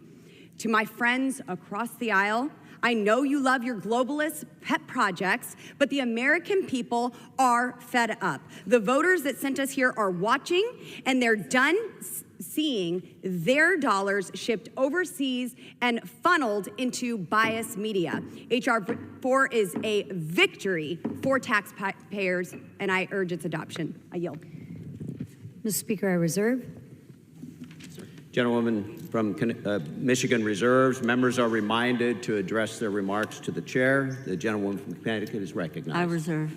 The gentlewoman reserves. The gentlewoman from Michigan is recognized. Mr. Speaker, I yield 1 minute to the gentleman from Missouri, Mr. Onder. Gentleman from Missouri is recognized for 1 minute. Thank you, Mr. Speaker. I rise in support of H.R. 4 to codify President Trump's Doge tax cuts. Americans have been awash in unsustainable debt and waste, and Americans have known it long before DOGE began its work. But what many didn't realize is just how bad the problem is. 14 million in cash vouchers for illegals at the southern border, 3.3 million for cash for being LGBTQ in the Caribbean, 47,000 for a transgender opera in Colombia, and 1.5 million to promote LGBTQ employment in Serbia, not to mention the hundreds of millions wasted on the politically biased government media known as NPR. Enough is enough. We must rein in Washington's reckless spending and hold bureaucrats accountable. I urge my colleagues to join me and put Americans and fiscal sanity first in this, what I hope will be the first of many rescission bills. Thank you, Mr. Speaker. I yield back. Mr. Speaker, I reserve. Gentlewoman reserves. The gentlewoman from Connecticut is recognized. I reserve. Gentlewoman reserves. The gentlewoman from Michigan is recognized. Mr. Speaker, how much time remains on each side? The gentlewoman has 8 minutes. Thank you. Mr. Speaker, I yield 1 minute to the gentleman from Florida, Mr. Webster. Gentleman from Florida is recognized for 1 minute. Mr. Speaker, the American people are called on today to do what they had been asked to do from their elected officials, and that is cut waste, fraud, and abuse. Today we deliver. Together with President Trump, we are eliminating billions of dollars of spending that's wasteful spending on left-wing organizations who mock millions of Americans. We'll also eliminate wasteful spending on radical programs in lands far, far away that do not put America first. I consistently voted to cut the spigot of spending, and I'll continue to do that, continue the record, and pass this bill today. I urge my colleagues to do the same. Yield back. Reserve. Gentlewoman reserves. The gentleman from Michigan, gentlewoman from Connecticut reserves. The gentlewoman from Michigan is recognized. Mr. Speaker, I yield 1 minute to the gentleman from West Virginia, Mr. Moore. Gentleman from West Virginia is recognized for 1 minute. Thank you, Mr. Speaker. As chairman of the RSC Rescissions Task Force, I'm proud to support this bill to codify the DOGE cuts. The American people know waste, fraud, and abuse when they see it. They want us to eliminate Democrats' radical agenda, including $5.1 million for global LGBTQ movements, $3 million for circumcisions in Zambia, and $833,000 for transgender surgeries in Nepal. This package also ensures tax dollars aren't used to weaponize media against the American people. The CEO of NPR called President Trump a fascist while claiming her network is unbiased. These outlets can be as insane as they want. They might want to check CNN's ratings before doing that. They're just not going to do it with the American taxpayer dollars anymore. This rescissions package is only the first step, and I urge my colleagues to support it. I yield back. Thank you. Reserve. Gentlewoman reserves. Reserve. Gentlewoman reserves. Gentlewoman is Mr. recognized. Speaker, I yield 1 minute to the gentleman from North Carolina, Mr. Harrigan. Gentleman from North Carolina is recognized for 1 minute. Mr. Speaker, the American people are sick and tired of watching Washington burn through their paychecks on wasteful, ridiculous, and downright offensive projects. This rescissions package is our chance to prove that we still remember who we work for here in Washington. We're cutting $2.5 million for electric vehicles in Vietnam, $47,000 for transgender surgeries in Colombia, and nearly $10 billion for NPR, PBS, and other bloated liberal pet projects that have no place in a responsible budget. Washington acts like taxpayer dollars are theirs to waste, but they are not. Every cent belongs to the men and women who work long hours, pay their bills, and expect their government to act with a shred of discipline. This is about more than numbers. It is about trust. It's about respect, and it is about time. I urge my colleagues to pass this bill and prove that Congress can still do the right thing. Reserve. Gentlewoman reserves. I reserve. Gentlewoman reserves. Gentlewoman is recognized. Mr. Speaker, I now yield 2 minutes from the gentlelady from North Carolina, Ms. Mace. South Carolina, my apologies. Thank you. Gentlewoman from South Carolina is recognized for 2 minutes. Thank you, Mr. Speaker. Under President Donald Trump's leadership, this rescission package codifies $9.4 billion in DOGE cuts by canceling some of the most egregious Biden-era waste, fraud, and abuse. Here are just some of the funding we are canceling today.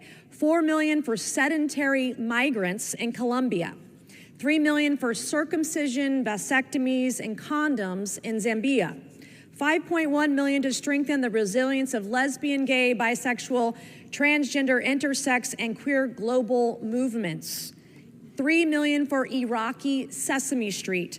$2.5 million for teaching young children how to make environmentally friendly reproductive health decisions. $833,000 for services for transgender people, sex workers, and their clients and sexual networks in Nepal. The American people are begging Congress to get off its ass and codify the DOGE cuts and stop this taxpayer-funded nonsense. Failure is not an option, and I yield back. Mr. Speaker, I'm prepared to close. The gentlewoman reserves. Reserves. The gentlewoman from Connecticut is recognized. Mr. Speaker, I yield myself such time as I may consume. I ask unanimous consent to insert into the record the text of Representative Kelly's amendment. Without objection. Okay. Mr. Speaker, President Trump promised to bring down the cost of living. He made it worse. He is illegally stealing congressionally approved taxpayers' dollars, and these are services for the American people. You want to deal with waste, fraud, and abuse? It's to deal with cutting back on the $4.5 trillion tax cut for the billionaires that the Republicans have supported and voted on. Tax cuts for billionaires and the biggest corporations. If you vote for this bill, you own every reckless cut crafted by Elon Musk. You are rubber stamping illegal cuts, and you own it. And I yield back. The gentlewoman yields. Members are reminded to refrain from engaging in personalities towards the president. The gentlewoman from Michigan is recognized. Thank you, Mr. Speaker. I want to be clear. These rescissions should get bipartisan support. We, as elected officials on both sides of the aisle, have been entrusted with the hard-earned tax dollars of the American people. The duly elected President of the United States has asked this Congress to protect the American people's tax dollars. It is the least we can do. The administration has identified waste, fraud, and abuse of American taxpayer dollars. It is our responsibility as representatives to act on those abuses and rescind the money. All of us should be able to vote to eliminate $45 million in duplicative spending in the African Development Program. We should all be able to support eliminating $1.7 billion for radical gender projects in the Economic Support Fund. Every member of this chamber should be able to support a rescission of $2.5 billion in the development of assistance programs. That has bankrolled corrupt leaders in foreign countries. Mr. Speaker, the American people are watching their representatives today. Emphasis on their representatives. They are watching to see if their representatives have the courage to actually fight for them. Or will their representatives defend waste, fraud, and abuse of the bloated federal government? I can say with certainty that House Republicans will always put American people first. And I hope on the other side of the aisle, they might have the courage to join us. I encourage my colleagues to join me in voting yes on H.R. 4 so that we can take the necessary first step in rescinding the wasteful spending of the American taxpayer dollars. And with that, Mr. Speaker, I yield back the balance of my time. The gentlewoman yields back the balance of her time. All time for debate has expired. Pursuant to House Resolution 499, the previous question is ordered on the bill. The question is on engrossment and third reading of the bill. Those in favor say aye. Aye. Those opposed, no. The ayes have it. Third reading. A bill to rescind certain budget authority proposed to be rescinded in special messages transmitted to the Congress by the President on June 3, 2025, in accordance with Section 1012A of the Congressional Budget and Empowerment Control Act of 1974. For what purpose does the gentlewoman from Illinois seek recognition? Mr. Speaker, I have a motion to recommit at the desk. The clerk will report the motion. Ms. Kelly of Illinois moves to recommit the bill H.R. 4 to the Committee on Appropriations. Pursuant to Clause B of Rule 19, the previous question is ordered on the motion to recommit. The question is on the motion. All those in favor say aye. All those opposed say no. In the opinion of the chair, the noes have it. The motion is not agreed to. For what purpose does the gentlewoman from Illinois seek recognition? Mr. Speaker, I ask for the yeas and nays. The yeas and nays are requested. Those in favor of a vote for the yeas and nays will rise. A sufficient number having risen, the yeas and nays are ordered. Pursuant to Clause 8 of Rule 20, further proceedings on this question will be postponed. Proceedings will resume on questions previously postponed. Votes will be taken in the following order. Passage of S331, the motion to recommit, H.R. 4. Passage of H.R. 4, if ordered, the motion to recommit, H.R. 2056, and passage of H.R. 2056, if ordered. The first electronic vote will be conducted as a 15-minute vote. Pursuant to Clause 9 of Rule 20, remaining electronic votes will be conducted as 5-minute votes. Pursuant to Clause 8 of Rule 20, the unfinished business is to vote on passage of Senate 331, on which the yeas and nays are ordered. The clerk will report the title of the bill. Senate 331, an act to amend the Controlled Substances Act with respect to the scheduling of fentanyl-related substances and for other purposes. The question is on the passage of the bill. Members will record their vote by electronic device. This is a 15-minute vote.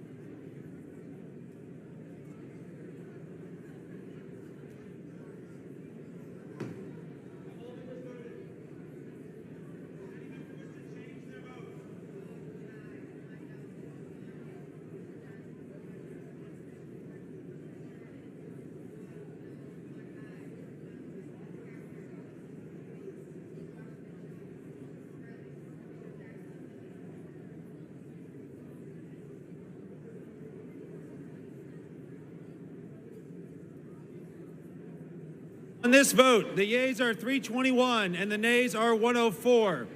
With no members voting present, the bill is passed. Without objection, the motion to reconsider is laid on the table.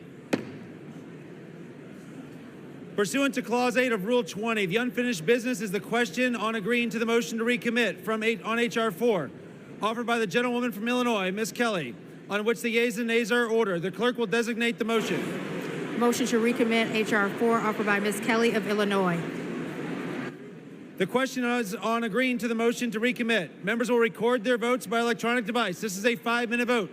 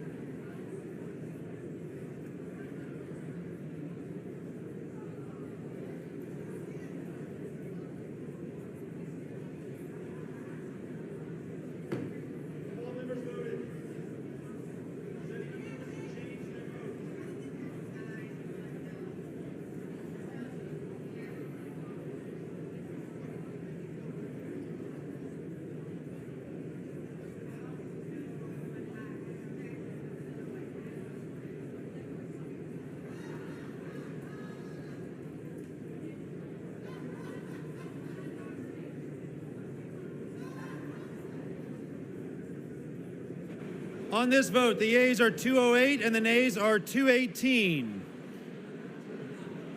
The motion is not adopted. The question is on passage of the bill. Those in favor say aye. Those opposed say no. In the opinion of the chair, the ayes have it. For what purpose is the gentlewoman from Connecticut? I ask for the yeas and nays. The yeas and nays are requested. Those favoring a vote by the yeas and nays will rise. A sufficient number having risen, the yeas and nays are ordered. Members will record their vote by electronic device. This is a 5-minute vote.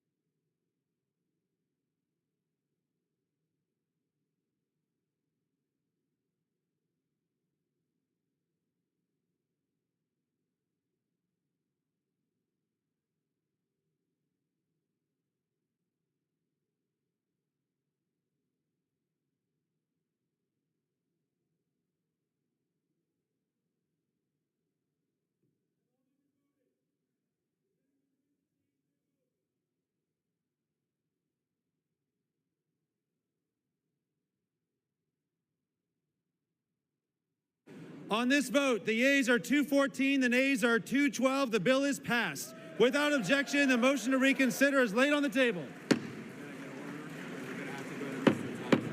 The House will be in order.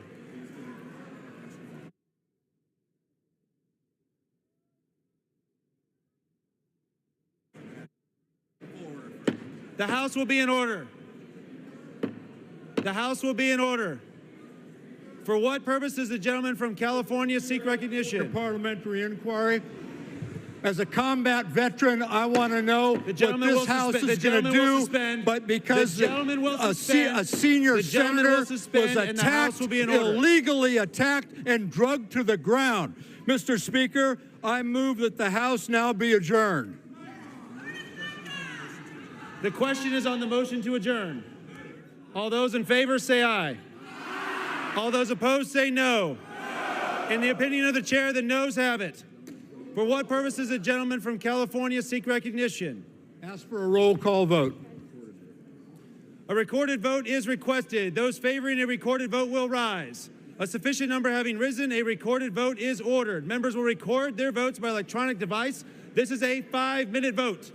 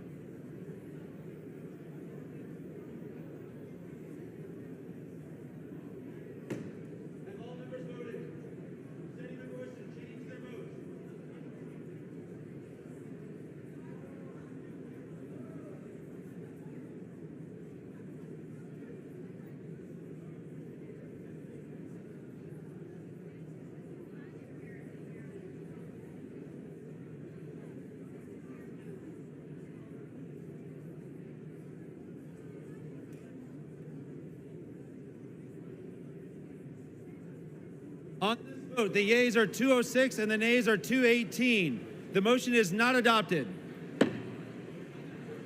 Pursuant to Clause 8 of Rule 20, the unfinished business is the question on agreeing to the motion to recommit on H.R. 2056, offered by the gentleman from Massachusetts, Mr. Lynch, on which the yeas and nays are ordered. The clerk will redesignate the motion. Motion to recommit H.R. 2056, offered by Mr. Lynch of Massachusetts. The question is on agreeing to the motion to recommit. Members will record their votes by electronic device. This is a 5-minute vote.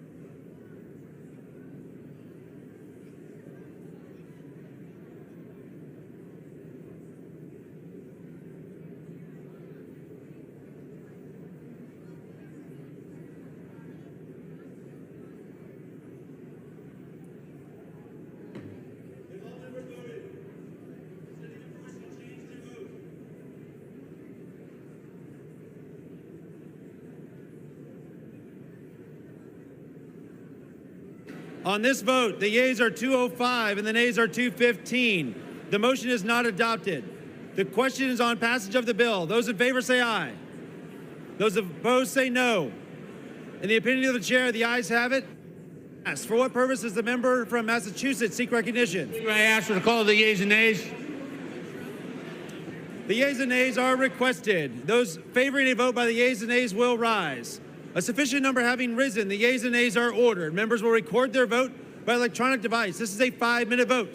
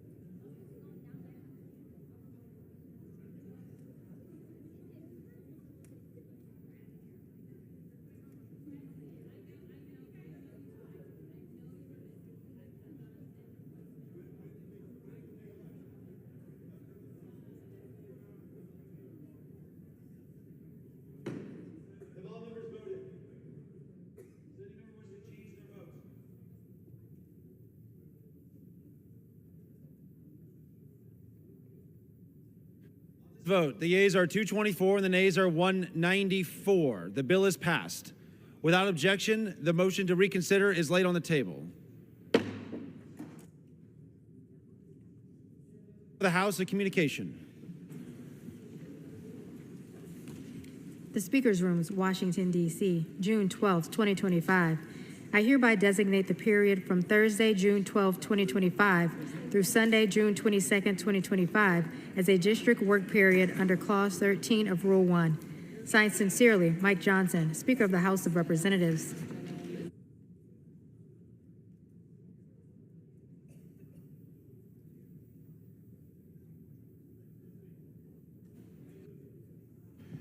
For what purpose does the gentleman from Florida seek recognition? Mr. Speaker, I ask for unanimous consent to address the House out of order. Without objection. Mr. Speaker, 9 years ago today, on June 12, 2016, at 2:02 a.m., our little happy town of Orlando, Florida, was changed forever as we saw 49 angels and 53 others who were killed and 53 others who were injured in a mass shooting during Latin night at the Pulse nightclub, a safe place for the LGBTQ community located just south of downtown Orlando. At the time, it was the deadliest mass shooting in U.S. history. I was proud to work on both sides of the aisle in June of 2019 to introduce the National Pulse Memorial. In June 2020, it passed the House, but did not pass the Senate. But finally, in June 2021, it was introduced and passed into law and signed by President Biden. We know that this national memorial happened because this was a national tragedy. At the time, we saw memorials and moments of silence across the nation, across districts, from sea to shining sea. And in remembrance of these who we lost and those who were injured and their families, I ask my colleagues to please stand and to join me for a moment of silence.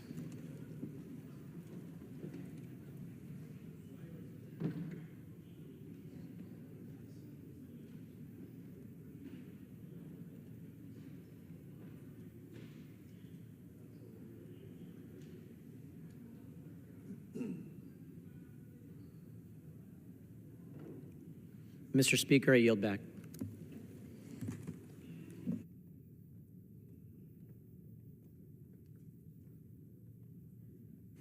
The gentleman yields. The chair will now entertain requests for 1-minute speeches. For what purpose does the gentleman from Arizona seek recognition? Unanimous consent to address the House for 1 minute, revise and extend my remarks. So ordered. Without objection, the gentleman is recognized for 1 minute. Thank you, Mr. Chairman. I rise to honor the memory and selfless service of Officer Gabriel Facio of the Apache Junction Police Department. End of watch, June 8, 2025.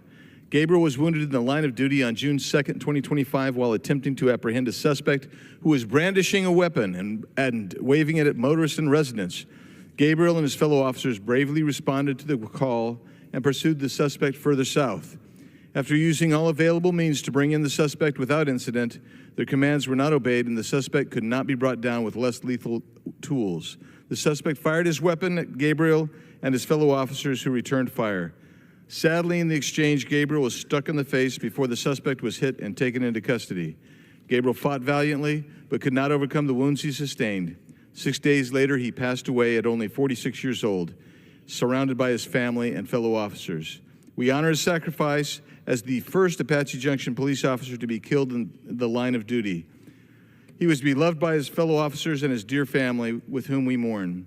Gabriel, we pray for your family and brothers in blue. Your service and protection of the people of Apache Junction in Arizona's 5th District will live on forever. Thank you, and may God welcome you home. And I'd ask for a moment of silence, Mr. Speaker.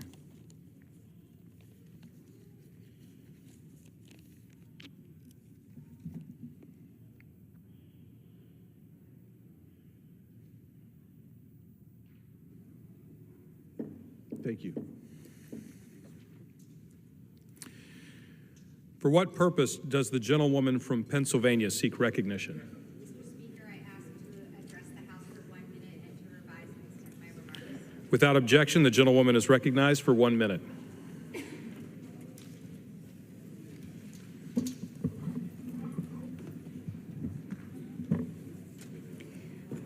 Thank you, Mr. Speaker. I rise today on this National Women Veterans Day as a veteran of the United States Air Force to tell Secretary Hegseth and President Trump that women who raise their hand and swear an oath to protect and defend this nation are not going anywhere, and we will not be silent.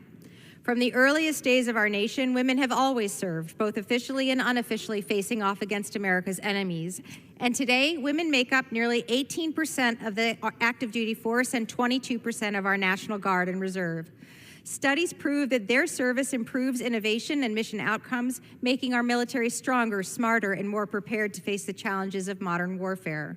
The administration's artificial barriers on who can lead and who can serve are disrespectful and irresponsible. Firing and pushing aside decorated female leaders who earned their positions diminishes military readiness and devalues the standards and integrity of the very military itself. Women in our military are not insignificant or inconsequential. We are indeed essential, and we cannot be pushed out or erased. Thank you, and I yield back. The gentlewoman yields. For what purpose does the gentlewoman from Texas seek recognition? Without objection, the gentlewoman is recognized for 1 minute. I rise today with a heavy heart to honor a tremendous young woman from the 24th Congressional District, Ava Moore. She was a leader, a patriot, and a bright light in our North Texas community. From the first time that we reviewed her application to the U.S. Air Force Academy, it was clear that she was destined for greatness. In May, Ava was home for just a short break before heading off to basic training. While kayaking with friends on Grapevine Lake, Ava's life was taken in a senseless and preventable tragedy. Our entire office is heartbroken about her loss. I had the privilege of speaking with Ava's father, a man of great faith, kindness, and forgiveness. Even in the face of unimaginable loss, he told me that he was remaining hopeful and positive because, in his own words, that's how Ava would have wanted it. Our nation is at a loss with Ava's passing.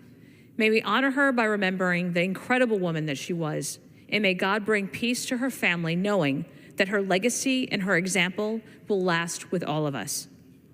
Thank you, Mr. Speaker, and I yield back. The gentlewoman yields. For what purpose does the gentlewoman from Texas seek recognition? Mr. Speaker, I ask unanimous consent to address the House for 1 minute and to revise and extend my remarks. Without objection, the gentlewoman is recognized for 1 minute. Mr. Speaker, I rise today to honor the extraordinary life and legacy of Reverend Willie Rainwater of Carrollton, Texas. Reverend Rainwater was more than a pastor. He was a pillar of justice, a steward of history, and a relentless voice for civil rights.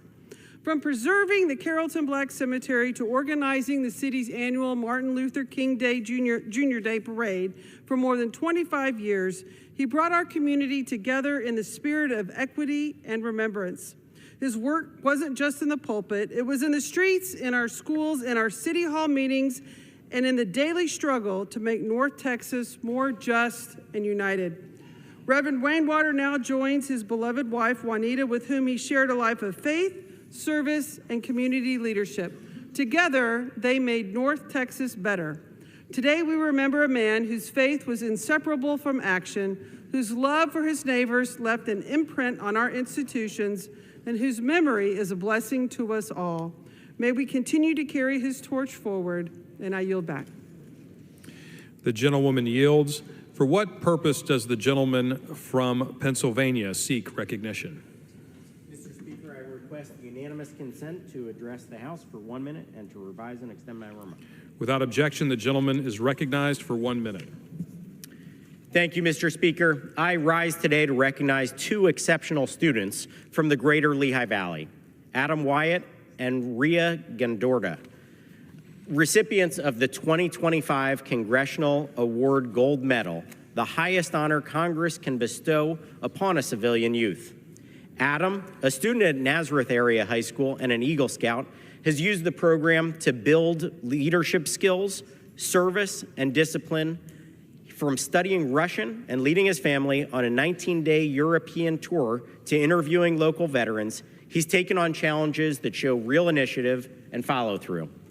Rhea, a student at Moravian Academy, volunteered at a camp for children with special needs, worked to better herself academically, played on her school's tennis team, and planned a family trip to Toronto. Her work reflects both compassion and determination and a clear commitment to personal and civic growth. Adam and Rhea exemplify the values of service, perseverance, and personal development. I'm proud to recognize their achievements and the positive impact they've had on their local community as young leaders in the greater Lehigh Valley. Thank you, Mr. Speaker, and I yield back. The gentleman yields. For what purpose does the gentleman from New York seek recognition? Mr. Speaker, I seek unanimous consent to address the House for 1 minute and to revise and extend my remarks. Without objection, the gentleman from New York is recognized for 1 minute. Thank you, Mr. Speaker. Today, I want to recognize a group of Westchester residents who have taken on the role of civic involvement of issues of importance to the local, county, state, and federal level, the leaders and advocates in my home district. These individuals have taken on that most traditional of American values, active citizenship in matters of public policy. We have seen our values under attack: the right to vote, the rights of free speech and due process, the rights to benefits earned through honest work or service to our nation. It will take everyday citizens to stand up and say, no, we don't agree with what is happening today. We see a better future for America. I would like to recognize Margaret Bradbury, Kim Snyder, and Rhiannon Navitt in New Rochelle, Jenny Gear in Mamaroneck, Suki Van Dyke in Rye, Chris Tom in Eastchester, Jenny Bernhardt and Liz Scafidi, White Plains, Gabby Boardwin and Marjorie Shue in the River Towns, Eileen O'Connor and Elizabeth D. Bethune in Yonkers, Susan Van Dolson of Harrison, and Shannon Powell of Mamaroneck. The work they are doing has earned our respect and deserves our praise. Mr. Speaker, I yield my remaining time. The gentleman yields. For what purpose does the gentleman from Florida seek recognition? Mr. Speaker, I ask unanimous consent to address this body for 1 minute and to revise and extend my remarks. Without objection, the gentleman is recognized for 1 minute. Thank you very much, Mr. Speaker. $168 billion. That was the amount the federal government improperly paid last year. We paid some bills 2 or 3 times. We paid the wrong invoices altogether. We paid invoices we didn't know we paid because there was no tracking mechanism. If only, Mr. Speaker, there were a bill to require the Department of Treasury to ensure accuracy and eligibility in federal spending. Wait, there is. I just filed it, Mr. Speaker, and it's the Delivering in Government Efficiency, DOGE in Spending Act. The war on waste, fraud, and abuse begins today by requiring the Treasury Department to simply track, verify, and cross-check payments, and that's what the DOGE and Spending Act will do. Mr. Speaker, the American people deserve accountability and transparency. I urge all my colleagues to join me, and I am saving a co-sponsorship for each of you. Let's deliver results, and Mr. Speaker, let's go get them. I yield back. The gentleman yields. For what purpose does the gentlewoman from Hawaii seek recognition? Mr. Speaker, I rise to address the House ask unanimous consent to address the House for 1 minute and to revise and extend my remarks. Without objection, the gentlewoman is recognized for 1 minute. Thank you. Mr. Speaker, I rise today in honor of National Women's Veterans Day. Last week, I spoke with a combat veteran from Kaneohe, Hawaii, my hometown. She was among the first class of women to graduate from West Point, and 2 decades after leaving the Army, she returned to serve as a chaplain. She deployed to Afghanistan, earned airborne and air assault qualification, and was awarded the Legion of Merit and 5 Meritorious Service Awards. Yet, she felt compelled to come all the way to Washington, D.C. to join in a veterans protest on D-Day because the very progress she helped to secure, she now saw being callously unraveled. Women's history erased from defense websites, senior female leaders pushed out, accountability on sexual assault fading, and a narrow male-centric culture of lethality that sidelines women in service. She asked me, how is it we are fighting and having to refight the battles we have already won? Shame on this administration for turning its back on women like my constituent, who've worn the uniform and are now made to fight again for the dignity and respect they have already earned. Women veterans are watching, and they will not be silent. Thank you, Mr. Speaker, and I yield back. The gentlewoman yields. For what purpose does the gentleman from Georgia seek recognition? Ask unanimous consent to address the House for 1 minute and to revise and extend my remarks. Without objection, the gentleman is recognized for 1 minute. Mr. Speaker, I rise today to honor the Frederica Academy baseball team, which won the program's first ever state championship this season. Since 1969, Frederica Academy has earned 76 state titles across all its athletic programs except for one. Their baseball program had battled a history of ups and downs, not quite being able to finish the drill until now. Fighting back from near elimination early in the playoffs, the St. Simon's team overcame adversity to make their first state title series since 2018. The boys swept their opponents from Pinewood Christian to earn the GIAA Class 3A Baseball State Championship in history for their athletic program. Under head coach Tim Orlowski, these young men exhibited persistence, sportsmanship, and humility in their title run. Join me in congratulating this team of incredible young men and everyone who supported them in their journey to achieve history for Frederica Academy. Thank you, Mr. Speaker, and I yield back. The gentleman yields. For what purpose does the gentlewoman from New York seek recognition? I request unanimous consent to address the House for 1 minute to revise and extend my remarks. Without objection, the gentlewoman is recognized for 1 minute. Thank you, Mr. Speaker.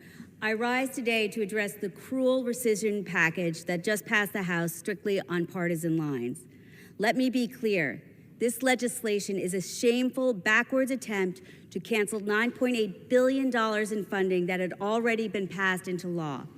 It cuts critical investments in life-saving programs that support reproductive health and education. It also slashes funding for the U.S. President's Emergency Plan for AIDS Relief, also known as PEPFAR.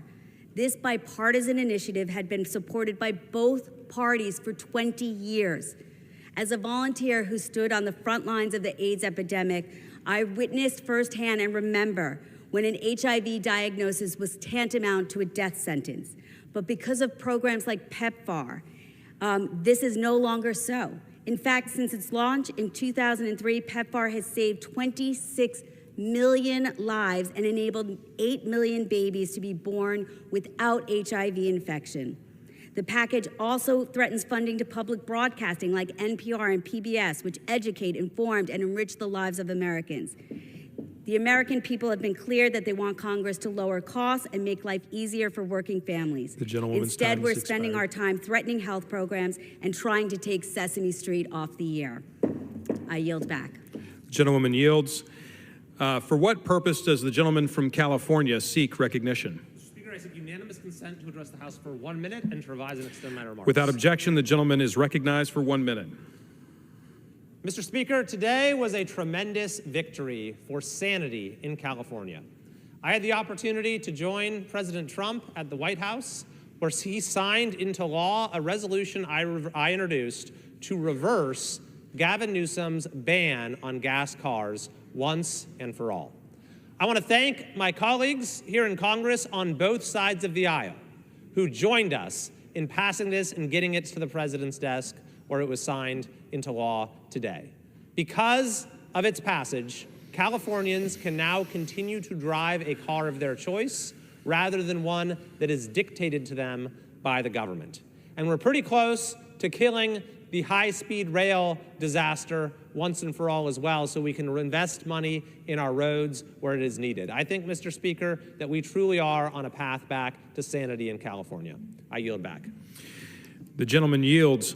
For what purpose does the gentleman from California seek recognition? Mr. Speaker, I ask unanimous consent to address the House for 1 minute and to revise and extend my remarks. Without objection, the gentleman is recognized for 1 minute.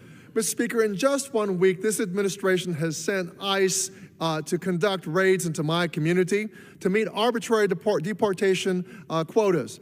They have unnecessarily sent National Guard and Marines, which have only inflamed peaceful protests, and they have thrown down to the ground a U.S. Senator, my U.S. Senator, and handcuffed him for trying to ask questions to a DHS Secretary Noem. This is happening because the administration does not like that they have different opinions from, that they have different opinions from the state of California. My constituents deserve more from the president. Our democracy deserves more from the president. I stand with all Californians who want to keep pushing and keep using our voice and keep peacefully protesting the actions of this lawless president. I yield back.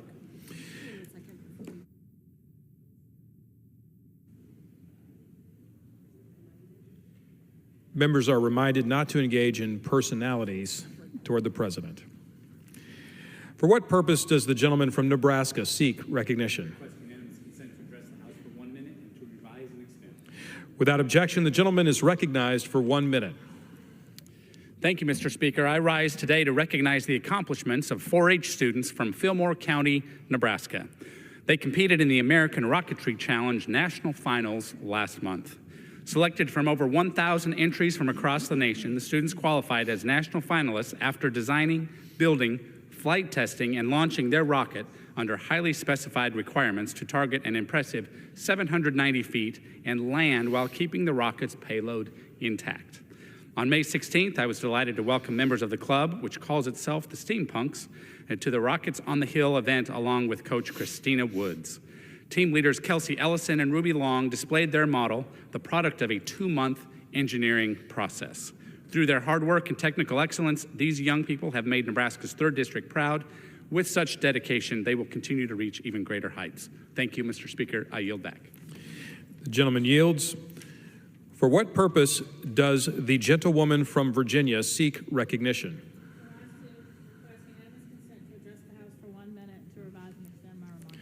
Without objection, the gentlewoman is recognized for 1 minute.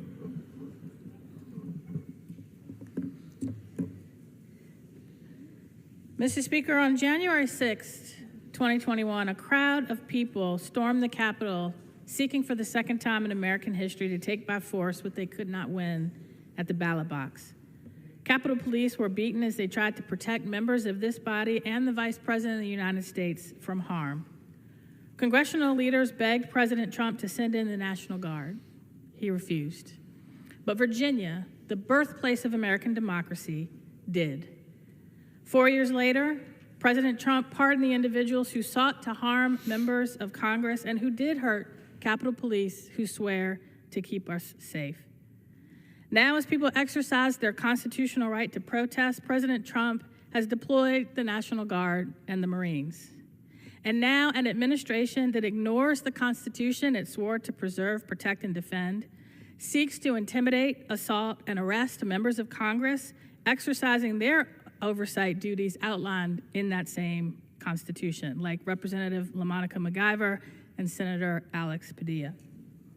Next year, we have the opportunity to celebrate 250 years of a remarkable idea of power derived from the people. Gentlelady's time has expired. Not from a king, but only if we take Gentlelady's action time now. has expired. I yield back.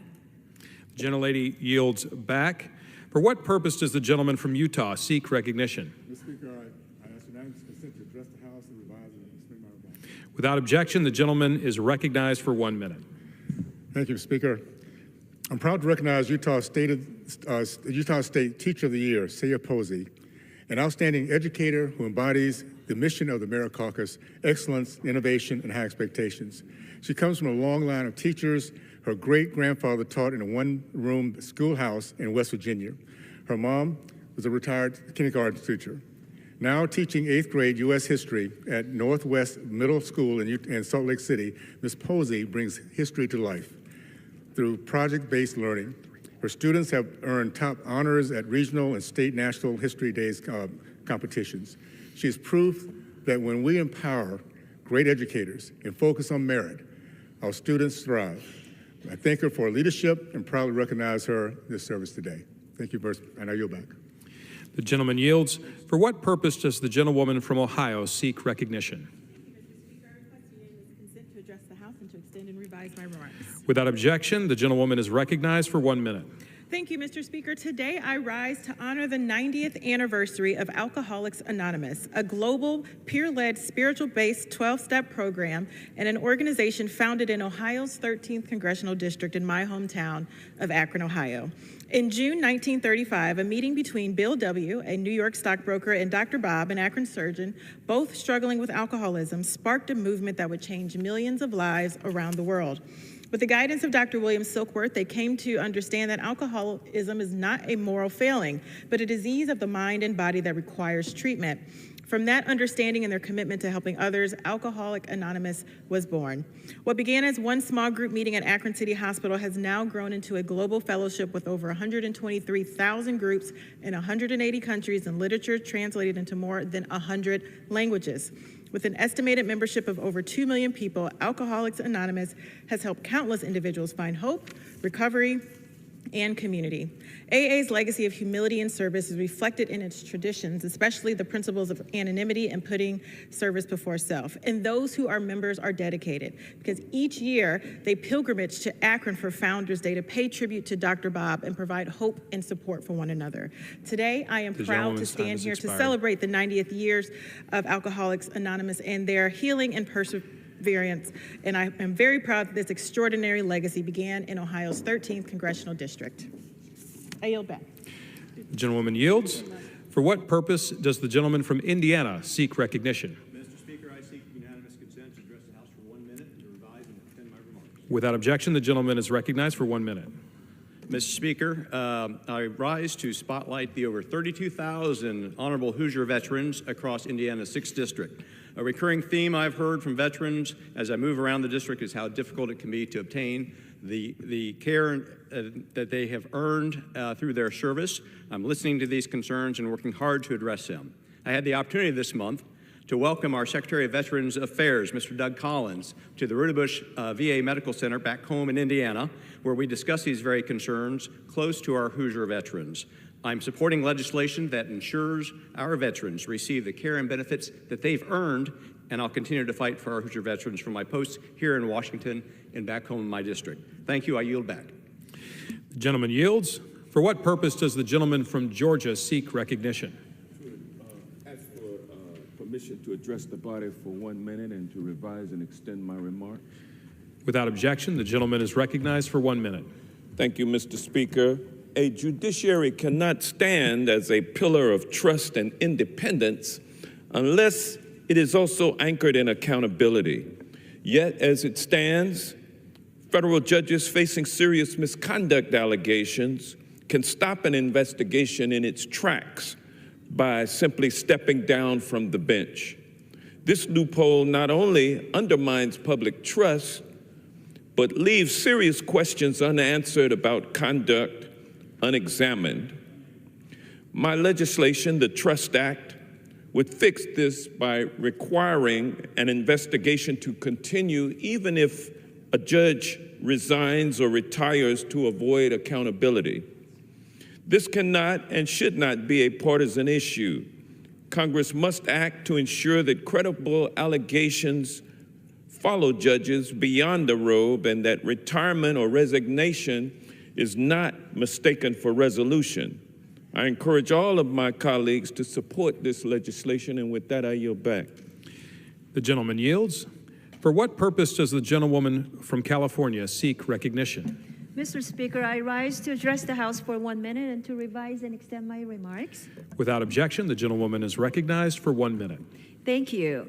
Today, I rise to honor and remember Otto Frederick Warmbier as June 19 marks 8 years since his tragic death at the hands of the North Korean regime. Otto was a dedicated young man who graduated as salutatorian of his high school in Ohio before attending the University of Virginia. While on a school tour in North Korea in 2015, Otto was imprisoned, tortured by the North Korean regime. He died just a few days after his release at just 22 years young. Otto experienced what no human being should ever have to go through. May his story continue to remind us of all the atrocities the North Korean regime is capable of. We remember and we will continue to honor Otto and his memories. 우리는 Otto를 영원히 기억할 것입니다. I yield back. The gentlelady will provide a translation. And the gentlelady yields. And for what purpose does the gentleman from Rhode Island seek recognition? I ask unanimous consent to address the House for 1 minute and to revise and extend my remarks. Without objection, the gentleman is recognized for 1 minute. Mr. Speaker, today the House majority took a shameful vote to cut billions of dollars of aid that goes to PEPFAR to treat people around the world with HIV. They cut aid for malaria. They cut aid for clean water around the world. But thankfully, this bill did not cut funding for emergency food aid like Plumpy Nut. The problem is that even though this funding has not been cut, it is still available. The Trump administration continues to hold up the money instead of getting it to companies that, like Adhesia in North Kingstown, Rhode Island, that manufacture this food aid to ship it around the world. We continue to have a now 5-month pause, quote unquote, in the delivery of emergency food aid to starving children. The Trump administration needs to keep its word to deliver this food aid. The money is available so that lives can be saved. This is the 21st time that I have spoken on the House floor demanding that the Trump administration restore emergency food aid. I will continue to speak every legislative day until they do it. I yield back. The gentleman yields. For what purpose does the gentleman from Georgia seek recognition? Mr. Speaker, I request unanimous consent to address the House of Representatives for 1 minute and to revise and extend my remarks. Without objection, the gentleman is recognized for 1 minute. Mr. Speaker, I rise today to celebrate the life of a man whose legacy was marked by intellect, integrity, and a deep devotion to profession and family, Mr. John M. Stuckey, Jr., who passed away on May 30th. John was born on August 9th, 1939 in Shreveport, Louisiana, and was a graduate and lifelong supporter of Louisiana State University. Following college, he moved to Washington, D.C., where he earned his law degree from George Washington University and served his country as an intelligence officer in the United States Army. After his honorable discharge as a captain, John worked in the legislative branch in which we all serve as the Chief of Staff to Senator Bill Brock. Thereafter, he and his wife, Sandra, moved to Noonan, Georgia, and established Roanoke Farm, from where John would become a pioneering leader of the Georgia Republican Party. He led President Nixon's campaign in our state and was later elected and served as chairman of the Georgia Republican Party from 1987 to 1989. In Noonan, he spent many lunches at Mama Lucia's, where he regaled his friends with stories of history, sports, and politics. He was integral in the establishment of Browns Mill Battlefield Historic Site, and he raced with his grandchildren on John Deere Gator rides across the family farm. John is survived by his wife Sandra, his son and my friend John, his daughter Erin, and 4 wonderful grandchildren. John M. Stuckey Jr.'s service to his country and legacy across our community will be felt for generations to come. Thank you, Mr. Speaker, and I yield back the balance of my time. The gentleman yields. For what purpose does the gentleman from Florida seek recognition? Mr. Speaker, I ask unanimous consent to address the House for 1 minute and to revise and extend my remarks. Without objection, the gentleman is recognized for 1 minute. Mr. Speaker, 9 years ago today, 49 lives were stolen and ripped away from us at Pulse nightclub in my district, in my home of Orlando, Florida. A safe haven for Orlando's LGBTQ+ community that was turned into the site of unimaginable horror and a mass grave. Pulse was more than just a club. It was love, it was joy, it was freedom, and a space for a community facing constant adversity from our state and people like in our administration. Just today, Governor Ron DeSantis deleted from the annual anniversary statement the words and acronyms LGBTQ+ and Hispanic, when most of the people who were killed that day were from the LGBTQ+ community and Hispanic. This was armed bigotry and it was armed hate. I'm oftentimes asked why I don't join moments of silence that include Republicans for gun violence. And the reason why is because they refuse to do anything about it. And I'm not going to be a prop in some social media video that's posted later to placate constituents. The gentleman's when they do time has nothing expired. about ending gun violence. And so we're going to continue to honor them with action, not just with thoughts and prayers. I yield back. Gentleman yields. For what purpose does the gentlelady from California seek recognition? Speaker, I ask unanimous consent to address the House for 1 minute and to revise and extend my remarks. Without objection, the gentlewoman is recognized for 1 minute. Today, Americans watched in horror as the Trump administration assaulted a United States senator.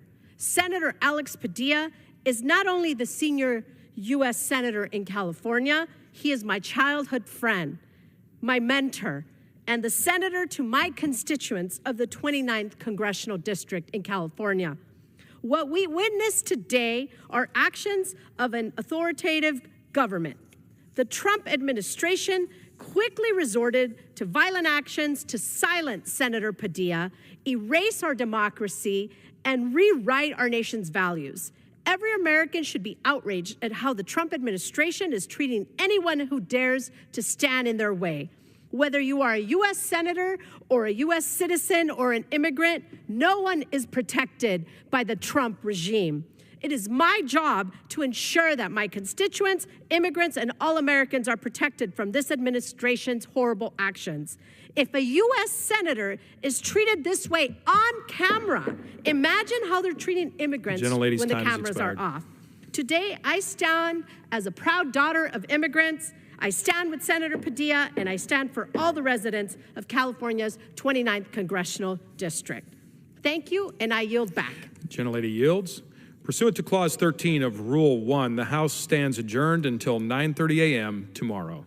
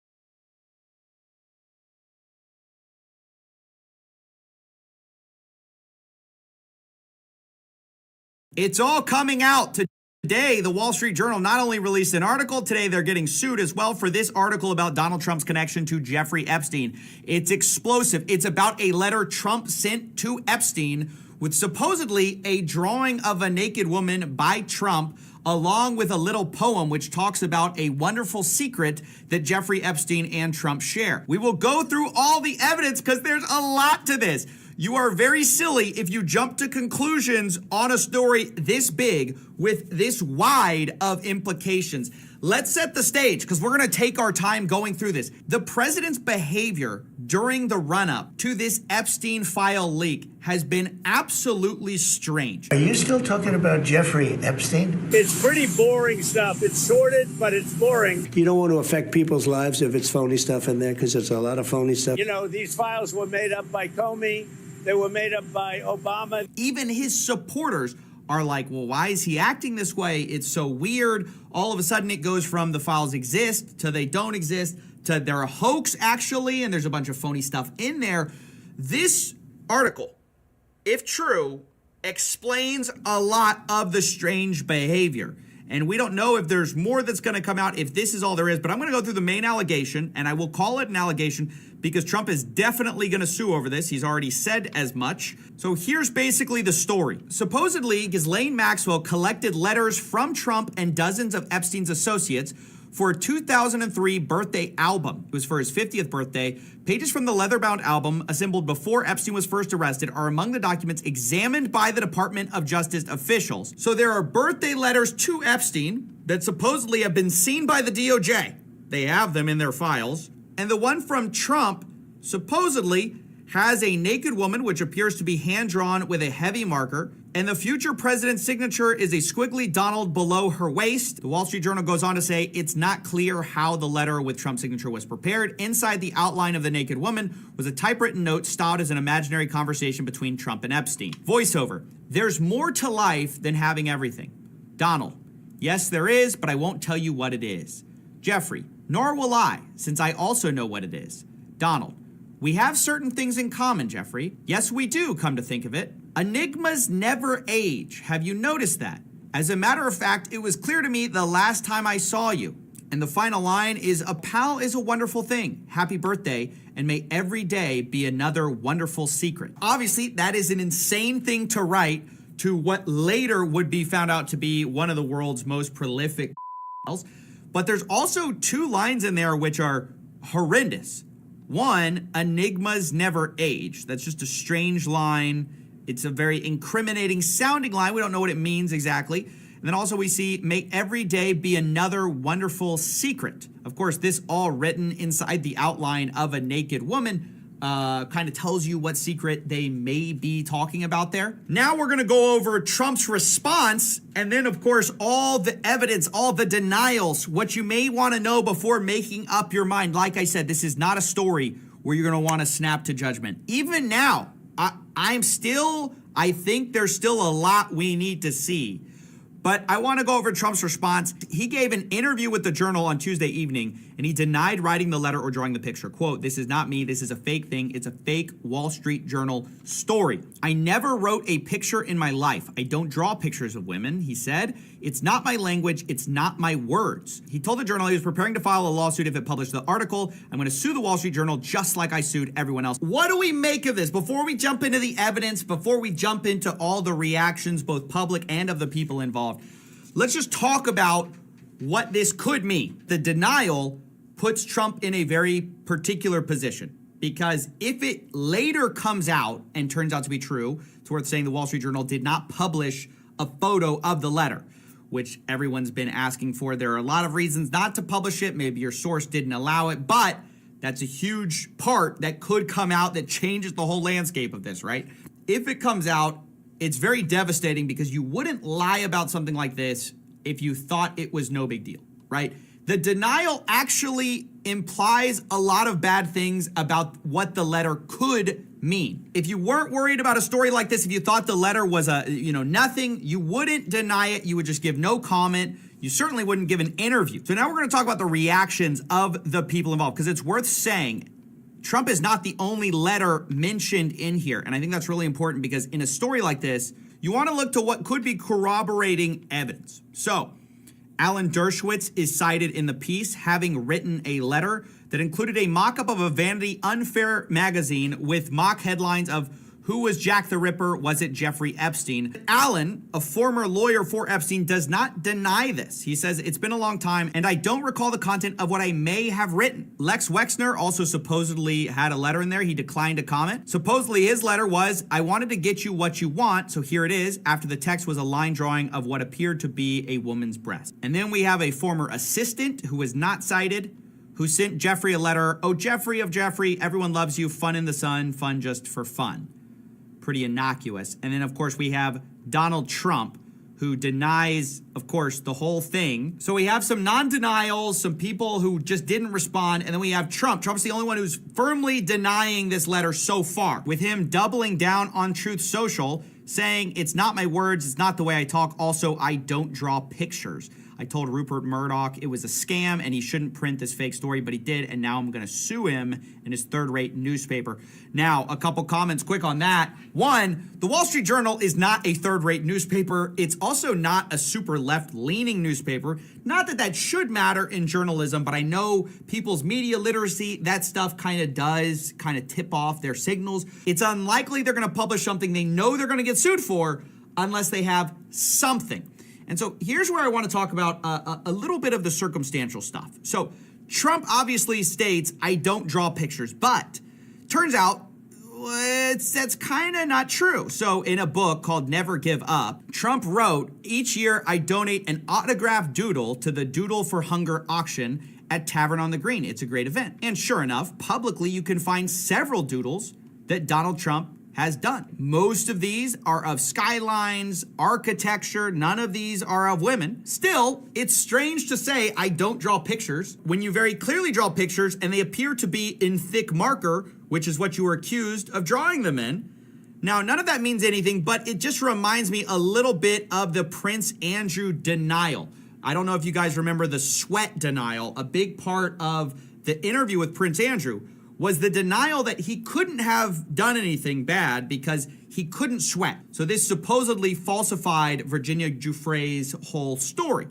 I have a peculiar medical condition, which is that I don't sweat, or I didn't sweat at the time. So yeah, that was kind of this claim like, hey, this couldn't be true because I don't do X, but actually we see that Prince Andrew actually does sweat. And in the same way, it's not perfect proof, but you really shouldn't say you don't draw pictures when being accused of drawing thick black marker pictures when you definitely draw pictures sometimes. I mean, it's just, and it's public. I mean, that's just kind of just an obvious, devastating hole in your whole argument. Now, again, I've got to say, this is just the basics.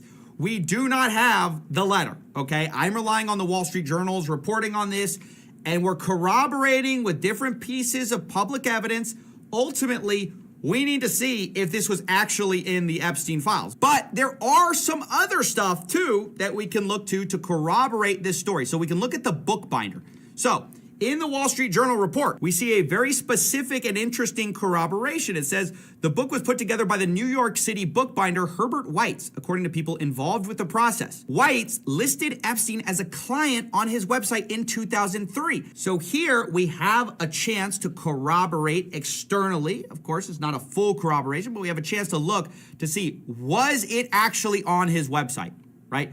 So if we go to the archive, we see in 2003 at weitzcoleman.com, we see a client list, and we see Jeffrey Epstein is listed on it with a different spelling of Jeffrey, I should note. And this says people for whom we have bound up books and albums. This is another piece of circumstantial evidence that makes it hard to believe it's just fully made up. Now, you can believe something in the middle. You can believe that the letter exists and the Wall Street Journal saw it and somebody invented it, right? Like, there are a lot of options here, but the idea that, okay, the Wall Street Journal is just fully inventing this story. They're releasing something with literally no evidence. They're just fabricating it all, but citing all these different people, citing third-party stuff that you can fact-check publicly. That's a piece of evidence to think about. Now, we're going to talk about the public reactions to this. We have Caroline Leavitt, the press secretary, saying the Wall Street Journal published a hatchet job with a fake birthday letter that's supposedly from 2003. This is like the Steele dossier that kickstarted the Russia hoax all over again. The Wall Street Journal refused to show us the letter and conceded they don't even have it in their possession when we asked them to verify the alleged document they're basing their entire fake story on. Then you have Dan Wolkin saying the amount of people who think publications, the scope of the Wall Street Journal, just put explosive stuff out about a public figure without well-established authentication procedures and running it through a team of lawyers know literally nothing about journalism. Charlie Kirk says this is not how Trump talks at all. I don't believe it, referring to the actual letter's contents. Specifically, people picked up on the idea that Trump says enigma in the writing of it. In fact, Trump writing at all, some people find that hard to believe. J.D. Vance says, forgive my language, but this story is complete and utter bull. The Wall Street Journal should be ashamed of publishing it. Where's the letter? Would you be shocked to learn they never showed it to us before publishing it? Does anyone honestly believe this sounds like Donald Trump? Of course, then you have a response to that where somebody says, Carson's an enigma to me. This is clearly debunking the idea that the word enigma is not in Trump's vocabulary. Now, Carson's an enigma to me.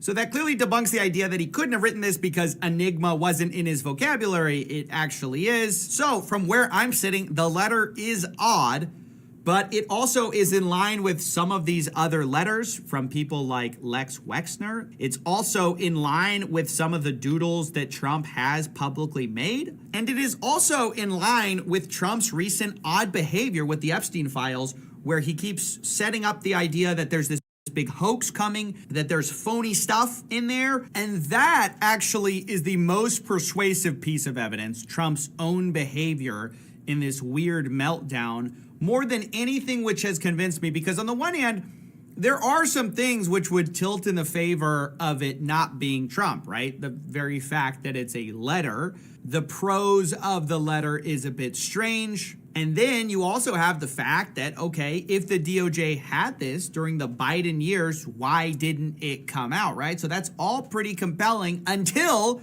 you once again just look at the way Trump has been behaving. I think it strongly suggests that Trump saw something in the Epstein files, was debriefed on something that he was worried about. Whether it was this letter or something else, I don't know. But clearly there's something in those files that he was concerned about being involved with. I think we need a full declassification of these files except for the CSAM and victims. Now, to the declassifying comment, Donald Trump, based on this, has posted, based on the ridiculous amount of publicity given to Jeffrey Epstein, I have asked AG Pam Bondi to produce any and all pertinent grand jury testimony subject to court approval. This scam should end right now.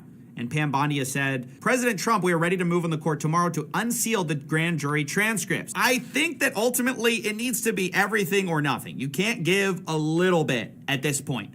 With the level of allegations being leveled against our president, that he would send pretty incriminating letters to the world's most notorious pedophile. Now, again, before he was arrested the first time, right? But given the letter's contents, given that they're doing so much, they're going to be suing the Wall Street Journal over this, to deny it, I think, if it turns out to be true, is devastating. I mean, totally devastating and horrific, and no one should defend it if it's true. And that's what we need to find out at this point. So I think the answer is clearly that, yes, I would love the Wall Street Journal to release this photo if they have it in their possession, if they can release it from their source. And I would love for the DOJ to declassify the actual relevant pieces of this whole thing, because the absolutely central piece of evidence in this whole story are these letters, which are in a leather-bound album and supposedly in the DOJ's possession. That's clearly not going to be a grand jury transcript. That's going to be one of the pieces of evidence they collected from Epstein or Maxwell. And so that is a different category altogether. So I think given that, it's hard to see this as anything other than a distraction from what is actually relevant here, which is, does this album exist? Yes or no? Show us the evidence, right? Show us the physical evidence. Instead, this is just going to get people riled up because it's an Epstein release, but it's guaranteed by definition not to have the evidence one way or another. A transcript is not going to have a piece of physical evidence. And we need to demand answers on that, because either it exists or it doesn't. And if it does exist, that's a huge problem. If it doesn't, for the Wall Street Journal, that's a huge problem.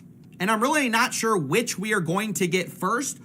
All I know is that if you are looking from the outside, I would highly recommend that you don't just dismiss things based on a quick, hot Twitter take. There's a lot to this story that is corroborating, and also we need more evidence on before we can really make up their mind. I see a lot of people have just already written it off as completely true or completely false. I think they're not thinking through the implications of, if this is true, how really crazy it would be if we live in that world. And then also the people who are dismissing it as false right away, you're not really thinking through, like, you might be defending a right? That is one of the outcomes that could be true here. We don't know. And again, even if it is true, we don't know what is meant by things like, may every day be another wonderful secret. When calling Jeffrey Epstein a pal, we wouldn't know what that meant, but yeah, it's just stunning. So this report, you absolutely have to watch it.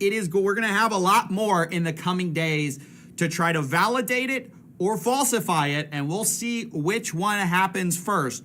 And yeah, that's pretty much all I'm prepared to say at this moment. Mr. Thoughts. Yeah, and actions. A lot of cases, yeah. Of course. It's not always just thinking. I feel like you're getting caught up in the details. We agree. Yeah. Okay, good. Right. Good. 4 is We Are Nowhere and It's Now. Love that song. And 3 is At the Bottom of Everything. I love that song. Yeah, I love all those songs. Those are great songs. I used to play them on guitar and cry. You have changed a lot. Yeah, I don't do shit like that anymore. I do blow and listen to Future. I think you should do a creative arc that's like deeply earnest. Okay. I think the people are ready for it. All right. You got it? Yeah. All right. I'm on it. Cool. Starting tomorrow, I'm going to be posting covers on my story. Is that good? Yeah, covers, poems, just kind of videos where you talk about how you're not okay. Stuff like that. I think people would really love it. Okay. Paintings? Ooh, painting is so gay. It is gay. Are you sure you're ready for that, or you're gonna stay more? Am I ready to be gay? Are you ready to be gay? I think I'd like it, honestly. What about dance? Because dance you could kind of be bi. Like, can it be like? You could be, yeah. Okay. You Wait. could, like, How pretend there's like a bad bitch on you. You know what I mean? Yeah. So then it And would a be dude. like cool, and a guy. Yeah. Exactly. That's, Both sides. So dancing is bi, but painting is gay? Yes. It doesn't make any sense. It does. It tracks. I think if you lined up like Jubilee style, 100 dancers and 100 painters, the percentage of the dancers that would be gay would be way higher than the percentage of painters that would be gay. Yeah, you're right. He's right. Yeah, we were wrong. We should do that video. Jubilee gay. Jubilee painters versus dancers. Who's more gay? I'm down. I mean, you probably know more dancers than I do, but I can know some painters for sure. You can call all your dancer friends. Most of my friends are dancers. Now that I'm thinking about it. Yeah. Wait a minute. You ever find out like what happened to me? Yeah. In general? Yeah. Which Like, thing? why? A lot of stuff. Why did you get that? Just why when you were 11? Like what happened when you were 11? I don't know. I think my mom was like on a weird diet when she was pregnant with me. It's because the diet was mostly cigarettes. I think that's part of it. Yeah. Because she went to Cedar Point like every weekend. Well, yeah, she was a ride warrior. Yeah. And she had the fast pass. So it was like, yeah, the Magnum had just come out. What position do you think you were conceived in? I always think about that. Hoping you would ask. Do you think she was on top? No. Because that could explain it. Does that explain it? Yeah. Is there science if behind you're conceived while they're on top, yep, you could be all sorts of messed up because of the gravity. Okay. Doggy is a different position too. That's another one, yeah. That's another position, yeah. I feel like you were conceived in doggy. What makes you say that? I don't know. You're just kind of like a beast. Oh, thanks. You're kind of like an all-around beast. Thank you. Doggy's so primal. Oh, thanks, man. We're getting along great this Yeah. episode. There's no way I was conceived in doggy. I was allergic to dogs till I was 11. Riley's favorite things his mom cooked growing up, according to his mom. What the fuck are you even allowed to eat? Like sand? Like what the fuck?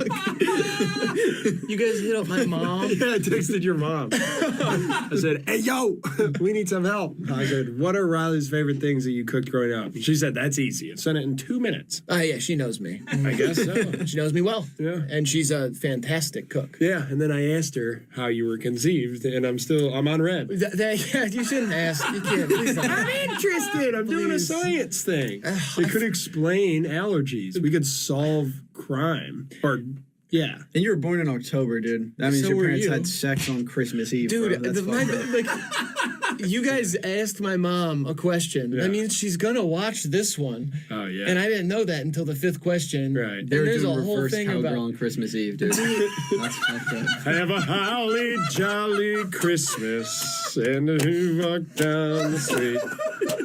We'll have our first son, oh yeah. That's how babies are made, man. You can't be squeamish about that stuff. That's so Western. Yeah, so Western, dog. Hello, Western, My bro. Western flair. I hate talking about sex. I, for one, object to the profanity used on this show, and I'm a sweet boy. Yeah, and a you are. virgin. Yes. Never had, still a virgin. Sweet boy virgin. Sweet virgin boy. When you popped this in, and it reminded me of we went through a brief controversy on our subreddit where we were we were talking about Zins too much. Oh, yeah. After a trip, and we've been called out for promoting nicotine Well, it's products. because I went to France. Yeah, we get called, for cigarettes. They're like, you guys talk so casually about cigarettes. And I'm like, I'm not telling them to smoke them. I also don't give a flying fuck. Yeah. If you're watching something and you're like, Zen, Zen, go to store. It's like you are already fucked. Like, good luck with movies where they're killing people. Like, you can't watch guys talk about cigarettes. Grand Theft Auto 1. Yeah, you are screwed, It's just dude. an old Yeah, game. we say a lot of worse stuff than, hey, we smoked a cig this weekend. You So- better turn around and stare at the wall for the rest of your life. What do you guys think was your biggest controversy on the subreddit? Biggest in terms of ones that are controversy. like, come on, let's touch grass. We've never had to apologize, but when we did bring Dignan back, the other co-host, recently, his whole bit for about 40 minutes was migrants. Crime, migrant crime. No, that way. is the big one. You got JonTron? Pretty much. Shit. And the AI summary of that episode was pretty much like a big focus on migrant crime. Is that true? Like, what do you mean a bit about migrant crime? It wasn't a bit. It was 40 minutes of it, and that's just, I don't know. It was a At least tangent. he's honest about it. He says how he feels, you know? At least he's telling the truth about migrant crime. Well, it's not the truth. It's what he thinks the truth is. Yeah, I correct him. The harmless thing is that he was complaining about Albanians taking the good Twitch streaming jobs. Yeah. Which doesn't really seem like a real That didn't thing. make any sense. It doesn't make any sense, so it's almost like, Shout out Tony on TikTok. He did He's a. an Albanian taking jobs. What's the jingle he did? the jingle. Can't Take trust my Albanians, and you never will be able to. Albanians back. Oh yeah, he did do like the baby back ribs. baby back ribs parody of Chili's. I take these Albanians. It's kind of like that. It doesn't really work. But wait, sorry. So he was your co-host. He was removed. No. He's a part time. He shows up every once So in a while. you guys gave him a raise? I kind of takes what he needs when he needs it. He's not really on. And Like, we don't see him when he's not on the show. Yeah. Like, He said his name is Dignan. Dignan, yeah. Right. Yeah. He was gone for a few months, actually, and then he returned with Albania. a big thing. Yeah. I don't know where he Came was. back with like 4 tear tattoos. Yeah. Back to you, Riley. Yeah, this isn't the news. Grant with sports. Arsenal won. Up the Gunners, bitch. That's not how people in the news talk. Bicycle kick. Those should be worth more points. Everyone would be trying it. If those were with 2 kicks or whatever, like 2 scores, Okay. everyone would be trying the bicycle kick. I did a bicycle kick when my partner put me in a sex swing. Nope. At least you know when to hold them and when to fold them. Kenny Rogers reference. Another one. That's Twitter. Kenny Rogers reference. It's another one. You doing a Twitter thing? Oh, nice voice. Magdalena Bay sounds like a place you'd go on spring break if you were poor. It is the name of a real bay. This is from Sad Maxing TikTok. This is a TikTok of tweets by a person named Sad Maxing. Which means you're maxing out your sadness. I would assume so. Yeah. Yes. Yeah. Or it could be a TikTok dedicated to tweets about seasonal affective disorder, which a lot of people struggle with. What is that? It's when they get depressed during winter. That's a disorder? It's a seasonal affective disorder. Isn't that just the feeling of seasons? I mean, you probably have it if you're thinking that. Yeah, some people don't Really? get sad during the winter. They're There's like- no fucking way. Yeah, I don't get sad during the winter. Yeah. I love it. Really? I love the winter. On God. I love the snow. On God. Well, we don't. I love Santa. We don't get snow anymore. I love the reindeer and the ornaments and the advent But then what about calendars. after that? What? What about after that? I love sledding. What? I love snow globes. Big coats and mittens. I love them. I love that there are no birds left. They all gotta go south. Get out of here, birds! I do like that part. I love a hot cup of cocoa by the fire with my sweet sweetie. Who's your sweetie? I thought you were celibate. I'm not celibate, I'm single. Channing Tatum's not British. Show. Yeah, we cleared that one up a couple weeks ago. Alpha Buzz from Wicked. I learned that the other day. Wicked, what the hell is that? It's a movie about a witch, I don't think. know what that is. It's a witch thing. But I don't know what that is. It's a musical witch number. Okay, I don't know what that is. A lot of girls like it, and boys too. A lot of people like it. It's very popular. What is that? It's like a theater gone movie. I don't know what that is. It's all right, man. BFF's podcast. Yes. It's Jash Richards. Jash. It's David Portnoy. Dave, most people call him, or El La Presidente. And Brianna Linguadala. That might be it, actually. She got stuffed by LeBron in 2016. Linguadala! Oh! An amazing chase down block by Jash Richards. I think Nessa Barrett has him blocked on all socials. They ended ugly. Sloppy breakup. Wait till I get into my my Vinny Hacker beef I got. Or not, it's T. Isn't there a Vinny Hacker lookalike contest coming up? That's at your house, right? Next Saturday? No. I wasn't doing that bit. Yeah. I'm pretty sure there's one coming up. Oh, okay. Is there that much muscle meat around? He's like jacked. Extremely fit, yeah. Well, I know what his family did in the past, by the way. That's where the last name comes Nazis? from. No, what the fuck? No. I don't know. What the hell? Like, you could be German? No, I was doing it's a last name thing. Like your family probably weaved baskets, so you're a great weaver. My family, very uncivilized, savage. And then his family probably hacked people back in like the early 1800s. Hacked them up. No, hacked, like computer hacking. Oh. Hacked the mainframe. My family was Nazis. Oh. No, I'm just kidding. They weren't. We moved here a long time ago. 1600s type shit. I'll post my ancestry and I'll prove it. Oh shit, look at this freak. This is Pooh World Map. Just killed it as an audience member for a comedy show. Laughed and smiled like crazy. This is honestly my ass when I go to a comedy show. I feel like I'm such a good audience member. The worst audience member possible. Because I interact with the show. You Usually. heckle. That's what I heckle. I'm a heckler. I haven't talked about this with you guys. Oh God, is this the right time? I guess. I mean, it seems like it's on Does topic. this feel like it's the right time? I almost had a panic attack at that comedy show that The we Creek went in to the in Cave. Austin. Oh my God, it was a nightmare for me. Yeah. I was like, no. Hey, I was giving them hell. You, all of you. Yeah, we were giving them. Me and Grant were really I ripping. was laughing my ass off. Yeah. Right. And this like if there was ever like a joke that wasn't that funny, that didn't get a big reaction, I'd hear Grant just go, okay. Yeah. I'm like, you don't do that. I wanted to end my life after that. One comedian goes, my uncle died the other day, and Grant goes, ah! And just starts laughing and go, all right, that wasn't a joke. It was a nightmare for me. I hated it That's so like my much. favorite part of going to comedy shows is interacting, inserting myself into the show. Right. Yeah. You're going to one tonight, and Oh, yeah. my advice is please do not do that. I'm not going to be there, so I guess do whatever you want, but As much as I can, because then some of the attention's with me, and that's one thing I have a hard time at comedy shows because I don't get none of the attention. I know, that's what I mean. That's Yeah. I left there being like, you can't be the funny guy in the audience Kinda at worked. a comedy show. Kinda It worked. did not work. I think Grant liked it. Yeah. Everybody there was like giving you guys bad looks. See, I think you were in your own head about it. I was not. They're gonna like it tonight. They're gonna love it. Okay. Then someone might even write, Sam, really great show you put on tonight, but that guy in the audience really helped you out with that one bit by inserting a little bit of his own humor into your joke. Nobody has ever done that. Like Garden Tate McRae. Kid Leroy's boo. I don't think they're together anymore. Sure are. She keeps DMing me. They've been posting together. Uh-oh. Scandal alert. I don't think Tate McRae's been hitting you up. An account named Tate McRae has. Well, that's Trying to get me to promote t-shirts. yeah. See, that's not Tate. How would you know? Seriously. What makes you the authority on shit in other people's lives? Shut the fuck up. Why would Tate McRae want you to promote T-shirts? I'm famous. And I'm very high up in the U.S. government now. Imagine I pop out in a sexy Tate McRae baby tee to a press conference about the state and the secretarian duties I am fulfilling. And then you think sales would skyrocket. They'd go up at least a little. Mr. Secretary, what gives with the sexy baby tee that both looks tight and form-fitting but also comfortable and breathable? Like this? This is a new collab from Under Armour and Tate McRae for a new album, Sex All the Time. I'm wearing it just 'cause. You could buy it at the link connected to this QR code that's hanging from the medallion that is connected to my belly button piercing. That'd be illegal to say that. State's all good, by the way. Secretarian duties are going great. Hey, buddy, stay in your own lane. You're the Secretary of State, not the Secretary of Tate. That's kind of how we got here. I did that same joke. Yeah.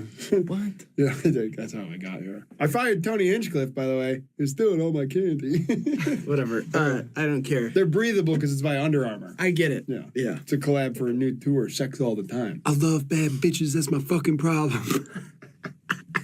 It's not your only problem. You think Rihanna likes that song? Chill out, ASAP. She likes a rude boy. She did a whole song about it. Now, burrito tacos. That's something we can all get behind. Why did they wait so long to introduce those to white people? I feel like burrito tacos just hit the white market like 3 years ago. They've been going on forever. What happened there? No one? I'm not even here anymore. Guess I'll get on my horse and ride out of town. Oh, you're wearing a Red Sox hat. Looks fucking stupid. You look like a poser. I bought it in Boston. You look like you're trying to be Mark Wahlberg's brother. Park. He doesn't have a brother named Park Wahlberg. If I was president, I'd make it if you had two sons, the second one's name's got a name rhyme with the first one. That'd be an awesome law. It just makes sense. I don't think it does. Trevor, you're gonna have a little brother. Slever. It's awesome. Always has to rhyme. Sharp. Yeah. That is correct. Yeah. I thought that earlier, but I didn't want to be dumb. I forgot he was on CBS because all he does is talk about fucking people on a podcast now. I was like, oh, I forgot CBS would hire a guy with such bright veneers. Yeah, Shannon Sharp, You got great. to learn the truth, Shannon. I forgot he was a tight end, honestly. Shannon, the truth is coming. It's time to watch the party die, Shannon. You're doing a black voice now? No, I'm doing a Kit Williams voice. Which is a black voice. Didn't even know he was black. Oh, wow. It's because his hair is so smooth? No, I just listened to the podcast. I don't know what he looks like. He's a little black guy. No fucking way, dude. That's awesome. All right, I'll change it a little bit then. Okay. I'm black, and Shannon, it's time to bring the truth to light. I've prayed for it. See, and I know I fucked it up. Now the voice doesn't sound as good because now I know, and I wish I didn't know. I wish I could have stayed in the dark. What's the last clue about Unk? Podcast called Club Shay Shay. Should be. Shay Shay. Shooting threes like the Pistons means missing. Oh, they're bad. Give them a break, dude. They're all so much better than you. Absolutely. I'm not saying they aren't. Yeah. So fucking chill out. Get off of them. Dude, they don't care. They're like, do you think Cade Cunningham's watching this and being like, what the fuck, dude? What if he is? Come on, man. Give me a break. He shot 36% last year. That's a pretty good clip by all regards. Sure, but I'm just saying, what do you do? Don't. What do you do, dude? I had a ton of belly button lint. Then started getting itchy. Why would you just dump it out all over the place? What am I supposed to keep it in there for the rest of my fucking life? No, for the rest of the video. Edit around it. The video's almost done. Edit around it. I had to get the lint out of my hole. I'm sorry, Kate, if you're watching this. I didn't mean anything by it. It's just you guys sucked last year, and hopefully you're better next year, and I think you got a lot of potential. Dude, don't. That's gross. That wasn't lint. That was a piece of jerky. What do you have beef jerky in your So I belly was button? eating it shirtless on my bed last night. That's why I had to get the lint out to get down to the good jerky. Was Paul Rudd there? Because if you woke up in the same bed as Paul Rudd and 6 other people. Yeah, we had a jerky bag. It's good during a sex off to pass around a bag of protein. Keeps your dick hard. Can't argue with that. Yeah, keeps your dick hard. Can't argue with that. Yeah, jerky will keep your dick hard. So will Paul Rudd. You know what they say? Can't jerk your beef unless you got a little beef jerky. Oh, Uncle Willis. How was the nap? I couldn't sleep. What was wrong, buddy? Oh, there was a bunch of crows and other birds outside. Oh, They kept on waking me up. You missed your favorite niece, Melissa. She was here earlier and got married to a young gentleman who was on a game show. I will be damned. Melissa was here? Yeah, and she got married to a young gentleman who was on a game show about drugs and cursing. Oh, Oh, you're talking about how many medicines or whatever? The after school special. Yeah. Yes, exactly. Of course, I don't go to school no more, but I like to kick back after school. Here, Uncle Willis, I got watch. Oh yeah, I got you that table you wanted for the appetizers. Yeah, you'll have to excuse me. I am pretty out of it, as I have taken a couple of sleep medications. That's all right, Uncle Willis. Yeah, and so I'm not feeling quite like myself right now. No one really. That's all right. No one's gonna be bothered. We're just glad you came back. Okay, and you guys have any Diet Mountain Dews in the cooler over there? We do, Uncle Willis. You take a seat on this table here vertically. And, go ahead and mix that with a root beer for me. Don't ask questions. I like it. It's a mix. Uncle Willis, we like your old school quirky flair. I'd never ask questions. I'll get that for you right away. Okay, and pop that shirt off for me really quick. I'm getting awful cold, and I could use an extra shirt. I got you, Uncle Willis. Yeah, that's what I thought. All right, now. You don't mind my big juicy cans being out, do you, Uncle Willis? No problem with me. That is no problem with me, son. All right. One last thing before I do conk out on the grass here. I know you offered the table, but the grass more comfortable for my back. No problem. Can you tell your Aunt Kathy that I crashed my car into her living room once again? Uncle Willis, you don't have a car. Yeah, I crashed. Sorry, I misspoke. I crashed a car into your Aunt Kathy's living room once again. That's fine. And so if you could let her know that for me, and also if you could say it's your fault, that would be nice. I can do that. I can say I made too much root beer mixed in with your Diet Mountain Dew, and that's my fault. Uncle Raymundo wasn't in the living room when you crashed, was he? Uncle Raymundo is from the show Rocket Power, and I don't think that he's a real person in our lives, but that's my bad. Yeah. Literally the other day was like, if I get another dog, I'm gonna sit, walk, treat, outside, sit, walk, treat, outside, sit, walk, treat, outside, shake, roll over, sit, outside, treat, dog, walk, sit, dog, hey. That's gonna be its name? Yeah. What the fuck? That's awesome. Why did you put yourself through that? I think it's funny. I don't at all. It seems cruel in a weird way. But are you okay? No. Oh, shit. No. Is some of it my fault? Yeah, well, most of it. No, fuck. Yeah. Shit. It's taking its toll. Damn. I feel like refrigerator magnets, for some reason, wins this one for me. Yeah, okay. I'm confused. I don't really know why, but that's all right. Yeah. I want one that's hot, like a hot dude's.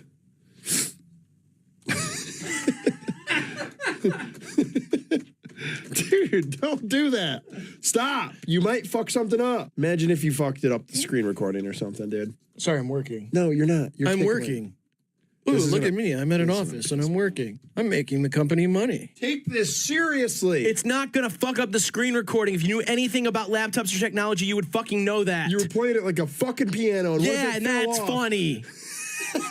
All right? I was doing Angry Young Man by Billy Joel. I can tell. It's the only fucking song you know how to play. Yeah, right. I also know how to play Clocks by Coldplay and Kids by MGMT. Bullshit. I can play whatever I fucking want. Skipping Rocks versus Morning Dew. Both these suck dick. Skipping Rocks. Yeah, that's fine. They don't suck dick.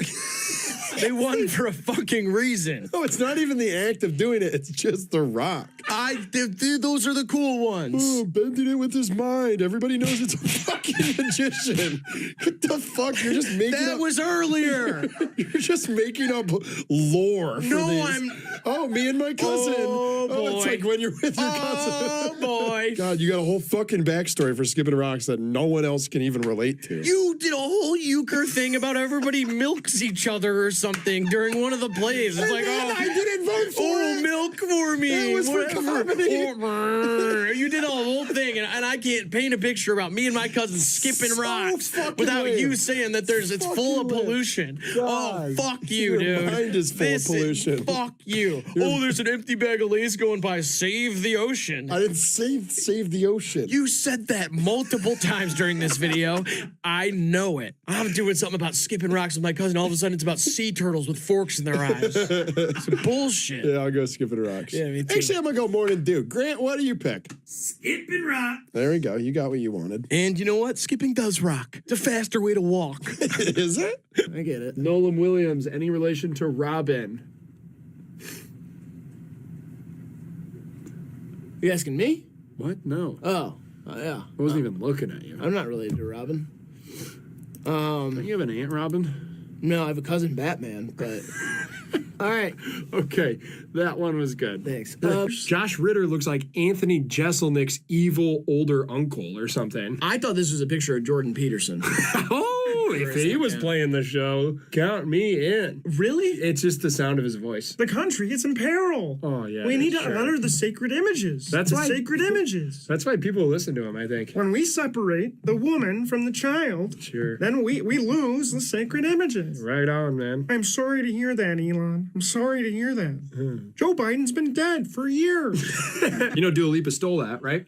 Yeah, apparently. Yeah, apparently from a reggae band. But people are saying there's some fishy stuff. How so? That it might have been put up later. Like it might have been an edited song. Like the song went up and then they changed it and like put up their version of it to try to as a cash grab. Interesting. But I don't know. Hey, listen, I'm not a lawyer and I'm just saying what I heard on the internet. Hey, I mess around with scammers and stuff, and I like the idea of doing that. It's like that movie where the guy goes back in time and writes all the Beatles songs, right? Yeah, Isn't it exactly. just like that? Exactly. Yeah. I want to post like a SoundCloud link that says like 1958, and it's just like all of Thriller, and it's me singing it, being like, I'm not saying anything, but I listen. posted it 30 years earlier.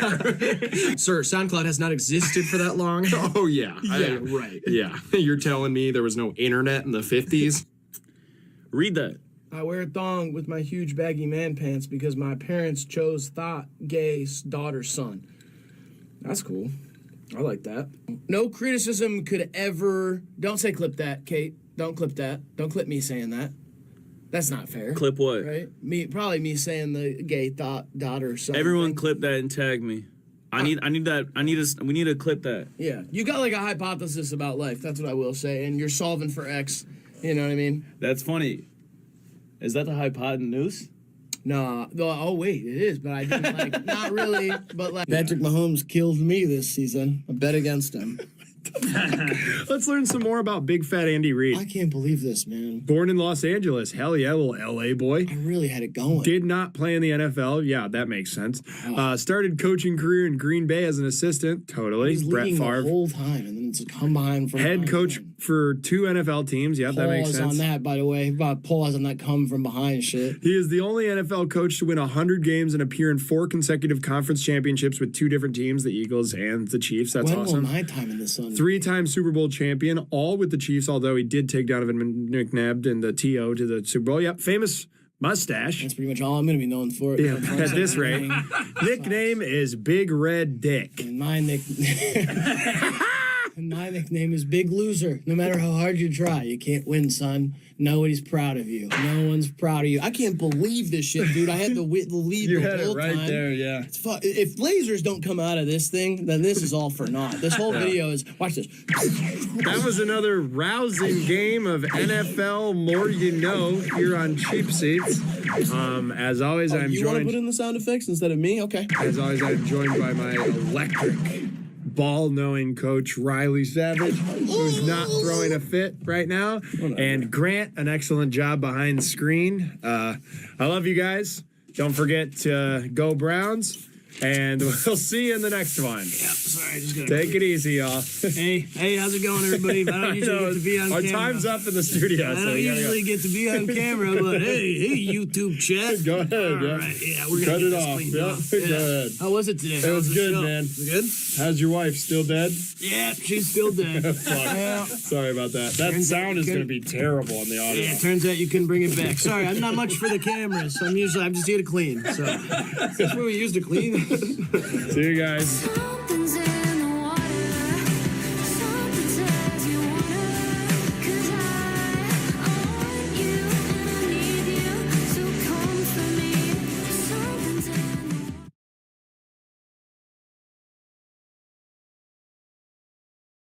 Yeah, a postmortem acquittal to Jeffrey Epstein. We were so wrong. See? Further evidence that if Jeffrey Epstein actually didn't die, didn't get killed, he could have just done the podcaster route and became a prominent fixture of Republican politics. And therefore, he could have had his reputation sanitized. And all of these guys would be talking about how Sigma grindset he is and how dope he actually is.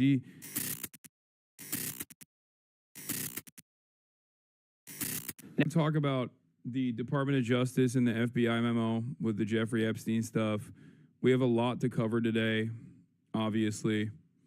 There is a major disappointment, a major blow that the Trump administration delivered to some of its most loyal fans today. And I'll get back to updates from the flash floods that took place in Texas later when there's new information that comes out. There's also ICE raids in Los Angeles and many other places. What is this? Oh, with the Jeffrey Epstein stuff, yeah, we'll obviously do Hogwatch Fell for It Again Award as well. And we still have Satan Yahoo to talk about as well. That's on the docket too. The breaking news overnight about the Jeffrey Epstein files and the conspiracy theories officially being rejected. Overnight, the FBI and Justice Department releasing 11 hours of footage they say helps confirm notorious financier Jeffrey Epstein died by suicide in his Manhattan jail cell in 2019, awaiting his trial. According to a memo detailing the findings, investigators found the video showed no one entering the area in the overnight hours before Epstein. I mean, I told you so's are in order for those who actually believed, even for a brief moment, that the Trump administration would ever actually reveal any of these details, if they would actually shed new light on this stuff. Of course they would not. Hello, welcome. And CoffeeZilla, once again, on the pathway to radicalizing from the Trump administration, has a video on this. We'll obviously take a look at that as well. But interesting. Maybe after Trump dies? No, because only 30, 40, 50 years in the future, once every single person that's on the client list is long gone, would there potentially ever be declassification. Why would the federal government release information on the federal government's own intelligence community's blackmail operation and influence operation? Why would they do that? Y'all are crazy. Trump's labor secretary, Alexander Acosta, was straight up the South Florida prosecutor that gave Jeffrey Epstein his first sweetheart plea bargain deal. It's so funny to me that these guys go, oh my God, I can't believe that the Trump administration that is directly involved with Jeffrey Epstein are not revealing any new information and just basically saying the exact same things that they personally said, the previous administration said that they actively petitioned against. How shocking. Shocking, guys.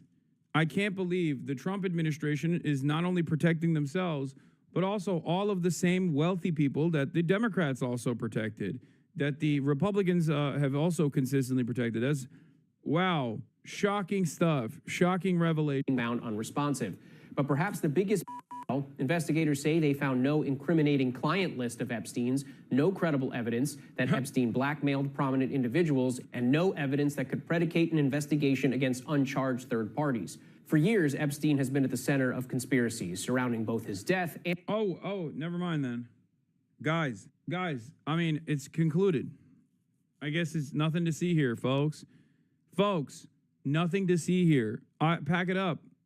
I didn't realize it was like that. Thank you. Thank you for informing me. I guess there's no reason to investigate this any further. Please stop. Please avert your invested and interested eyes away from this incident. The government has basically told you what's what. Now shut the fuck. Even Fox News was like, Cap. Sure. Caroline. Okay, so the FBI looks at the circumstances surrounding the death of Jeffrey Epstein. According to the report, this systematic review revealed no incriminating client list.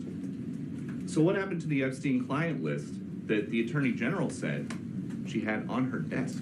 Well, I think if you go back and look at what the Attorney General said in that interview, which was on your network on Fox News. Got the quote. Go ahead. John Roberts said, DOJ may be releasing... Dude, these guys, when they want to be, can become such amazing journalists, literally on the spot. It should remind you how indecent they are in every other instance, okay? When every single one of these charlatans want to be a real journalist, like that follow-up is the bare minimum that every journalist is capable of doing, knowing full well what the immediate retraction is going to look like, what the immediate response is going to look like. And he came in hot. He didn't have to go back. He didn't have to wait another day. Right on the spot. This is real journalism. And it's shocking that it's coming from a like Peter Ducey of Fox News. Look at that. Shocking. He did not miss a beat, dude. Look. List. So what happened to the Epstein client list that the Attorney General said she had on her desk? Well, I think if you go back and look at what the Attorney General said in that interview, which was on your network on Fox News. Got the quote. Go ahead. John Roberts said, DOJ may be releasing the list of Jeffrey Epstein's clients. Will that really happen? And she said, it's sitting on my desk right now to review. Yes, she was saying the entirety of all of the paperwork, all of the paper in relation to Jeffrey Epstein's crimes. That's what the Attorney General was referring to, and I'll let her speak for that. But again, when it comes to... Wait a minute. Wait a dang minute. What? What happened? What is this, Lamau? I can't believe Epstein killed himself right before he was about to be acquitted due to a complete lack of evidence. Yeah, that's so crazy when you think about it, actually. Yeah. It seems like there was no evidence whatsoever, and he just felt kind of bad. There was a big stack of papers, and the papers were all empty, okay? It's interesting because they're not even doing the Democrats are the route on this one. They're not even doing the Democrat liberal elite where and the Republicans are, like, they didn't even sanitize the list to, like, remove the Republican names from it or whatever. They just straight up are like, nope, no list exists. J.D. Vance in 2021. What possible interest would the U.S. government have in keeping Epstein's clients secret? ... Oh, Jack Posobiec. Are you paying attention yet? The DOJ and Ghislaine Maxwell's lawyers have made a deal that her little black book of contacts will never be made public. If you're a journalist and you're not asking questions about this case, you should be ashamed of yourself. What purpose do you even serve? I'm sure there's a middle-class teenager somewhere who could use some harassing right now, but maybe try to do your job once in a while.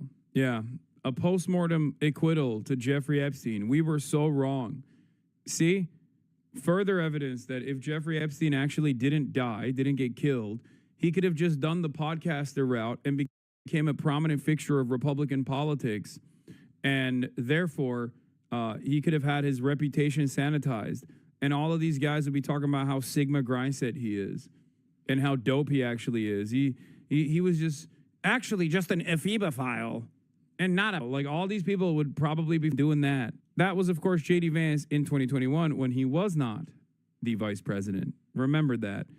Now that he is the vice president, I'm sure he has a very different approach to it. FBI and the Department of Justice, they are more than committed to ensuring that bad people are put behind bars.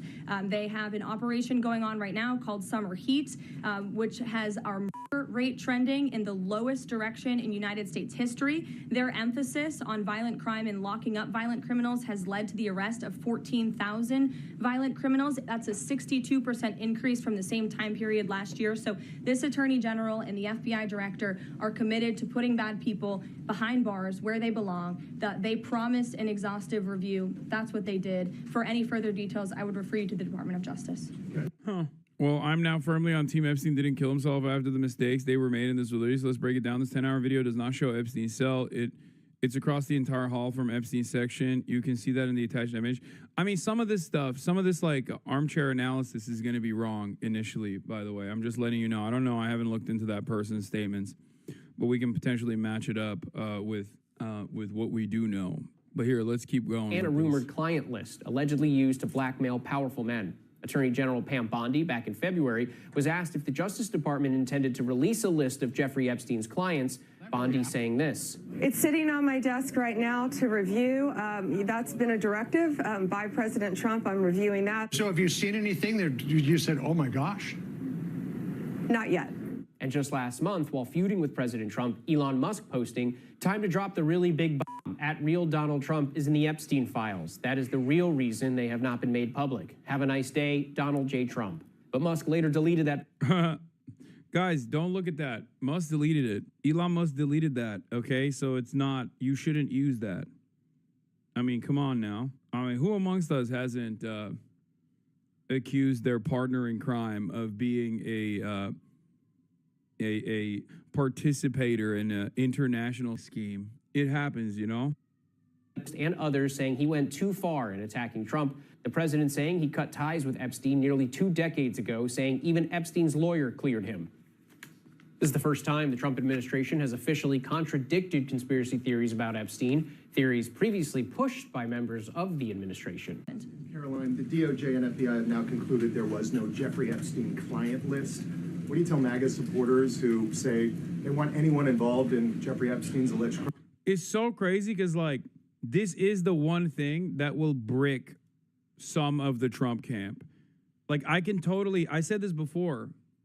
I said this last time they, like, did this, like, brief release, right? Where it was nothing at all. Remember when all of the MAGA influencers they brought into the White House were, like, all celebrating, like, libs of TikTok and shit? We're all fucking celebrating about, like, oh, Jeffrey Epstein stuff. It's coming out. This administration is so based. They're so based. You don't understand. Like, this is the one thing that those guys will actually not forgive nor forget. You can't create a base of support from conspiracy theorists, as the Trump admin did, and then have them not expect anything. Okay? You have to give them something. So when these guys also realize, like, it's the same with the anti-war people, right?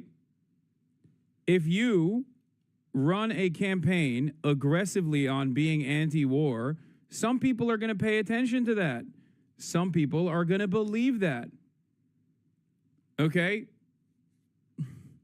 So when you say you're going to be based in anti-war, and then you don't actually turn around and be based in anti-war, some people will get frustrated with that. I know people who are ironically also on the Jeffrey Epstein conspiracy side, which is not even like a conspiracy theory in my opinion. It's just the truth. But like, they're gonna be frustrated with this. They're gonna be like, where the fuck is the info? What is this shit? What the hell is going on?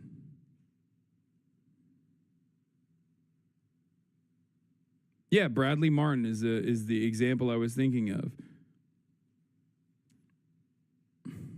For sure. For sure. And there are plenty of people like him. You have to remember, a part of the reason why I do this is because, like, there are a lot of people in the real world who operate like this. Wait, what the fuck? Hold on. To be held accountable. This administration wants anyone who has ever committed a crime to be held accountable, and I would argue this administration has done more to lock up bad guys than certainly the previous administration. And the Trump administration is committed to truth and to transparency. That's why the Attorney General and the FBI Director pledged at the president's direction to do an exhaustive review of all of the files related to Jeffrey Epstein's crimes and his death. And they put out a memo in conclusion of that review. There was material they did not release because, frankly, it was incredibly graphic and it contained child pornography, which is not something that's appropriate for public consumption. But they committed to an exhaustive investigation. That's what they did, and they provided the results of that. That's transparency. Follow up on that, Sure. Caroline. Okay, so the FBI looks at the circumstances surrounding the death of Jeffrey Epstein. According to the report, this systematic review revealed no incriminating client list. So what happened to the Epstein client list that the Attorney General said she had on her desk? Well, I think if you go back and look at what the Attorney General said in that interview, which was on your network on Fox News. Got the quote. Go ahead. John Roberts said, DOJ may be releasing the list of Jeffrey Epstein's clients. Will that really happen? And she said, it's sitting on my desk right now to review. Yes, she was saying the entirety of all of the paperwork, all of the paper in relation to Jeffrey Epstein's crimes. That's what the Attorney General was referring to, and I'll let her speak for that. But again, when it comes to the FBI and the Department of Justice, they are more than committed to ensuring that bad people are put behind bars. They have an operation going on right now called Summer Heat, which has our murder rate trending. Yes, we just watched this. We just watched the last part of this. Now we made along the way.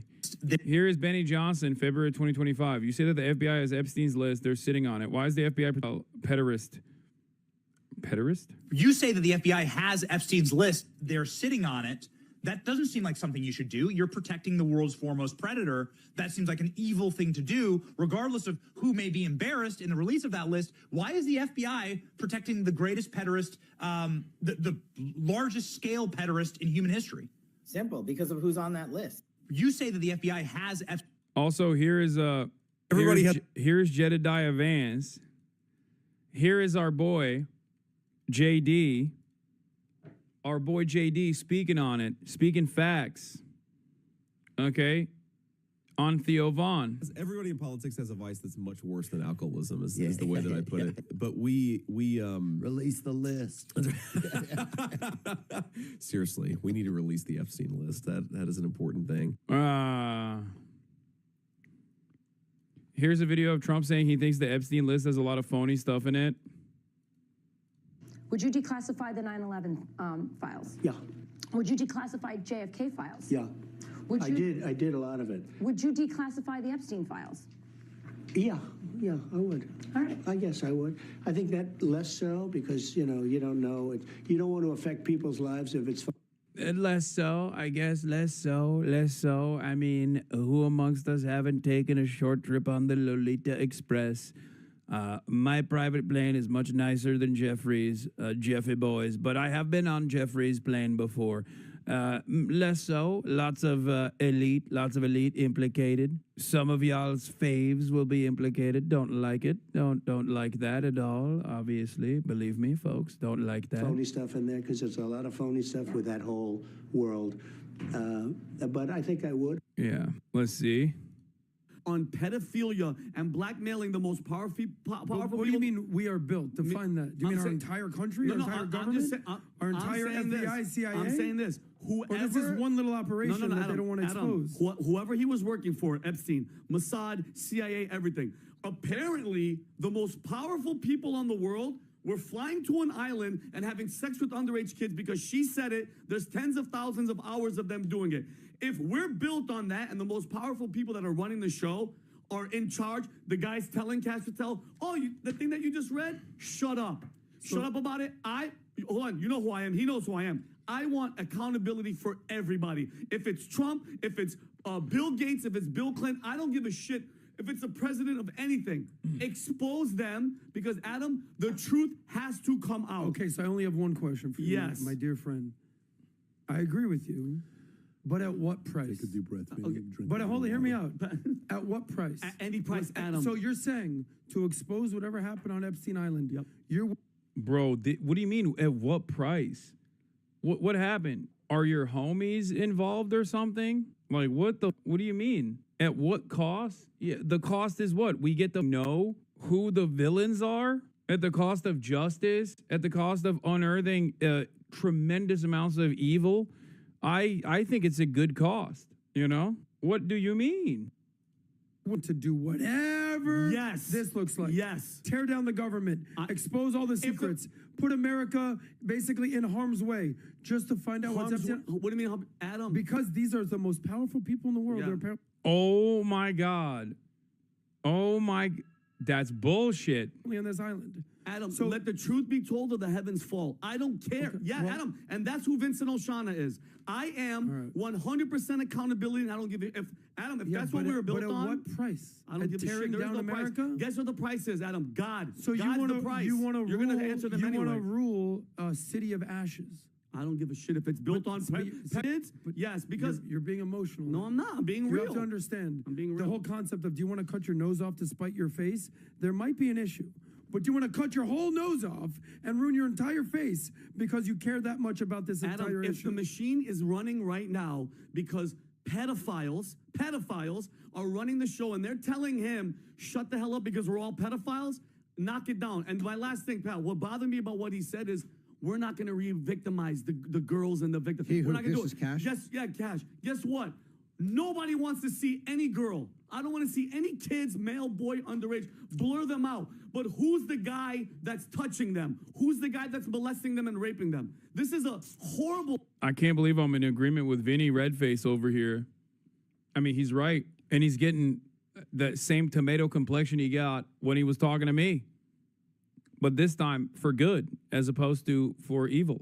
I like that the defense here, the reasonable, quote unquote, reasonable defense here is basically saying, well, you know, the whole government's run by pedophiles, and this would be far too disruptive to the pedophile schemes that they have designed if we were to find out who the pedophiles are. It is what it is. Like, how do you not feel embarrassed saying that? Unless you yourself are personally one of the pedophiles or know someone who is one of the pedophiles. What would Epstein conspiracy theorists say about this fact pattern if it was about anyone other than Trump? Yeah, here are some of the Trump links to Jeffrey Epstein. Trump was quoted in a 2002 profile describing Epstein as a longtime friend and terrific guy, about whom it is even said that he likes beautiful women as much as I do, and many of them on the younger side. Trump was among the politicians and celebrities who hitched rides on the Epstein private plane in the 1990s. In 2019, shortly before Epstein's arrest on sex charges, longtime Trump advisor Steve Bannon prepped Epstein for a potential interview.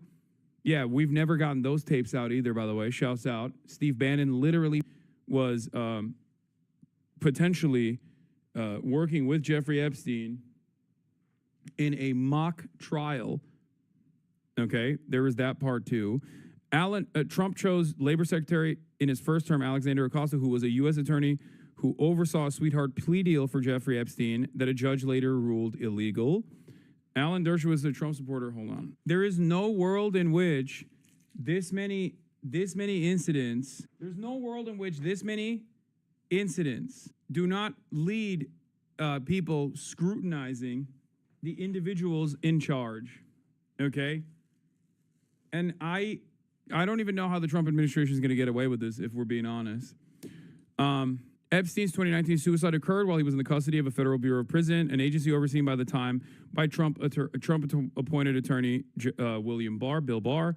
After a longtime Epstein associate Ghislaine Maxwell was arrested on sex trafficking charges in 2020, Trump told reporters, "I've met her numerous times over the years, especially since I lived in Palm Beach, and I guess they lived in Palm Beach, but I wish her well, whatever it is." That's what he said. Trump waffled about whether he would declassify the Epstein files. We saw that already during a Fox interview, but the network edited out a portion of his answer. Trump appointed as Attorney General Bondi, who was Florida's attorneys general in 2019 to 2011 to 2019. A period of time when Jeffrey Epstein's plane records became public, victims' lawsuits were filed, and a lot of new evidence against Epstein surfaced, but she did not take action. Interesting. Lot happening here in the Epstein situation. Meanwhile, Elon Musk is using the Epstein situation, knowing full well that they'll never actually Trump will never actually reveal this information. Pierce calling out Alina Habba over the list. This case, in Epstein's case, it is I have to pee. disturbing. We have flight logs, we have information, names that will come out. Is it going to be shocking? I don't see how it's not shocking that there were so many individuals that were hidden and kept secret and not been held accountable. Let's talk about the reverse. I believe in accountability. So you have to now go through your process. Now, I won't say they're guilty until they go through their time. But again, now it's time for accountability. We have seen for so many years, Pierce, in this country, many investigations, subpoenas, testimonies in Congress, et cetera, et cetera. But there's a general frustration with accountability. We take it halfway, we don't take it home. And I really believe that now with Cash and Pam, there will be accountability. But in this case, in Epstein's case, it is incredibly disturbing. We have flight logs, we have information, names that will come out. Is it going to be shocking? Not for Alina. He looks worried. That's funny. Release the list, baby. Come on. Oh, no list, please. No list here. Nothing to be seen here. It's pretty wild that the far right expected Trump, the guy who Epstein himself described on tape as his best friend, to chase down Epstein's client list instead of just closing the case. Here is the Trump is a white hat pedophile arguments coming in. Okay, this is something that I've joked about before. It's still, while I have joked about this being a possibility in the line of defense, it's still funny seeing it take place in real time. That's right. Trump DOJ investigated his ties to Epstein and found nothing. I love Trump. He's the best leader in our lifetime, maybe in history, but no one in MAGA thinks that he's not a pedophile / into incest. It's not ideal, but it's a flaw we live with, and I doubt he still acts on it. No one is perfect, but Trump comes awfully close. Move on. I like that, as I told you before, when people ask me, Hassan, do you think that, like, if Trump was outed as, like, a trans person, if Trump was actually, if he came out as trans, like, what would the MAGA supporters say? They would turn trans themselves, okay? If you think that there is anything that Donald Trump could do that would cause some of the most diehard, some of the most loyal fans to turn around and be like, yeah, this is a bridge too far for me, you're delusional. There is nothing that Trump could do that these guys would consider to be a bridge too far. Their loyalties will always lie with the big guy. Nobody's perfect. Just a little bit of pedophilia. This is going to be one of the trickier conspiracy theories to wiggle their way out of, but God bless, they're going for it. Look, exclusive analysis. Was Epstein video evidence destroyed by the Biden admin? Roger Stone claims Kash Patel is telling the truth, not covering up crimes because the Epstein files and hard drives no longer exist. Let's watch. I need to see. Does anyone have any good videos of Alex Jones coming out and, like, defending the Epstein client list and shit? I would love to see this man grovel. Oh yeah, who could also forget? Here's RFK Jr. openly saying straight up, I was on the plane. You were on Jeffrey Epstein's jet, were you? I was on Jeffrey Epstein's jet 2 times. You weren't ever. Yeah, you said it. Hey, Matt Wallace, since you saw the leaked files back in February, why don't you tell us what the White House won't? Well, I woke up this morning and turned my phone on, and there were hundreds of text messages saying, oh my God, the DOJ just put out a letter. I know you've all seen now, saying there is no Epstein client list. There never was any blackmail operation. Epstein killed himself, and the investigation's closed. So everybody wants to know what I think. I love that he's driving. And neither hand is on the wheel. Watch as he uses his hands to communicate. Well, I know what's going on, and so I'll tell you. Trump had 2 ways to go with all of this. He could prosecute all of these incredibly prominent people, household names, or they could use the information to blackmail the deep state. I've done deep research, have a lot of contacts, and know Trump's MO.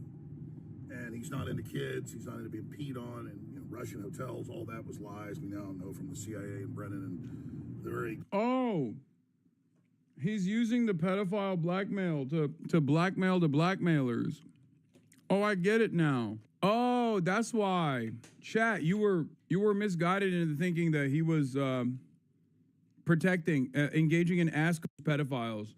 Doesn't that make him the same as the deep state then? If he's refusing to reveal this information and using the blackmail, the pedophilia blackmail, doesn't that literally make him the same as the very people that you supposedly despise? Interesting. Crew running the Epstein operation. But the reason that you are seeing this deep sixth is because the CIA with the Mossad and MI6 was running Epstein, and it was an official U.S. government operation, multinational. And it was the family business going back to Ghislaine Maxwell's dad, and that's all on record. So if Trump was to actually prosecute this, it would bring down the CIA. And so that's why you've had Comey, who controlled the files over at the FBI with the CIA, but on that end of the DOJ, having his daughter do all the main cover-ups, not just with the Epstein and Maxwell case, but obviously P. Diddy and the rest of it. So this is the swamp winning. The question is Trump's DOJ actually using this to control the deep state, or are they just so overwhelmed by it they are tapping out? Because, let me explain logic here. And Yeah. From all obvious inside sources, we're the one. Yeah. So the thing that I was jokingly saying, it's like, well, they used all of that time and effort to do these pedophilia operations, these pedophilia blackmail operations. It'd be a shame to waste it. That's his actual opinion. Ones that broke with the FBI whistleblowers, O'Boyle and others, Seraphin, all of this. Have you seen the More Pegasus video about how you're apparently getting arrested? Who the fuck is More Pegasus? What the are people? Dude, stop watching morons on the internet who try to create controversy and then believe their own hysteria, okay? I'm going to ban you permanently. Some of you don't literally go out and watch the dumbest people, the absolute dumbest people on the internet create hysteria around something and then believe their own hysteria. And then you're supposed to be smarter than this, but you literally also will come in and bring that kind of dog shit hysteria into this space for no reason. I'm gonna get arrested? What the f are you talking about? What? Okay, whatever. The first unfolding, 5 months ago, when they were supposed to, have this 14 terabytes, they'd sent it out to the FBI field offices for investigation. Dan Bondi went on Fox a bunch of times. So did U.S. attorneys from New Jersey, and said, "Oh yeah, we've seen it, hundreds of new victims and videos and all this horrible stuff, and kids being raped. Hundreds of new victims were going to be releasing it." So you wouldn't say all that if you were planning to cover it up from the beginning. So something has changed along the way, and it all points towards this being used to blackmail the deep state. I'm not endorsing it. They clearly. It's kind of sus that you banned him, though. It gives more credence to his comments and video. Okay. No, it doesn't. You want to know why it doesn't? Because you can watch the video on your own and arrive at this conclusion that this is completely okay. And if you are, while we're amidst actual news coverage, if you come in here and you're like, well, some guy came in and made a ridiculous claim in an effort to basically farm the dumbest people, the dumbest drones in existence, and you try to make this a serious, if you try to act as though this is a serious claim, or turn around and defend another chatter who came in with this idiotic claim, then I'll ban you too, because drama is simply drama. It is a way to derail. That's all it is. Is what Musk learned about a few months ago and looked like he aged, 10 years overnight, looked completely freaked out. And then I think the conscience had to come out and say what he said. I mean, even people like Cat Turd, who is just the quintessential, will not question anything in the Trump administration, is completely freaked out now. I mean, no one is buying this. Patrick Bay-David's had really good breakdowns of it all. Jack Posobiec said, okay, so Ghislaine Maxwell is innocent because she was found guilty of sex trafficking. So how do you say there's no, trafficking or blackmail or any of this? It's just absolute horseshit on its face, and it's a disaster. It's an absolute disaster. Trump is doing a lot of good, and obviously the deep state's trying to destroy me for supporting him. It's been hell, and a lot of good's happening. I'll say this: this is very, very painful and nauseating. I'm actually physically nauseated in the last 3 hours since I got up and just trying to collate this. And of course, I instantly knew what was happening when I saw the information. I've talked about the different scenarios here. Obviously, there's nothing the globalists wouldn't do to keep this from coming out. They've already tried to kill Trump repeatedly. Have they rolled over? I see a lot of signs that, Trump's pretty much in charge now. Dude, this is amazing. The mental gymnastics. You guys understand what he's doing here, right? At least when we watch guys like this, they're entertaining in their conspiracies, and the conspiracies revolve, and they're like directly connected to the president. They operate on the same idiotic wavelength as like drama farming slop tubers, but it's like the drama farming slop tubers are significantly lower effort and are putting someone as powerless as myself in the crosshairs. Like I am an irrelevant actor here. At least when we watch other dumbasses like this, we're talking about a dumbass who is a prominent media figure who literally has interviewed the president and has the president's ear at certain points. And after being one of the most important conspiracy theorists of the past couple of decades, now he's trying to actively defend the Trump administration. Incredible. Basically claiming that the Trump administration has actually gotten this blackmail evidence and is now using it against the deep state. Doesn't that make Trump the deep state? And all evidence points towards them using the information to control the deep state. So meet the new boss, same as the old boss. The Who song won't get fooled again. But I'm going to say this in closing. I'll be covering it all today at 11 a.m. Central when my show kicks off at Infowars.com/show and right here on X and on radio stations across the country. We are seeing 96% reduction in smuggling of humans across the border. They have raided a lot of people and found human traffickers. They have saved a lot of kids. It's in the federal filings, but they're little kids, so you don't see their names in the news. That's the way that works. They're juveniles. That's the hundreds and hundreds of thousands of missing kids, millions of kids total. And so I'm not throwing the baby out with the bathwater, but at the same time, the fact that this is a key, the fact that they didn't just shut up about this, even though they were going to use it for blackmail. Bro, that's crazy. Lesser of two evils. Listen, Trump is doing deep state pedophile sex trafficking operations, but he's also cut some of the deep state pedophile sex trafficking operations. All right, Donald Trump is actually doing the deep state pedophilia, but in a woke way. I mean, anti-woke way, sorry. He's doing it in a way to undermine the deep state. This is so stupid. How is America this stupid? Lead poisoning, severe crippling of education. Look at this, look at this, look at this, look at this, look at this. 56,000 likes. And then the first guy goes, the Mossad, have you believed the anti-Semitic conspiracy theories? Epstein was Mossad on record. Your anti-Semitism magic word doesn't work. Does Alex Jones know better? Well, I mean, he's just a charlatan. What do you mean? He is just an opportunist charlatan. What made you think that he was anything but? Yeah, he is a pedo-incrementalist. He's like, slowly but surely, we're limiting the number of pedophilia here. AlexJones.com info. The deep state is reeling back. Trump has become the nice pedophile sex trafficker. That's right. Which goes back to my initial point, which was if Jeffrey Epstein came out and was anti-woke and he wasn't killed and he survived and he came out as anti-woke, these guys would defend him 100%. Okay? Further proof. Or it was too dangerous, seismically for the system to bring it out. And I'm not defending that. I'm saying that would be the thinking.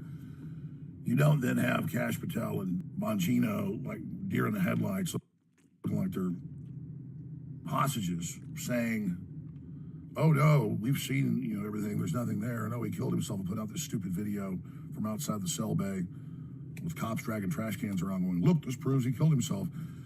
You don't do all that unless it's part of a deal with the system that you've got to go out and say that so that you're not complicit in the lie. And that's why they look like they're being tortured, because I think both men have had integrity, and I think you see them losing their souls on live TV.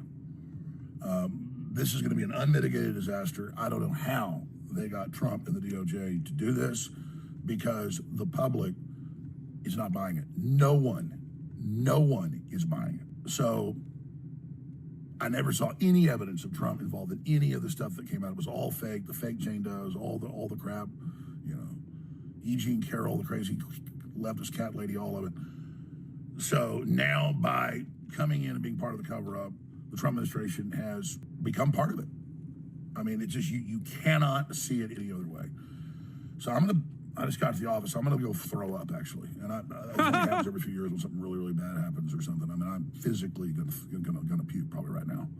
My mouth is watering right now because I have integrity, and I just really need the Trump administration to succeed and to save this country, and they're doing so much good, and then for them to do something like this tears my guts out. And this is why he's a master of the craft. I'm sorry. This is cinema, okay? This is why he is the master of the craft.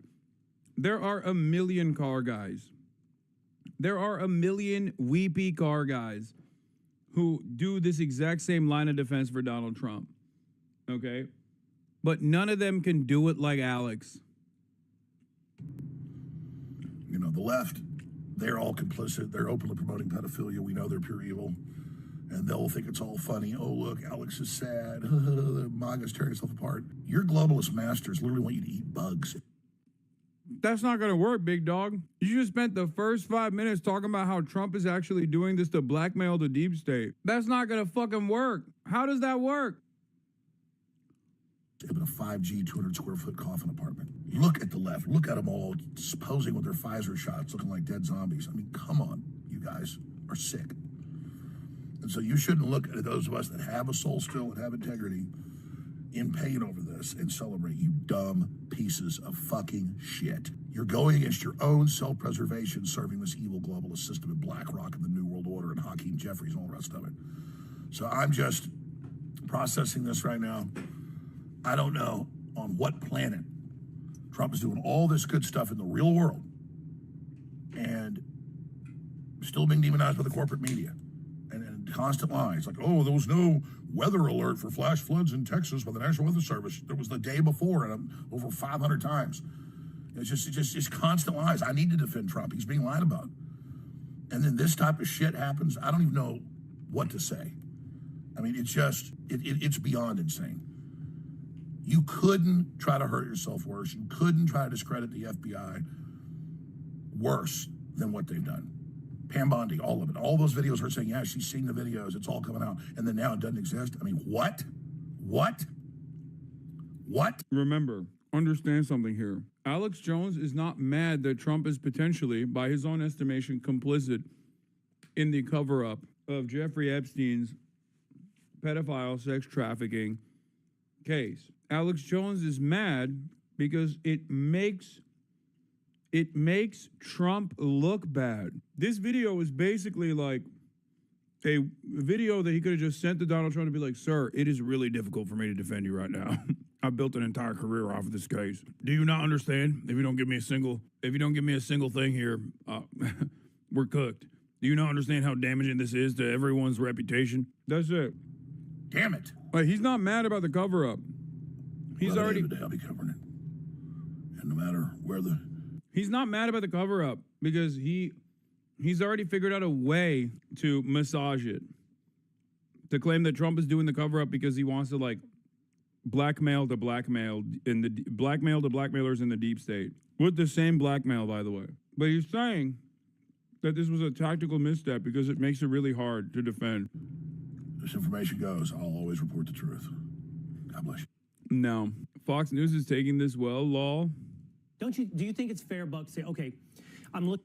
Oh, this is, what is his name? Buckley Sexton or whatever. He's also literally a former CIA guy, if I'm not mistaken. Looking at this memo, it says there's no, quote, client list. Well, I don't know what that means. There's no Word document. There's no Notes app on his phone. There's no printed out piece of paper with lists of names on it. But there are clients, right? We've been led to believe there were clients. There were other people involved in this, either in helping to, either patronizing Jeffrey Epstein or help him to coordinate this. And do you think it's fair, Buck, to say, okay, I'm looking at this memo. It says there's no, quote, client list. Well, I don't know what that means. There's no Word document. There's no... Don't worry. The marching orders will kick in. Yeah, Buckley Sexton. Pretty sure he's a former CIA guy as well. So Ghislaine Maxwell is in prison for 20 years for what? For being a woman. So that's what it is. Breaking: DOJ releases 10-plus hours long surveillance footage they say proves no one entered Jeffrey Epstein's cell prior to his death. The only tiny sliver of a staircase leading to Jeffrey Epstein's could be seen. This is what they argue proves no one approached his cell that night, despite it almost being entirely out of frame. Stairway to L tier in the second images is what leads to this block. So it's not actually the cellway that they're his door of his cell that they're showing, because the camera footage actually doesn't exist there. In each of these tiers is 8 cells with 2 inmates. Epstein is L tier in view of the guards. Circles, who is diagonal to the camera. The first flag is that this footage is existing at all. The first red flag is this footage existing at all. We know from OIG reports that most cameras were not recording that day, except for the one in the stairwell and this camera. But we frequently have conflicting stories about which footage still exists. To suddenly have 10 hours released of it is odd. There are also multiple entrances, which isn't showcased. This means it's easy to enter and go up the staircase to L tier, keeping up the right of the staircase and not be seen. For example, here's a screenshot we'll talk about later of 2 people rushing up the stairs, and you can barely see them. I mean, lack of consistency is signs of a shoddy cover-up. I'm just more surprised that the fucking cover-up is so shoddy. I genuinely don't understand how these guys had so much fucking time to actually cover the story and create like an airtight cover-up. And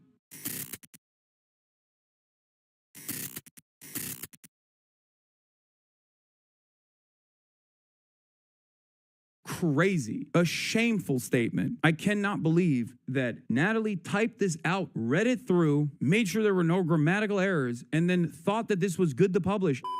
What's going on with ContraPoints? Yeah, I'm gonna briefly touch on that as well, because I mean, I said this like a while back, where I was like, listen, this is not for like any person. I said this on my Discord a while back, where I was like, now that it's becoming more like acceptable and appropriate for a lot of people who are terrified of their quote unquote brand being associated or tarnished in any capacity with like Israel-Palestine stuff, you'll see a lot more people like openly reveal takes, okay, openly say what their points are. And I think, I mean, something I said back then, this was like months ago, was if you come out after like, 20 months of, or 18 months at the time, I think it was, of like genocide to like make a statement, and your statement revolves around like how all of these people that were correct from the start are actually evil and bad or whatever, and that, your feelings really matter in this process. Like, if you come out and do any of that, like, wishy-washy or if you come out and do any of this, like, both sides are kind of bad type bullshit when you're talking about, like,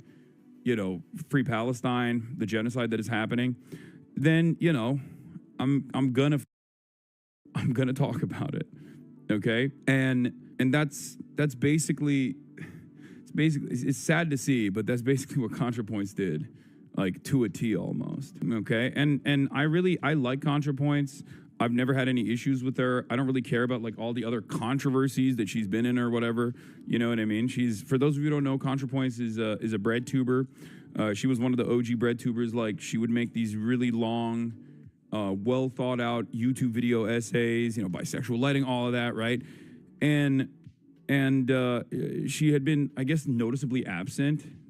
I don't really run around being like, why is my favorite YouTuber not saying anything about this issue or that issue or whatever? I mean, it is odd when like you're a political content creator, or you have major political opinions be known, and you don't really say anything about like perhaps one of the most significant, one of the most impactful global incidents, a genocide that is unfolding in real time.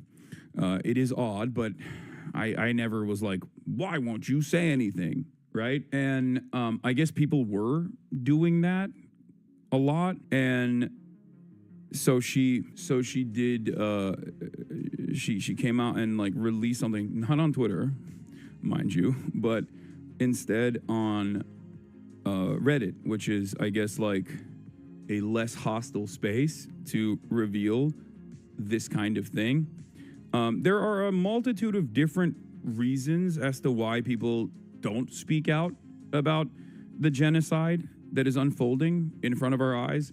For many content creators who like understand the violence that is happening, they might be worried about the bag, for example. For some others, they're worried about the saying something wrong and then being like ridiculed or bullied or attacked, which is part of the reason why they will just say, oh yeah, Free Palestine, and then they move on, right? Or like they rarely ever engage in this kind of stuff, because it is supposed to be a third rail. It was considered the third rail of politics by design for a very long time, right? They don't want to get like, they don't want people to go after their advertisers. Why are people so afraid? What do you mean? Look at me. Look at me.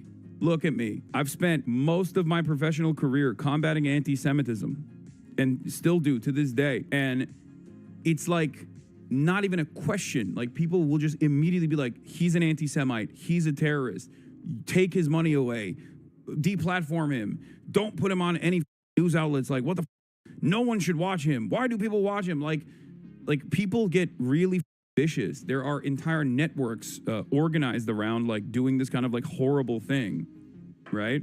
They will turn people into pariahs, right? By design. That is the point. That is the purpose, right? You get put on a list, and then people will actively come after you to try to like ruin your livelihood. But in any case, that's like part of the reason why a lot of people are afraid of it, because it's like the real type of cancel culture, right? It's not like cancel culture because you like said something that was up when you were like a teenager, and now people are unearthing that and like yelling at you over it, like, but it's gonna go away in like a week. I'm talking like real cancel culture, like you're not allowed to, you get charged with terrorism like Kneecap did, or they won't let you advertise your band in the London metro stations, like Kneecap did, or you get put on a list, and then you have prominent civil rights groups like the ADL routinely coming after you in mainstream media and just like smearing you because who the fuck's gonna say anything? Who's gonna push back? You get your visas canceled. Like those are the real impactful, real consequential cancel culture shits, right? Not like a bunch of people on Twitter yelled at you for whatever you said back in the day. And I think that that's a real reason why a lot of people don't say anything. But Natalie is a smart person, like a much smarter, much better thought out person than these people that I'm talking about. She's not like a random influencer that otherwise does like makeup blogs or whatever.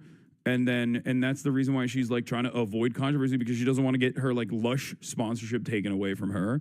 This is a political essayist, right? So I guess, and I didn't like look too deeply into this at all, but I guess like the reason why she didn't say anything about this for a very long time was because, and by her own admission, it was because you won't like what she has to say. She was a PhD candidate in philosophy before YouTube. I know.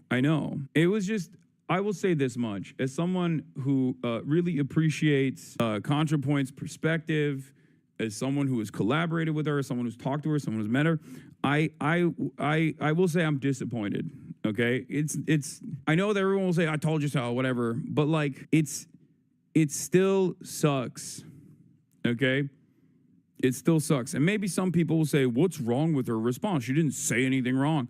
Right, and I think she basically crafted a message as to why she had not spoken about this issue that much, with the exception of the limited times that she said stuff about it, was because she couched it in like a hyper focus of whatever the online left is doing. Okay, how could you be disappointed in her when she did a friendly collab with Hillary Clinton? Yeah, I didn't really care about that too much. Like I didn't read too much into it. And I know people will say, well, she did a collaboration with Hillary Clinton. I think like that just spells that like someone is interested in pushing their platform further. That's what it could be. You know what I mean? Yeah. Dick Sertonox posts, YouTuber ContraPoints has posted her full take. And I'm just going to go through this. YouTuber ContraPoints has posted her full take on Israel to Reddit. Okay? All right. Let's open the image in a new tab because there's so much happening here. There's a lot. It's an effort post. ContraPoints, user ContraPoints. And I think like it's significant that she posted it on Reddit rather than on Twitter, because I think she knows like the environment. Like, so many leftists feel betrayed because I haven't made a video on Palestine. Do they actually want a ContraPoints video on Palestine? Will they be happy if I get in the bath and pour milk on a mannequin of Benjamin Netanyahu? No. I have posted about Gaza occasionally and have quietly given money to Palestinian aid organizations. But I think that what leftists really want is for me to join their chorus of anger. They sense some hesitation on my part and are judging me very harshly on my presumed opinions. I'd rather be judged on my actual opinions. So here they are. Is Israel committing a genocide in Gaza? Yes. Do I oppose it? Yes. Do I feel angry about it? Yes. I also feel a lot of other things. I think if she had basically stopped it here, even here, this is like kind of silly to be like, look, I'm a content creator. I talk about a litany of different issues. I've done all of this stuff. Is Israel doing a genocide in Gaza? Yes. Do I oppose it? Yes. Is Israel an apartheid state? Yes. Free Palestine. Boom. It's over. No controversy. Okay. No issue whatsoever. Like, why is this issue being treated as though it is it's annoying or it's inconveniencing? Like, why is this, like, would we say this about the Holocaust? I mean, plenty of people, I'm sure, they didn't have the full knowledge of the Holocaust when it was happening, but I'm sure plenty of people, if they did, would have a similar opinion back then, right? But it's just so incredibly disingenuous. I have the other half of her statement as well, don't worry. I have it all. What's frustrating about this entire thing, and I mentioned this before, and I repeated myself last night, and I know everyone was like, oh, is this about ContraPoints? It's like, it's not. It's not just about ContraPoints. This is for everyone. This statement is universal, okay? So before I get to reading the rest of this, the but, and then the post but part of ContraPoint's statement, okay, here's what my opinion is. This has not changed for the past 2 years at this point. If you are like me, a spoiled, child of America, okay, if you live in the heart of empire and your tax dollars are contributing to unlimited bloodshed in the global south, but especially in Palestine right now, especially in Gaza right now, and your focus after 20 months of live streamed holocaust of men, women, and children in Gaza, the complete and utter annihilation, death and destruction in Gaza is still on your personal feelings, how you feel about it, how the personal hysterics that you have developed around this issue because of the takes that you see online. Okay, if you continue to center yourself, and you are just like me, a perhaps the most spoiled person on the planet, living in the United States of America automatically qualifies as the most privileged people on the planet. Okay, anything beyond unconditional support to the Palestinian emancipatory movement, anything beyond unconditional support to the victims of genocide is ridiculous. Okay? It's been 20 months. It's been 20 months. We've all seen the death. We've all seen the destruction. Stop trying to rationalize away and stop trying to normalize this death and destruction. It's not normal. People recognize that it's not normal. And our institutions are seemingly immovable. And yet we still persist, and yet we still continue to push them with the hopes that we can enact some sort of positive change, hopefully one day get some semblance of justice. But if you're not going to do all that, if you can't if you can't see Palestinians as humans, but simply victims of circumstance, okay, simply just a group of people that you don't want to think about as people, as human beings, okay? Speak for yourself. I had a horror show of a childhood. Man, shut up. Shut up. You're doing it right now. Okay? What I'm talking about is our birthplace, okay? As a part of growing up in the United States of America, you are automatically luckier than a Palestinian child. This is ridiculous. It's not even a question.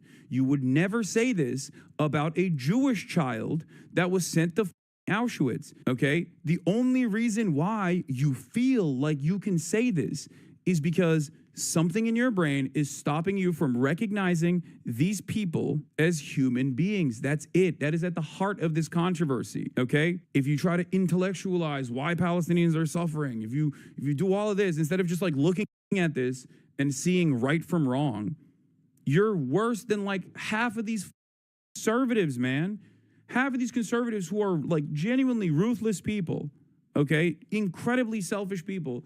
Even they, like I know someone, okay, that is related to a person who was at January 6th. That's how much of a MAGA booster they are. And they find what Israel is doing to be unconscionable. They're evangelical. They grew up with the mentality that Jews are special class people that must get Israel so that we can trigger the rapture. There are people like that that have seen the fathers carrying their daughters and their sons in plastic bags, the remains of them, and that's it. For them, it's over. How can you look at all of this as in destruction? Okay, Cutie, what are you guys talking about, Cutie? This is not drama. I'm just giving you some serious shit. Cutie is Mormon also, okay? Like, this is such a uniquely violent circumstance, okay? We've never had an instance where, like, we have seen the Holocaust unfold in real time. That has never happened, okay? In the past, we've had glimpses of it, you know what I mean? Illegal incursions, death, destruction, violence, but never to this degree and never in broad daylight in real time. Yes. A lot of these incidents might come across as familiar to you because that's precisely what Israel has been doing. They've been playing the Nazi-style Holocaust playbook in perpetuity, playing itself out every single day. The only unique instance here is that we get to see the people that are victims to it in real time, in broad daylight. We hear their cries.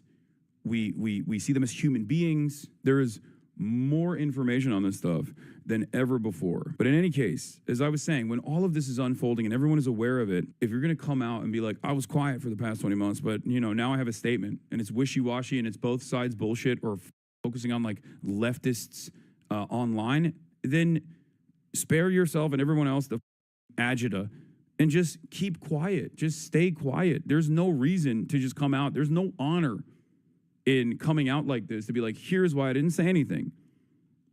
Okay? If you get over yourself and you get over your own like moral hangups or anything like that, and then you support the Palestinian emancipatory movement, and that's it, and you say free Palestine, it don't matter what I said in the past, I'm here, I've learned my lessons, I've changed my mind. Or even if you just say, hey guys, I'm pro-Palestine, I've been pro-Palestine, I just haven't really spoken about it, whatever. It doesn't matter. As soon as you do that, I'm with you. You know, I and many others in this movement will welcome you with open arms. Okay? They'll always do that because we need the numbers. Okay? There is no other way to fight back against this. This is the only way to do it, is to keep up the pressure. And you need more people from every different walk of life, from every different background, regardless of what their other opinions are. If they're united on this issue and they're protesting, then they're good with me, okay? And I've always maintained this position. But if they cynically say that they're, you know, pro-Palestine, only to just like try to criticize the people who've been there for a very long time, only to go out of your way to just be like, I'm pro-Palestine. Okay, now that I've said it's a genocide, can we really talk about what really matters? My own feelings and how annoying the left is? Like, then you're just saying that as a talking point just so you can do this other shit. It's insane. And everyone can see it. Like, what do you mean? What are you doing? Trying to carve out a little space for yourself and others like you who are, you know, they think it's a genocide, but no one should resist against it. They think it's a genocide, but no one should speak out against it. They think it's a genocide, but no one should protest against it. Like, what kind of position is this? Then you don't think it's a genocide.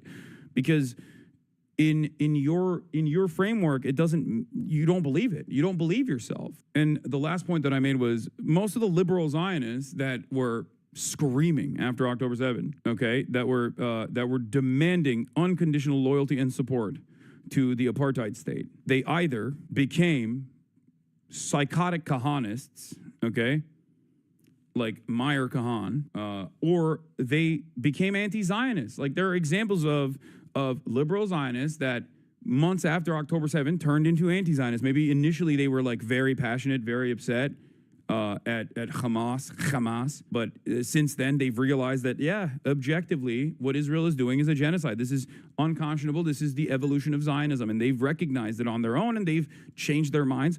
Or the last category is liberal Zionists who just stay quiet because they can read the room. There are examples of people that I have admired, okay, that, for example, I have a difference in opinion on with respect to Israel's apartheid, with respect to the genocide that Israel is doing, who can't get themselves to say that this is Israel's problem. They say it's Benjamin Netanyahu's war. They say, you know, Israel is a right-wing place, is a fascist place, but like also simultaneously seemingly make excuses, right? There are old liberal Zionists who I admire. Bernie Sanders is one of them.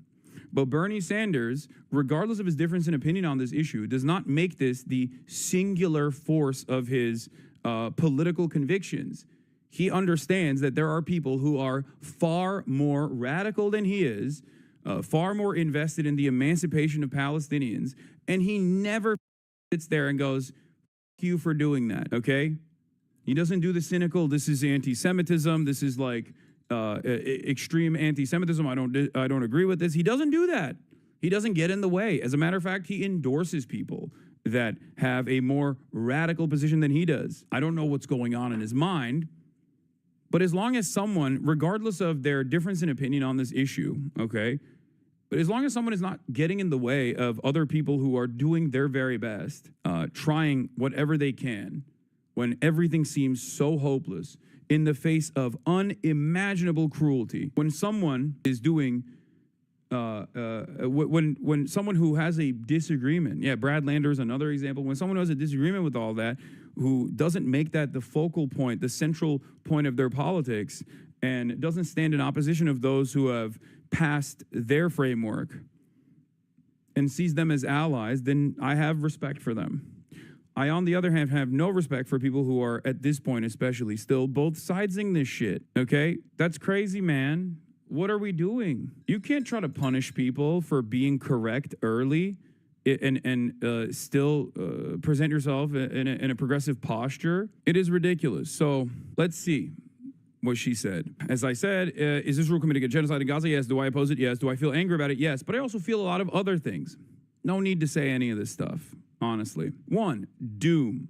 She also like presented this Reddit post like one of her videos, which is so crazy.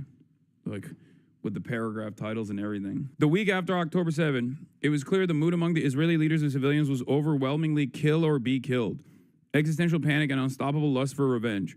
It reminded me of the U.S. after 9/11. There was no reasoning or protesting them out of it, nor was it politically feasible for the U.S. to withdraw aid to Israel on a time frame that would make a difference. That's just objectively incorrect, and it makes me feel like she doesn't know enough about this issue. Because there's only two options here. Either she's cynically misinforming people, or she just genuinely is oblivious to this reality, and I think it's the second, okay? The idea that, well, they're just bloodthirsty, not much we can do about it, is one thing, which is also crazy. Like just because a foreign entity, a foreign government is experiencing bloodlust doesn't mean that we can't protest that. Is nuts, okay?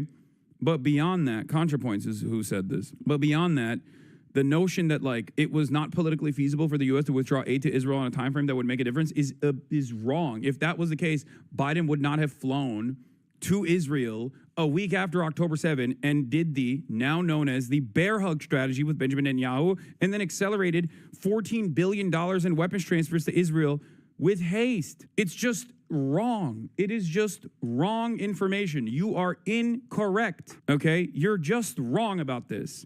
If this is the genuine logical framework, if these are the underlying premises that you are building your opinion off of, you're just wrong, okay?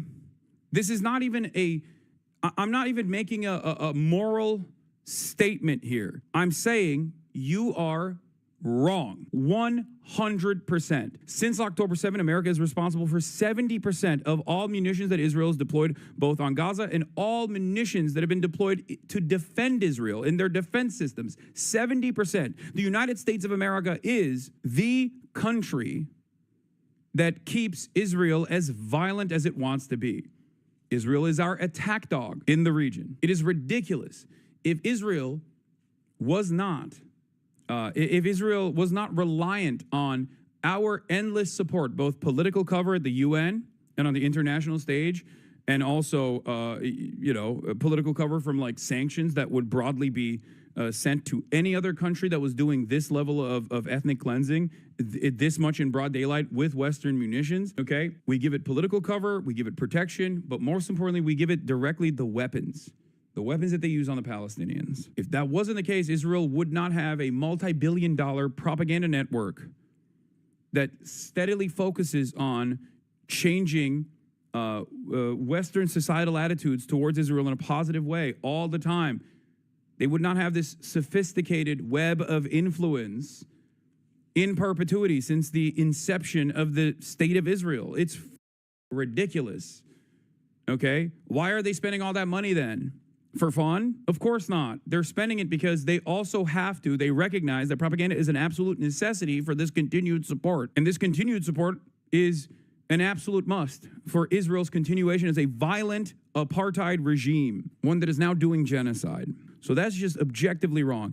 It would have required replacing most of Congress and overturning decades of bipartisan strategy and diplomacy. Bullshit. Even in the best case scenario, it would have taken years, so there was a sense of futility, but worse. 2, misery. The leftist pro-Palestine movement quickly decided that their primary goal was not merely opposition to the genocide, but opposition to Zionism in general.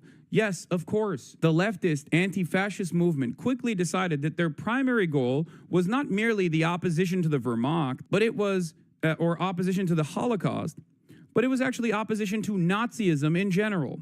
That is, opposition to the existence of Germany as an Aryan state. And here they decided to draw the line separating decent people from genocidal fascists, which had the following consequences. It shrunk the coalition. Zionist is a very broad category. Most Jews are Zionists. Anyone who supports a two-state solution is a Zionist. So here it is. Again, wrong. Wrong. This is the Will Stansel tweet from October 8th. the Matt Iglesias tweet and the Will Stancil tweet from like October 8, 2023, saying the left will never survive this. What has taken place on October 7 is so horrifyingly violent that the DSA is over. The left will never survive this. There will never be a coalition that cares about Palestine ever again. And as a matter of fact, anyone who supports this is supporting October 7, and therefore there will never be a left movement in this country ever again. That's what they were saying. That's what they were saying almost 2 years ago. Look at the situation now. The Palestinian emancipatory movement has never had this much support in the United States of America. Ever. Ever, ever, ever. Also wrong. The notion that these people that were more knowledgeable on the issue of Palestine, on who was being oppressed and who was doing the oppression, and the ideological reasons for why Israel was doing this oppression, this exterminationist policy as a direct consequence of Zionism being an ethno-religious supremacist ideology that revolves around the extermination of the indigenous population, the otherizing and the dehumanization of all Palestinians, Christian, Muslim alike, and all Arabs in general, the monolithization of all Arabs as a parasitic force is identical to the Übermensch mentality of Nazi Germany. It is the same exact type of fascist policymaking. It is the same exact type of fascist ideology. So for someone who has written extensively about the alt-right and the Nazis and whatnot, I am shocked how someone like ContraPoints, who is very well read on this stuff, cannot put two and two together. It makes no sense, okay? And it didn't shrink the coalition at all. So you're just objectively wrong about that. When you look at the Democratic Party's base of support, I mean, the Harry Enton CNN Holy Toledo video comes to mind.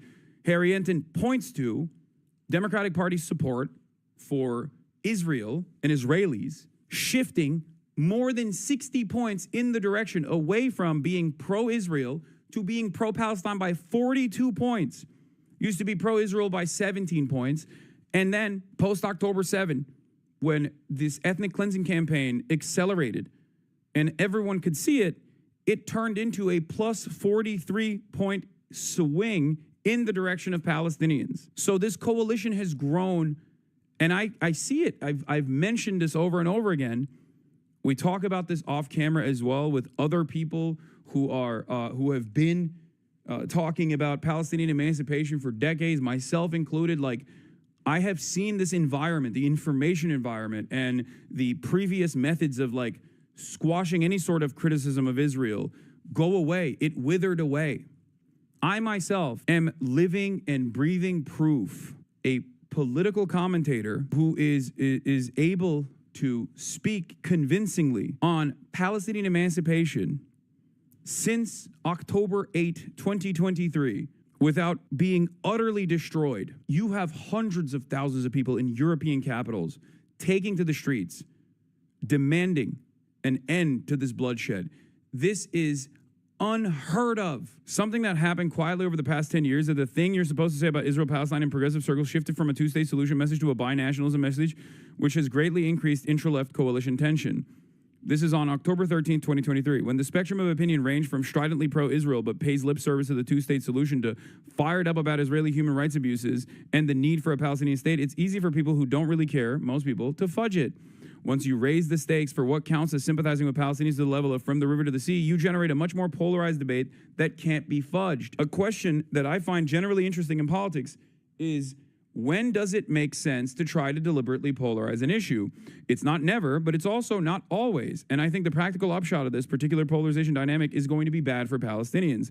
Note, for example, that Israel-Palestine is the only issue I can think of on which Joe Biden has positioned himself to the right of Barack Obama. He was wrong, objectively. He was wrong on this. But it's especially crazy to me to be wrong on this 20 months after the fact. Matt Iglesias is always wrong, okay? He's always the first to be wrong. How are you going to be the last to be wrong? I never thought that there was a position worse than Matt Iglesias is on this issue. Yeah, Matt Iglesias is always wrong. Fork found in the kitchen. So it did not actually shrink the coalition, okay? Zionist is a very broad category, yeah, by design. And there's a lot of lies being told about what Zionism is. Also by design. This is the reason why Zionism is oftentimes in the media covered as like, do you care as a Jew about the state of Israel? But you know what's never talked about? Because I don't know why. Well, I do know why we center this conversation around Jews, okay? There is a far larger force of Zionism around the globe, throughout history, and certainly in the United States of America, that is far more consequential and has outsized control in American politics than Jews and their opinion on Israel. It's evangelical Zionism. Kufi is the largest donation group to the settlement project to Israel in general in this country, Christians United for Israel. It is evangelical Christians that are the force. This is why I have always said that even if every single American Jew tomorrow turned around and said, I'm an anti-Zionist, America's foreign policy and its association with Israel would not change, especially in the short term, because America's investment in Israel has nothing to do with Jews as a special category or as a special class. It has everything to do with material interest, okay? Now, having said that, has there been a lot of influence peddling in the process over the course of the past 77, 78 years? Of course there has been. Is there an ideological component to the zealotry demonstrated by a lot of Christian Zionists, Jewish Zionists alike? Absolutely. But that's not the driving force of this allegiance. That's not the driving force of this partnership. That's not the reason why, you know, when USS Liberty happens, like the American government's like, oh, don't say anything, you know? That's not the reason why Israel's a special status client state, okay? It is the fact that Israel is a unsinkable aircraft carrier with its own espionage facilities. It is America's very own special attack dog that it can always control in a resource-rich region, rich both in oil, but also incredibly important for global trade, okay, with the Suez Canal. That's it. That's precisely why Joe Biden said in the 90s, if Israel didn't exist, we'd make one. He was right. He was honest about America's framework on this issue. It was politically infeasible. What is the pathway that takes us from the present situation to the dissolution of Israel as a Jewish state? I don't see how this could happen without either a total internal collapse of Israeli society or else, you know, nuclear war. As usual, leftists have championed a doomed cause. And at this point, it's like it turns into just your own personal, incredibly petty, incredibly self-centered attitude about what you think the online left is doing. It turns into just like looking at an issue that is black and white and saying, well, it's the worst crime that you can ever do, genocide, but the leftists are just like being crazy about it. Like, this is just your stupid gripes with leftist people online and what you perceive as like the broader movement, the broader pro-Palestinian movement. Okay? Dangerous ambiguities. The vagueness of Zionism as a political Satan enables all kinds of rhetorical abuses. The dangers of Nazism as a political statement enables all kinds of rhetorical abuses, okay? It's like, this is an argument that you're launching here is virtually identical to the Boers and their existence in apartheid South Africa, the white South Africans that wanted to maintain an apartheid, okay? Like, it's ridiculous. It's like saying this about Nazi Germany, the dangers of developing enmity towards the Germans who support the Nazi regime. What is this? It enables all kinds of rhetorical abuses. On the one hand, right-wing Israelis hold up all anti-Zionist protests as existentially threatening and inherently anti-Semitic. On the other hand, there is a long history of anti-Semites using the term Zionist in a deliberately equivocal ways, Zog, etc. Anti-Semites are happy for the opportunity to misappropriate the now popular anti-Zionist label to legitimize their agenda, and many people are not informed enough about anti-Semitism to recognize when this is happening. These problems are mutually reinforcing. You know what's crazy about this? This isn't wrong, okay? But what's wrong about this is to slam this in a conversation where you're supposed to be making this distinction, but from the perspective of someone who is not a Zionist, okay? People like myself, we do this every day. There are so many much better read, much better activists out there on this issue that make this distinction every day. The difference is we see Muslims and Palestinians as human beings. And I think if you have this statement, if you can just say, well, these people are being slaughtered, but you don't. You don't see them as human beings. You don't see them as full-blown human beings. Deep down inside, you have to feel like they kind of deserve it and they should quietly just go away because they're ruining your day by simply existing in the direction of Israeli bombs and not quietly perishing away, but instead speaking out against their demise. Okay? Paragraph 3, dread. The online left has spent the last 20 months distributing hundreds of photos and videos of dead Palestinian children. The main effect of this, and this is the worst part about this, by the way, the main effect of this has been to create a population of people in a constant state of blood-boiling rage with no consequential political outlet.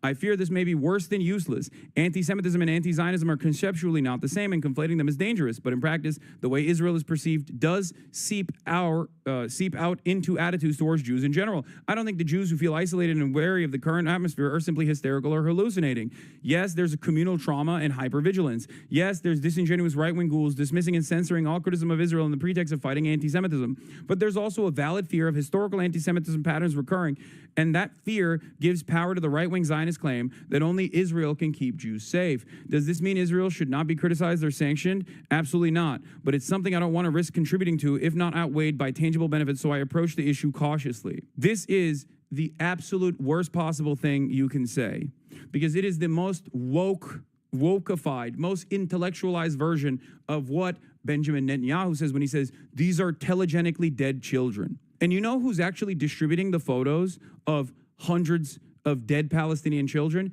Palestinians are. It's not actually the left that's distributing those photos. It's the Palestinians themselves that are speaking out on their own genocide, on their own ethnic cleansing. So to sit there and be like, this is just the woke left being woke by really pushing people to get angry about this documented genocide every single day is a psychotic thing to say. This is the worst thing that she mentions in this entire. It's not only wrong, once again, wrong on the facts. It is not the online left, because the online left is not in Gaza. Palestinians are in Gaza. They are the ones who are showing their own conditions, and to treat this as like a simple nuisance, something that is causing your day to be worse, something that's giving you blood-boiling rage, and then where does that rage go? Against Jews? Like, what kind of statement is this? This is the most politically correct version of saying this is Pallywood that I've ever seen. It is an unimaginably freakish thing to say. Incredibly disappointing. Like, what's the alternative?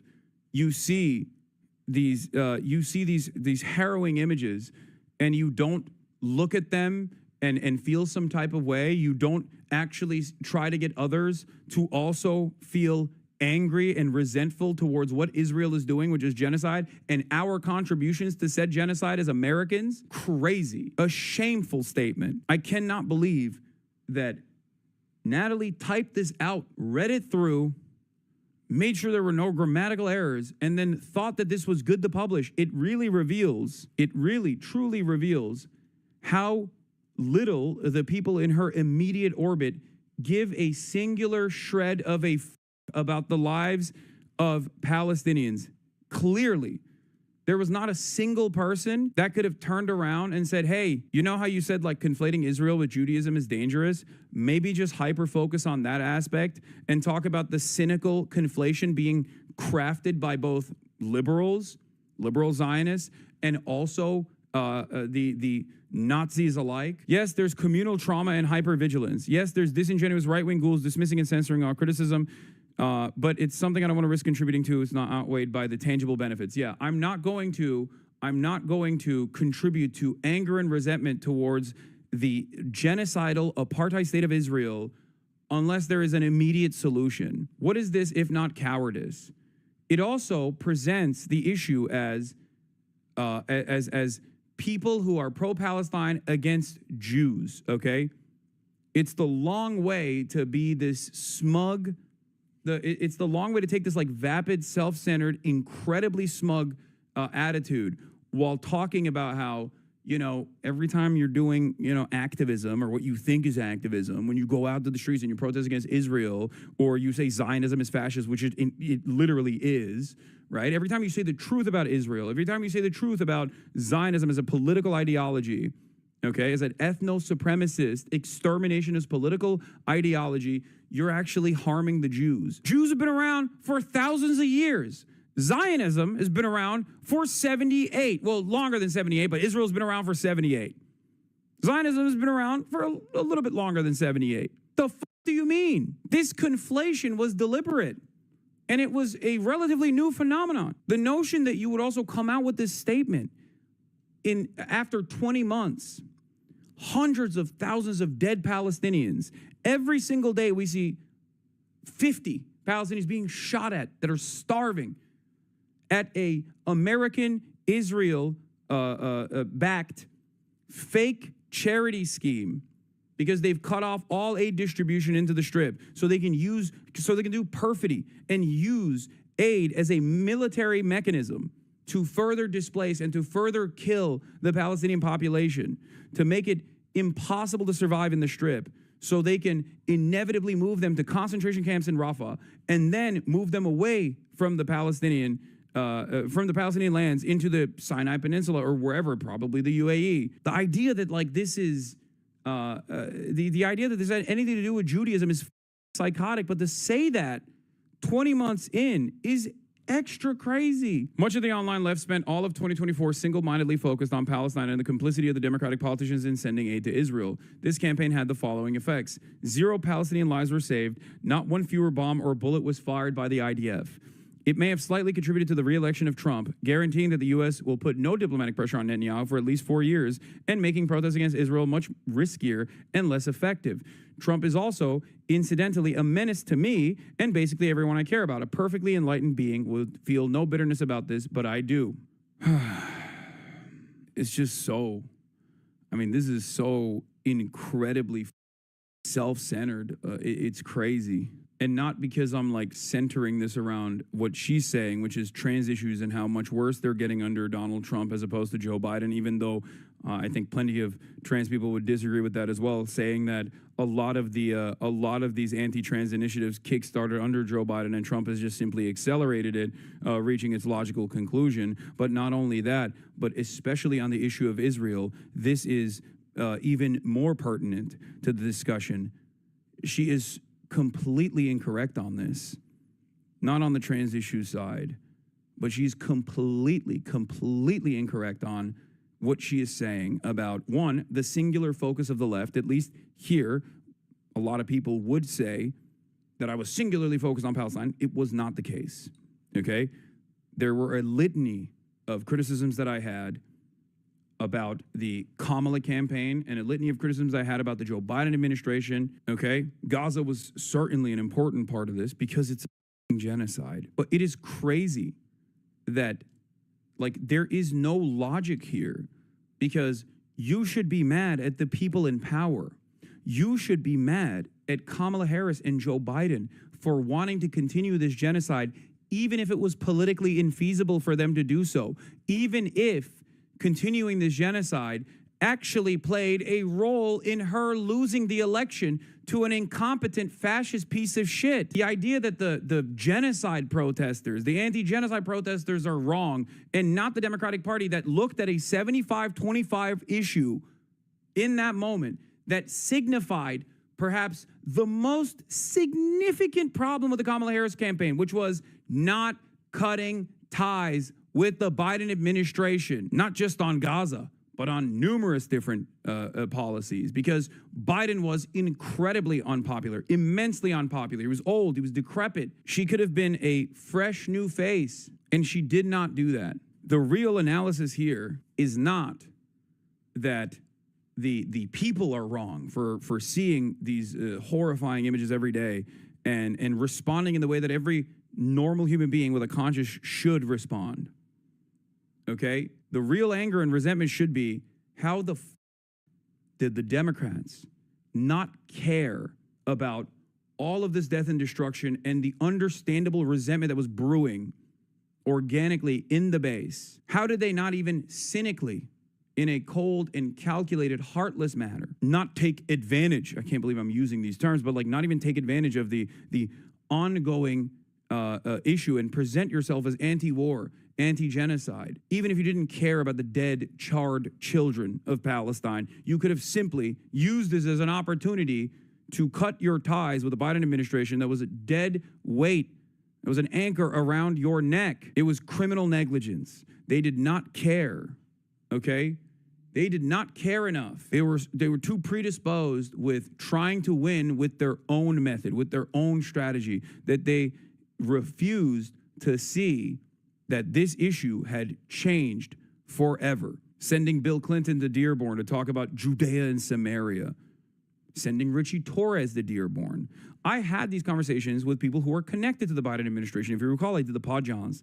I did Pod Save America before the election and after the election. If you recall, every single thing that I brought up that the Kamala Harris campaign was doing that was wrong before the election became the major focal point of how they lost the election. Running around with Liz Cheney, refusing to let a Palestinian who was in the Democratic Party and is still in the Democratic Party speak at the DNC. Incredible, incredible failures.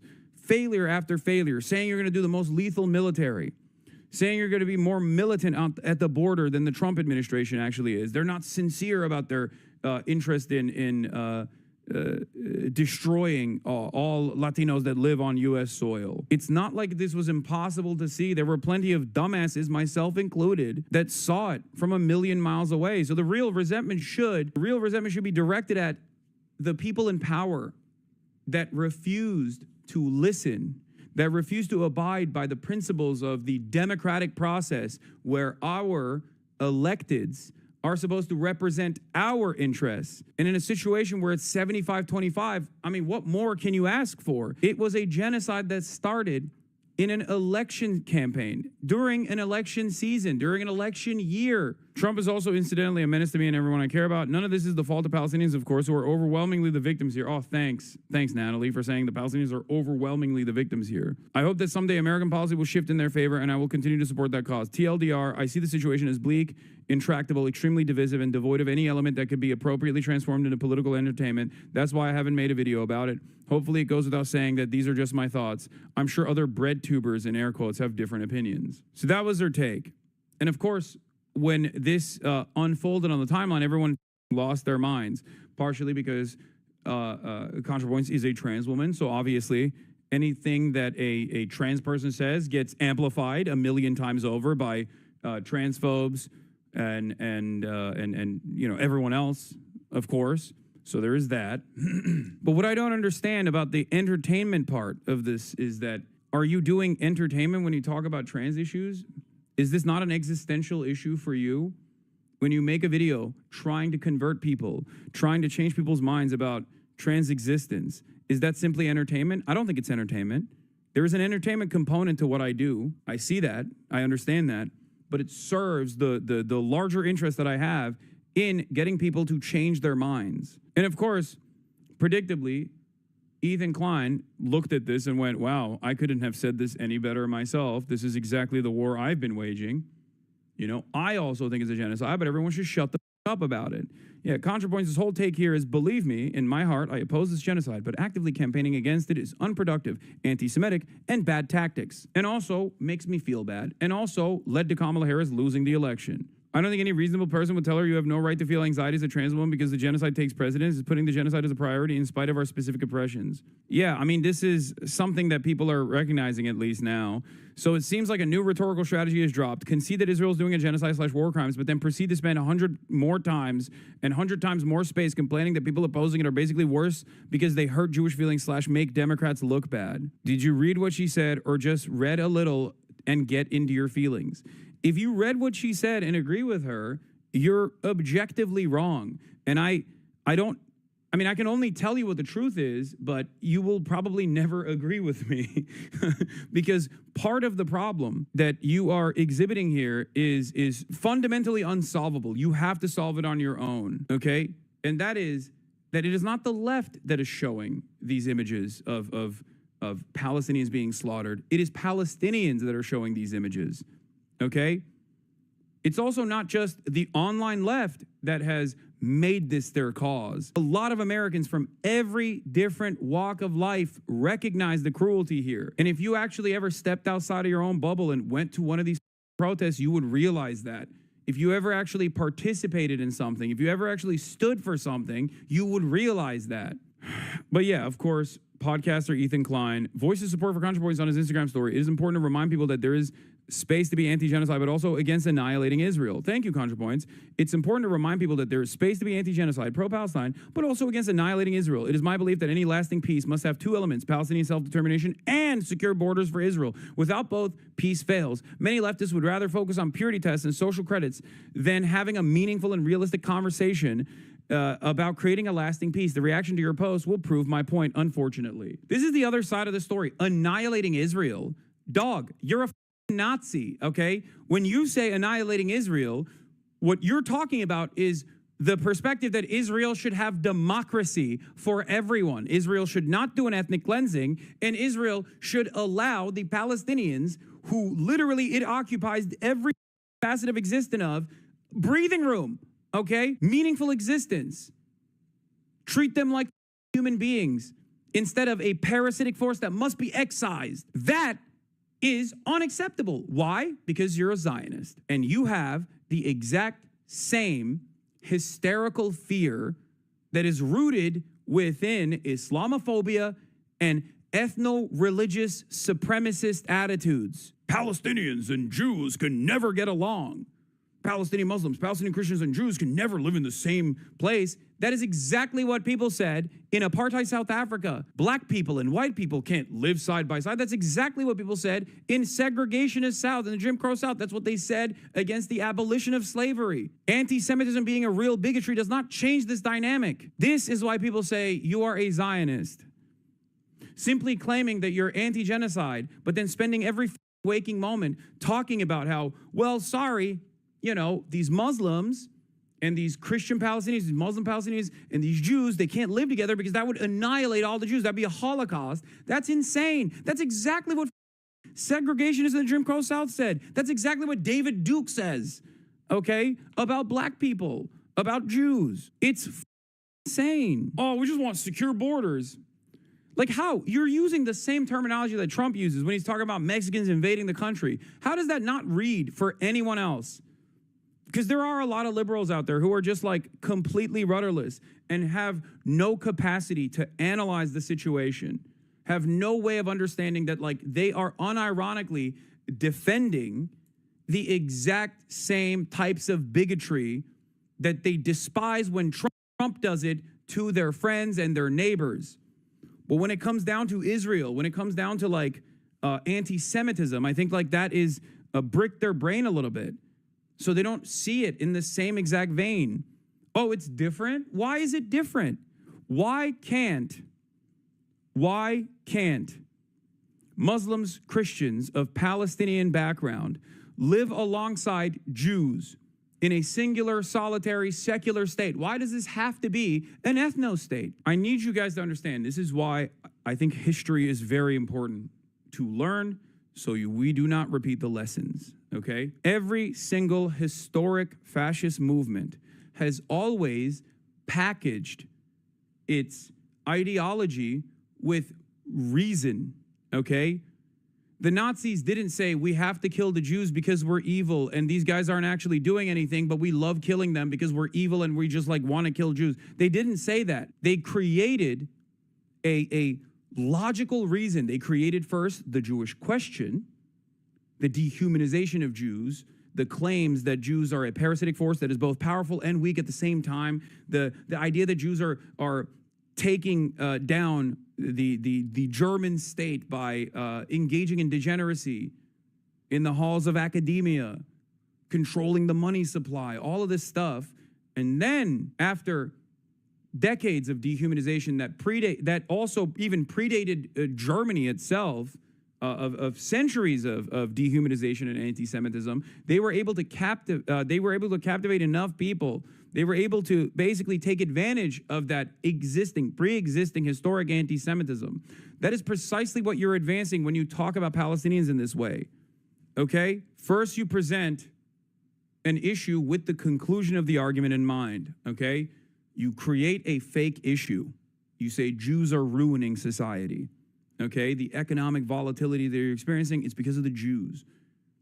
Then you keep just saying Jews are responsible for everything, okay? All of the wrong, everything that you're experiencing. And then you have to solve this problem, right?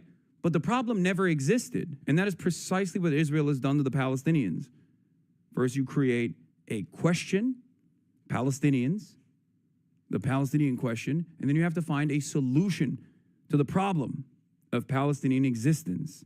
In America, there's a different version of this, obviously. Immigrants, non-white immigrants specifically. Create hysteria around it. Keep hammering the point that they're violent criminals. Keep saying that they're animals. Keep saying that they're ruining society. As material conditions worsen, there are more and more people that are angry, resentful, frustrated, looking for an alternative, looking for a reason as to why they feel this anger, and one side doesn't actually respond to any of those frustrations, those economic anxieties, the Democrats, of course, and then the other side turns around and says, you're feeling all that anger and resentment, and that's good. It's because immigrants have taken your social safety nets. And then people lean on that. Now you have successfully created an environment where there is an immigrant question, or a Jewish question, or a Palestinian question. Now you're looking for a solution. But the problem never existed to begin with. It was not a real problem to begin with. The reason why I'm bringing this up is because a lot of people that look to these historic incidents, these historic events, mass cruelty, systematized death and destruction like the Holocaust, and think, oh, well, it's different now. Not different. The methods are the same. The fake hysteria is the same. The dehumanization is exactly the same. You cannot comprehend because you have been swept away with this propaganda. That's it. Just so chat knows, this is literally like saying I'm a liberal Jim Crow supporter. Of course, I abhor lynchings. But what neighborhoods must maintain secure borders, and radical civil rights terrorists will call me racist for saying this. Yep, that's it.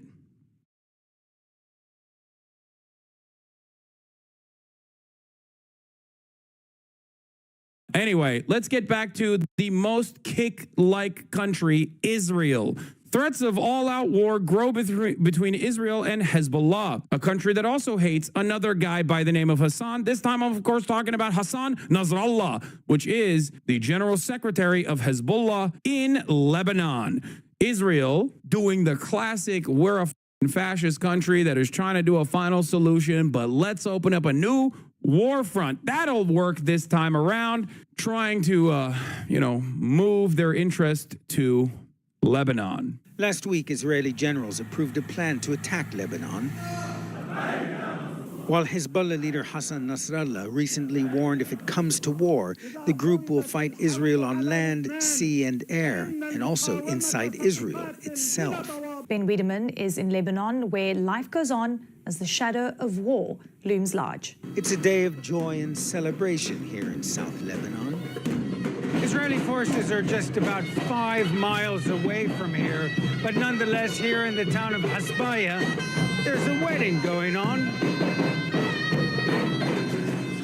It didn't seem right to spoil Mashallah, mashallah. day for newlyweds Taimur and Fatin with questions about the dark clouds hovering over Lebanon. But one guest told us off camera, we're celebrating here while war is around the corner. Hasbaya has been spared the worst of the barrages and counter-barrages between Israel and Hezbollah. Here they stop anyone from firing towards Israel. Parliament member Ilyas Jaradi was elected to represent Christians in this area. Majority of the southern people, majority of the Lebanese people, from all sects, all religions, all parties, they are, in one way or another, they are committed with the Palestinian. Everyone we spoke with had a completely contrary opinion. Few people wanted to speak on camera about the looming danger of war for fear of repercussions. Off camera, we got an earful. There is zero appetite for escalation, little support for Hezbollah.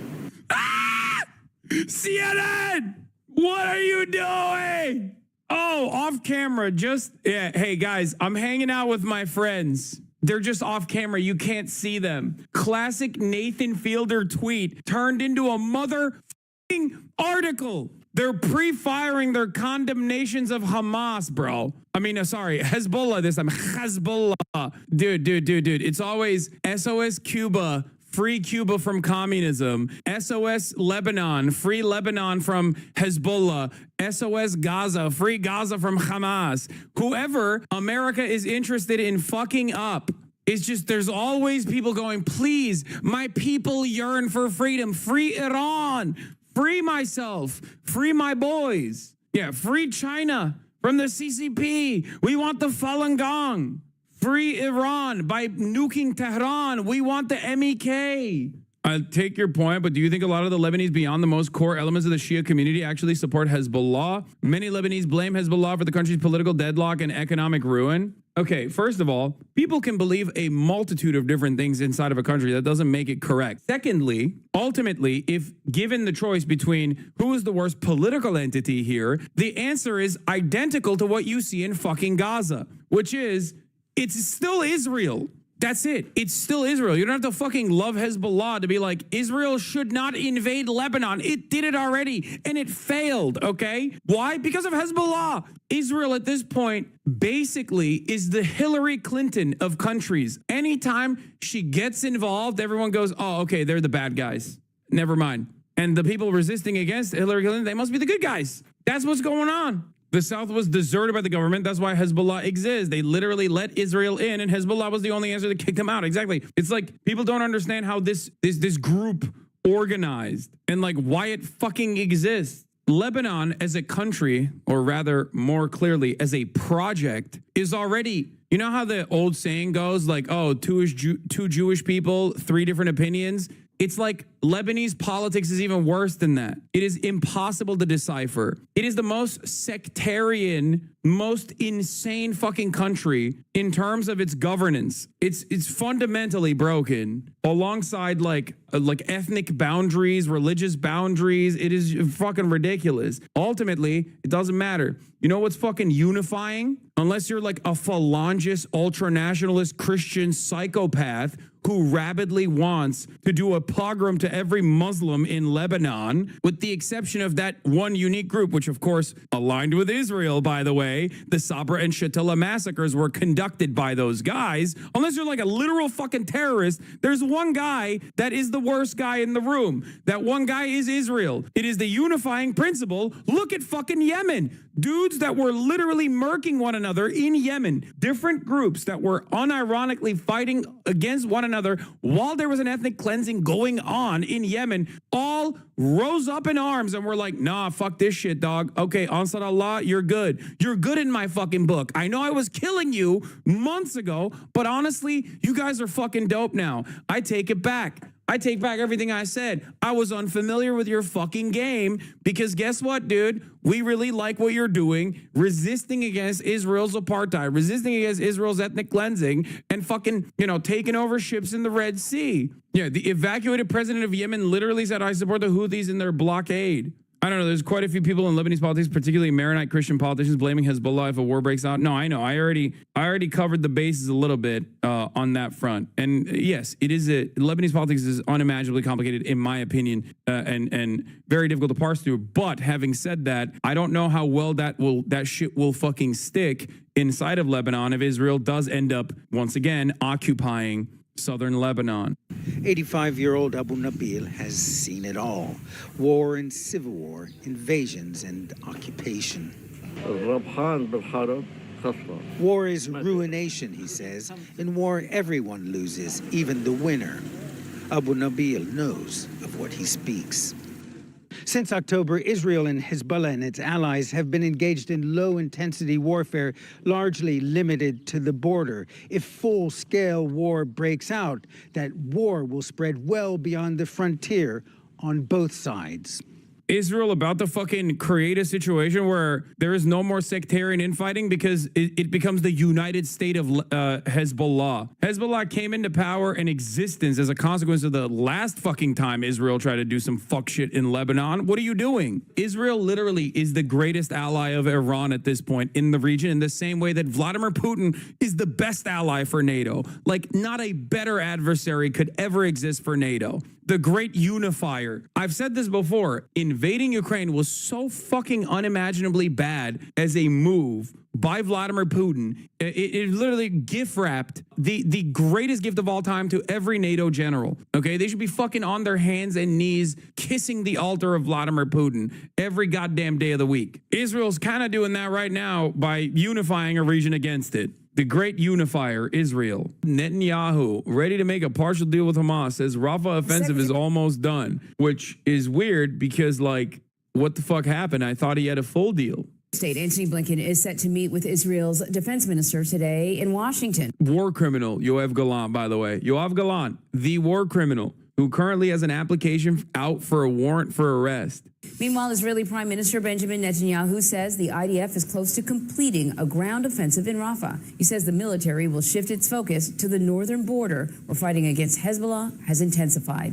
Netanyahu also says that he's ready to make a partial deal with Hamas to return some hostages still being held captive. Hamas insists that any agreement must include a permanent ceasefire. Well, in his very first interview with Israeli journalists since before the October 7th attacks, Prime Minister Benjamin Netanyahu told the live audience the intense phase of fighting against Hamas in Gaza's most southern city was nearly over. But when asked about the Israeli proposal President Biden outlined 6 weeks ago for a ceasefire and hostage release deal with Hamas, Netanyahu said, and I'm quoting here, "If there is an agreement, it will be an agreement on our terms." I thought this was your terms. What's going on? Everyone in the media told me that this was your deal. Joe Biden told me that this was your deal. Anthony Blinken kept saying this was your deal. That was 6 fucking months ago. 6 weeks ago. Sorry, not 6 months ago. 6 months ago is when Hamas actually brought forward this deal, literally the same exact deal. That was among many others. But 6 weeks ago, Joe Biden unveiled this program, said this is Benjamin Netanyahu's own deal. He made it himself. He loves the deal. This is his own fucking deal. A 3-phase program that was suspiciously similar to the deal that Hamas had put on the table, which Anthony Blinken personally admitted it was the identical proposal, the Hamas proposal. So what happened? What happened? How did we get here? I don't get it. It's your deal. What's going on? What the fuck is this about? Benjamin Netanyahu, since the deal was unveiled 6 weeks ago at this point, has consistently poo-pooed the deal over and over again. Israeli officials have shit on the deal. Israeli officials have shit on Netanyahu. Netanyahu's own party, Likud, had MKs, Knesset members that have actually shit on Netanyahu for proposing this deal. Netanyahu kept the deal close to the chest. Turns out Biden revealed it and maybe was a little too enthusiastic about certain aspects of this deal. Specifically, the parts where phase 1 moves into phase 2. Phase 1 has a ceasefire. Phase 2 has a permanent cessation of hostilities. This is exactly what the people were looking for. This is exactly what people have been demanding for a long time. Benjamin Netanyahu, on the other hand, kept saying, no, you don't understand. We want the hostages. We're going to keep bombing after we get the hostages. Now, that's really weird because that's not what the deal is. Everybody in the Israeli center-left media is like, no way, even though this is one that Zachi Hanegbi told the hostage families before the deal was even unveiled. I watched Channel 14 today and found myself in a strange position agreeing with them as they defended him. The presenter said, I don't understand the surprise. Wasn't this obvious the entire time? He's been saying we won't end the war. Yeah. So Benjamin Netanyahu has kept saying, we're not going to end the war. We're not going to end the war. We're not going to end the war. No matter what, we're not ending the fucking war. We're not. Don't say that we're ending the war. Well, the deal itself that supposedly you presented ends the war. Now, it doesn't just stop there, though. Benjamin Netanyahu, according to him, this deal sucks, even though it's his own fucking deal. But what did America do? Did America choose to pressure Israel in this time process? As I said 6 weeks ago, America now has to put the actual clamps on Israel and pressure them into accepting their own deal, which is weird. If it's your own deal, why the fuck would you need pressure to accept it? And America, predictably, as I said 6 weeks ago at this point, did exactly what they've been doing throughout this 9-month process. They just let Israel ride and say whatever the fuck they want, undermining America's influence. That's the situation. What stops Israel from just lying and saying they'll accept the permanent ceasefire and then reneging on the deal once they have the hostages? Well, that's a great question. That's precisely the reason why Hamas was like, we love this deal. This is our deal. We are fans of this deal. We wrote it. Since Joe Biden came out with this proposal, Hamas has not once said, we don't like the deal. Fuck this deal. We don't like it at all. Hamas kept saying, we love the deal. It's our deal. We are fans of this deal. Can you please give us a timeline and also assurances on how phase 2 is going to work? How do we move from phase 1 to phase 2? We want to write it down. We want to get some assurances in broad daylight. To which Israel was like, assurances? No, you give us the hostages, we keep bombing you. So what did America do in this entire process? They unveiled this proposal, said it was Israel's proposal. What did they do? Israel kept undermining their sentiment. Well, they turned around and said, Hamas doesn't like the deal. Hamas is fucking up the deal. Someone needs to pressure Hamas to put forward the deal. Hamas never said they don't like the deal. They said, no, we like it. We just want assurances over and over and over again. So if you were exclusively like your parents watching MSNBC, watching CNN, and not watching the Hassan Abi broadcast, you might be a little confused. You're like, what the fuck's going on? It's been 6 months at this point. 6 weeks at this point, sorry. Where is this deal? Where is this proposal? I thought it was Israel's proposal. Now, mainstream media is covering Netanyahu ready to make partial deal with Hamas. Well, that doesn't seem like the deal itself, does it? Why is Netanyahu trying to make a partial deal? Is it because Hamas is saying, we don't want this fucking deal? Is that how you're going to cover it? The inconsistencies are glaring. Minor correction, Biden unveiled the ceasefire deal on May 31st, just over 3 weeks ago, not 6. Sorry. Feels like 6. It's been 3. Where is the fucking deal? Why is this Israel's own deal, and yet only one party, Israel, is sullying its own deal? It's fucking up the deal. Now they're covering this as though Netanyahu is walking back from his own deal. Like I said, if you only watch mainstream media coverage of the supposedly Israeli deal that Hamas is refusing to agree to, you have to be asking some serious questions about why Israel is consistently vocally opposed it for weeks since its public release by Biden. Unrelated, but just so you understand, the show he was interviewed on is called The Patriots. The discussion was about how the Nazis had a Western culture to fall back on once they were defeated, so you could talk to them in the same language. For Hamas and Hezbollah, this is all they know. The token leftist on the show said, actually, Japan committed pretty horrific stuff against the Chinese too. And the rest of the table answered, you're right. Then let's do to them what the U.S. did to Japan. That's great. Very patriotic.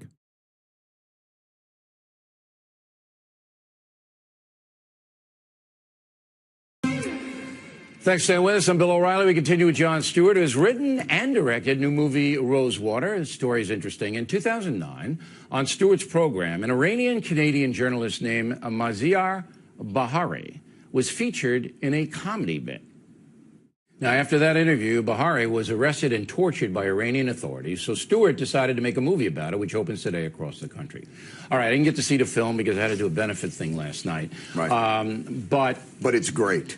Yeah. I think you know that. Well, it got good reviews from all the liberal papers. Gee, what a... but what's the main point? Twisted worldview you live in. For people who aren't ideological, okay, Yes. and they go to see Rosewater. That's right. What do you want them to leave the theater with? I think I want them to leave the theater with the idea that this type of repression of your own people is unsustainable. That the idea, as technology has sort of democratized information and the definition of who's a journalist and these bloggers and activists, they're being arrested all around the world, not just in Iran, but everywhere, in countries that are also allied with the United States.